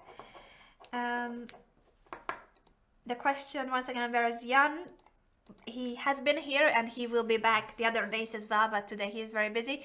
But he will always join the show. He will be commentating both in Yeah. German and in English too. So you will most likely see him every day here. Yeah, as I told you guys, doing this recap again of the day, he will be doing this, so you will be able to see his deep analysis of the best game of the day or most important parts of the day. Yeah, so Anish went for rook a6. the best move in the position, and yeah, putting some pressure on Levon Aronian. He cannot go 95. This is almost a suicide. After rook takes c6, right? He cannot go 98. This looks terrible. c6 is coming. c6, rook c7, then boom. Rook a7 at some point. You would Yeah. say. So I like that he went for it. It should be. yeah, I think now this is almost forced. Knight takes b4, rook b6 is forced, and this is now- a crucial moment. Yeah. Again, because after king c7, King you can takes take b4. with the king, and then you save a lot of tempi. Because I mean, if you take with the what am I doing here? I'm getting crazy. Yeah, knight takes here. So if you play king c8, at least you force him to go back with the rook. Because in case of king takes b4, rook b7, and that pawn game is a draw. It's a dead draw. Yeah, as we saw already. And I see this question by Sorax 1995, which is a very interesting one. In this kind of tournament, is it better to have the experience of 40 years or the energy of the 20 years? What do you think, Pepe? well, too much experience can be, but I mean, if you are 70 years old, I mean, it's not going to work out. But even if you are, I think, you have a lot of experience. But I think Sorax means that here actually half of the players are under 30 and the other half are above 30. Aronian is more in the middle. He's 33, I think, and then Nakamura is 28. So they are 20, close to 30. Yeah. But I mean, not only Anand, Peter Swidler, and Vesent Topalov are all close to 40 or already past 40. So do you think that that's better in this I competition? mean, I wouldn't consider just experience a matter of years, but also a matter of number of times that you have played this kind of tournaments, you know? So, for example, Exactly. Carlsen, he's played many tournaments like this. He's only 25 20. only, but yeah. he's so experienced. He's as experienced as a 40-year-old. And also, if you look at Sergei Karjakin, he's from the same age as Magnus Carlsen. And Karjakin has participated in the candidates before as well. He won the World Cup too. He won also with the Russian team. Many important events. So he is experienced, and he's only 26 too. So here, sometimes the age doesn't matter that much. Anish Giri is only 21, and he has been playing elite tournaments also for quite a while. Yeah, and I think it's also important the physical condition. Some people, I mean, when I talk to some people not related to chess, come on, you say you have to be fit in order to play a chess tournament? No, you kidding here me? you- You just here you should you really have be. you want to have some muscles to move the knight or something? No, but it's really important, right? In this competition especially, it's 14 rounds, and also with the 3 days, like it's gonna be from today until the end of the month. So imagine playing Yeah. for so many days. It's Uh, really you have to exhausting, be like fit, you like have to. thinking about 8 hours maximum capacity in your little brain. And that's just the game, because you also need to prepare for the game. I mean, you need to revise your preparations, and also Yeah. the problem many times is that, especially if you lose, your brain doesn't stop thinking about the position, so you're just focusing on chess non-stop, and it's really difficult to disconnect in competitions like this. You have to be in very good physical shape to because of the time control, because of the number of rounds. So here it really matters who will be in good shape. Yeah. That's completely true. So,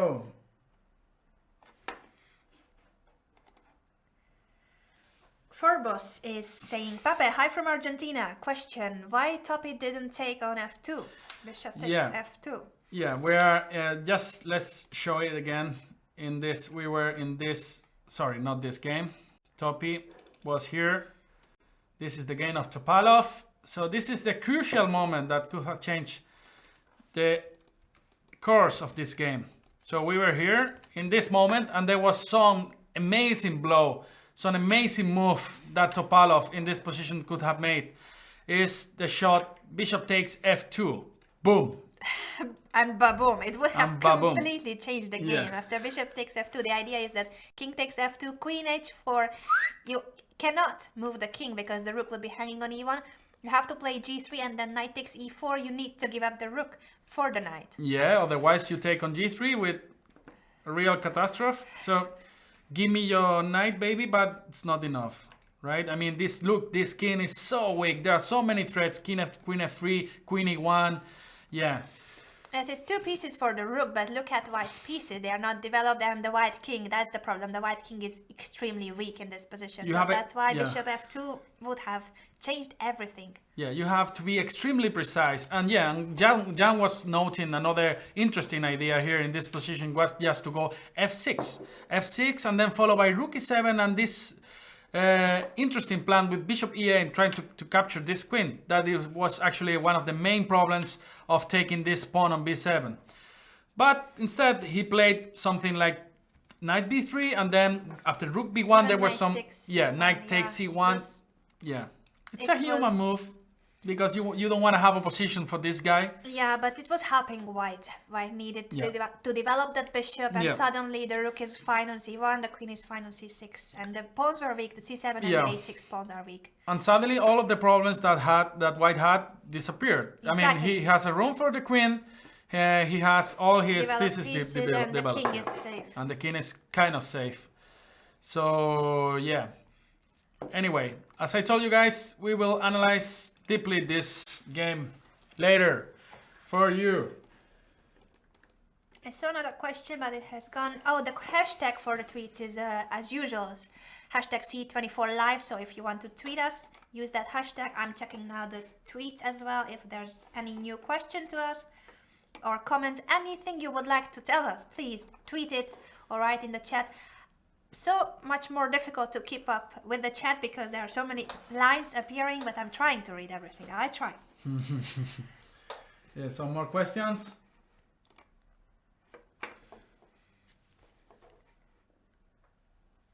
Peppa is correct, but which his mother tongue is Tamil. Yeah, I That's know what there are. Anand Kumar I know said. there are many languages in India, but I guess most of you guys speak Hindi as well, right?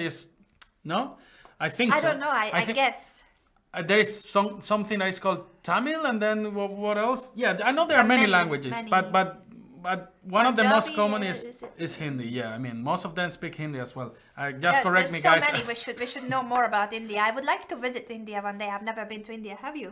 No, never. But my friend is getting married soon, and he is gonna take me to his wedding. Oh, and yeah. you're gonna go to an Indian wedding. And yeah, it should be amazing. They celebrate like for 3-4 days or something like this, and eating all this extremely good food. So, I think you should show a picture on Twitter which one? about battle chess. Thank you to John Gruska. Soon you will understand what I mean. Okay. If you search for our hashtag, and it's among the last tweets, so just search for hashtag C24Live. Here, right? Yep. Hashtag. You maybe it's better that you type. Hashtag C. What if it's a German keyboard? I will have trouble. It's a German clip. Where is hashtag? These on the German keyboards are keyboards? killing me, man. And just to write down the question mark, I take like ages for this. How do you hashtag on this keyboard? Anyway, I will write it without hashtag. Okay, go for it. You Oh. made it. You made it. You made it. You made it. 24 live, and Okay, if this you, guy. yeah, Okay. you should open it in a new window. Yeah. No, Oh, if you yeah, click, yeah. Wait, just 1 second. And we are here, right? This guy. Oh no, but you opened the picture. You should open the tweet. Peppa is a bit I'm just new a terrible to Twitter. guy with technology. I just will mess everything up. How did you open a new window? Because my German is not good for this. No, he didn't send us a link, so that's a problem, you know. Ah, why you cannot do it? I think it's okay. Anyway, maybe Yeah, it's yeah. good. Yeah. Just let's try to show it here. This is the this is the game, right? But it's us. I think I should zoom it. I look much better there. I look much better there. I should wear this clothes. Tomorrow Yes, it's us. tomorrow I'll bring these clothes, okay? All right. So Thank you very much, John. It's a very funny tweet, and anything you want to send us, guys, I really appreciate these funny pictures. I like when they are stuff like this. It's more entertaining to commentate. Also, when you guys are participating, so questions, comments, anything you want to tell us, use the hashtag C24Live. yeah, and as Brain Boy is saying in the chat, time travel. It's coming again. It's coming again. 14 minutes for Aronian and 30 minutes for Anish Giri. So, but still, they have 10 moves. So 40 minutes for 10 moves. I mean, it's not a real time travel, but yeah, just think a little bit more and you are in real trouble. So people were asking there as well if knight takes b4 is only move in this position. I don't see any other reasonable move. I mean, you could think on rook c7, this just immediately loses because of rook b6 and then rook takes c6. Yeah, that check is very important. And if you also mentioned that if you play knight d8, that's not Yeah, an knight attractive d8 is not the option. move you don't want to play in this position, right? No, you I don't mean, want to have the knights on c6, the back rank. king c7 or whatever, and then this looks terrible. King d4 or king c5, even... Yeah, something like this. I like king d4, king c5, and then you're threatening rook But be a7 careful because also. this rook f4, right? But Rook still, c4, king b5, it's still okay, isn't it? Ah, yeah, you want to go here? I just want to cross with the king, protect the pawn, and King then play b5. rook a7. Yeah, this looks also dangerous. I'm not quite sure. Maybe king d6 and rook c5 or something like this. And then c7, I can just take back this guy. Not so sure, but anyway. Some other moves. Even knight d3 and knight c5 looks dangerous as well. Okay. Yeah, this is not the move you want to play. And knight d5, again, the same stuff. No, you just can take on e6.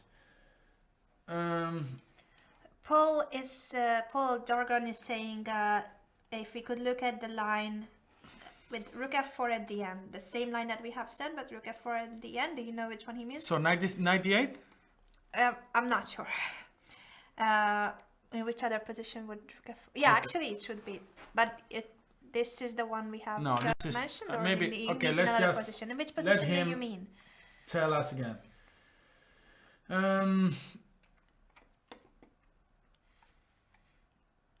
Yeah. And some of you are asking how that pawn endgame is winning. If we could show it again, but No, the Yeah. pawn in the game is not. I mean, for example, yeah, here. I think he confused it with the other line where you said rook c7 and rook b6, but that would not be a pawn endgame. No, It would be a piece up. A piece up, yeah. But this This pawn in game is is a a draw. draw. Okay, and we have some development on the board. So he played rook b6 and then king c8. This is the position. And now king b4 is just a dead draw. So he's gonna take with the rook, and then he's gonna go back to b6, and then just the same plan that we were talking about, like king d4, and then try to penetrate through the dark squares, and yeah. Okay, actually, Paul was talking about this position, rook takes b4, and here rook f4. Rook f4, What this do- endgame. What about, let's just This calculate. is different because I don't know. King d4 If- and then king d7, for example, and king e5 and king c6. What's going on here? Ah, you can take on f4 and then g4, g5. This is too fast. ooh, the h pawn will quit. Yeah, then. with the h pawn. And then g4, for example, and yeah, this is just too fast. For example, d4, g5, takes, or king e4, and then you just win on time. For example, here, king e3, for example, here, and then you bring the king It's gonna be a check on h8. to the square where you give it the check. Yeah, so this is what Paul meant, and also Vicious Seal is saying that he referred to this pawn endgame. So now we understand, you guys. Thank you for the question. It's an interesting position, but it doesn't work, unfortunately, for black. Rook f4 here is I'm not good. sure. Let's see. I mean, what's going on here? Well, you are threatening rook e5, so there's not I mean, much. this is just forced, right? I mean, I don't try to take this guy and then g4. Yeah, and then this maneuver to bring the king to c3 in order to make a queen with a check. Not clear to me anyway. Not so clear. But I mean, it's also possible to go for rook b6 or something. Why not? Ah, you want to go rook c4 on some lines. No, king- that's why it's more or less forced. Yeah, that's why it's forced, yeah. So this pawn again is forced because actually if you go king to d7, sorry, if you go rook to b6 here, just king to d7 is more or less fine. Then you have always this check on c4 and then to recapture this pawn on c5, so. Okay, Yeah, but he doesn't have to go for rook f4. people are saying, Guys, please tell us when we make mistakes. Of course, tell us. You're saying here that after this position, rook f4, they are saying that after g4, G takes, king d4. What did we miss? okay, king d7, king e5, king c6, here, g4, and king d6, here in this position. Yeah. What's the idea? Maybe you can try to fix now these pawns here. Should be a draw, right?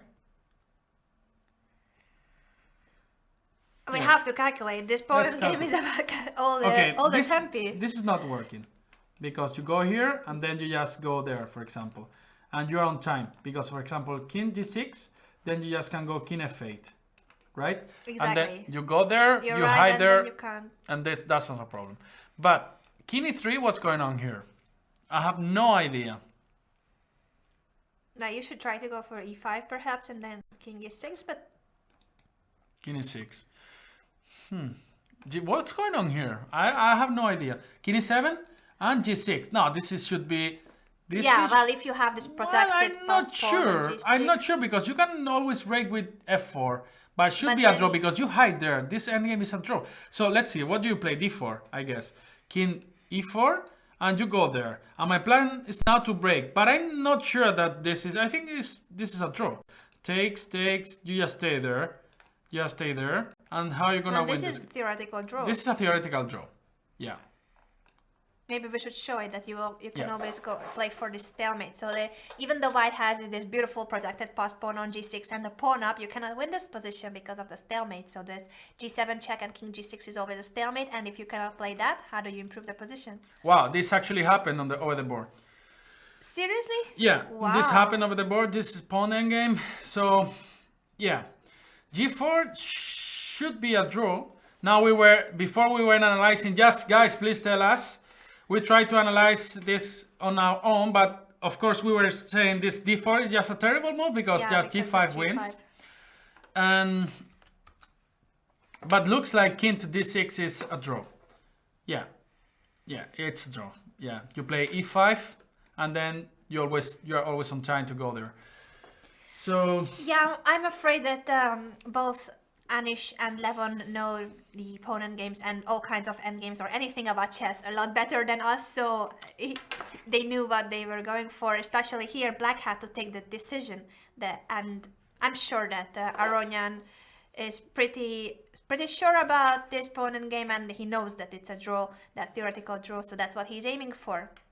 He calculated it, and he just sees it very clearly that it's a draw. okay, he played king e3 in this position. And now we are transposing to the line that we saw before. So e5, what's the move? The thing is, you do something passive like king to e5. You can go here, and then after king f6, f4. And when you go back, now this is completely different, I think. King e5, and if you try to stay here, you can just go f5. And this position with the pawn, you can take with the pawn. It's different. Now you're gonna take this guy, and then this is winning. The only thing is that you cannot win it with the GH pawns. Yeah, this is winning because you have this square to penetrate with your king. And then you can collect this guy, and it's game over. But, yeah, he played e5 already and g5. Of course, it's gonna go no other move, just one move, or two moves possible. King e7 or king e6, just to stop this guy. You cannot take here because this is a queen. So let's say king e6, and of course you don't want to take, well, this is just a dead draw. You go there, and then you pick these guys, a draw. And we are going to reach this endgame that we were talking about, this theoretical draw. Good calculation by Aronian, because Exactly, if he enters in this endgame, he already saw that they reach this position. Now, if white wants to create some progress, he will have to go here and then force d4, then go back to e4 and then play f4. Then take both pawns, but still it's a draw. Yeah, the problem is that this is a theoretical draw position with the two pawns against one G and H pawn against H pawn. And it's the exact position where there's the stalemate motive. So Yeah. unfortunately, even with the pawn up, white cannot win this game. Yeah, guys, don't trust computers so much in this kind of endgames. It will always give you a clear advantage for white in this case, but yeah, it's better. Computers don't recognize fortresses, and this is a fortress. Yeah, this is a fortress that black has. Just staying with the king here.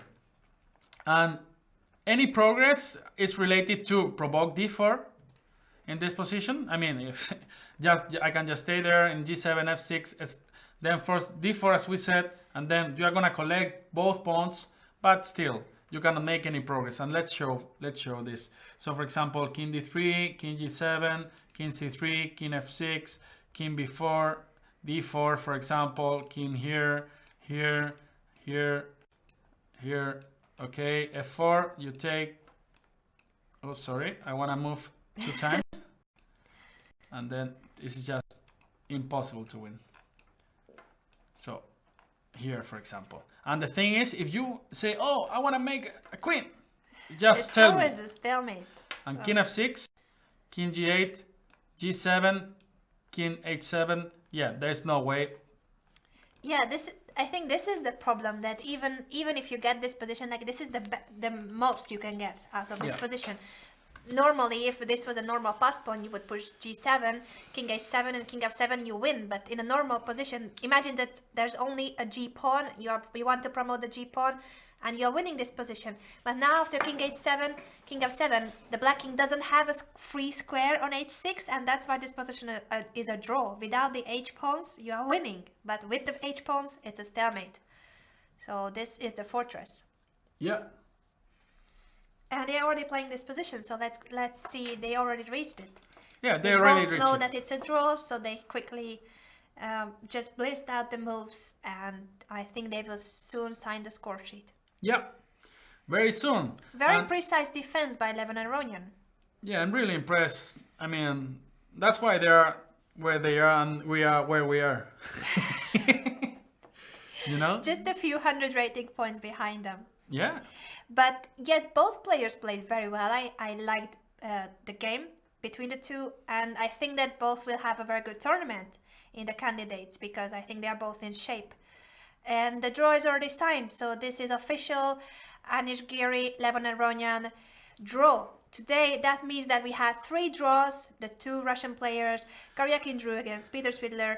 Then we had a draw between the Americans as well. Nakamura against Caruana. A draw here, Anish, Giri against Levin and Aronian. And Vichy. the tiger, yeah. The Tiger has won against Veselin Topalov. The 2 former world champions faced each other today, and Vichy managed to win the game. It was a very exciting game, and soon you will have an analysis by Jan Gustafsson on that game, the game of the day. For sure, yeah. Really exciting game where too many mistakes took place, but that's what we like, right? As a spectator, so difficult word for me. Yeah, so ups and downs and really interesting combination, this bishop f2, etc, etc.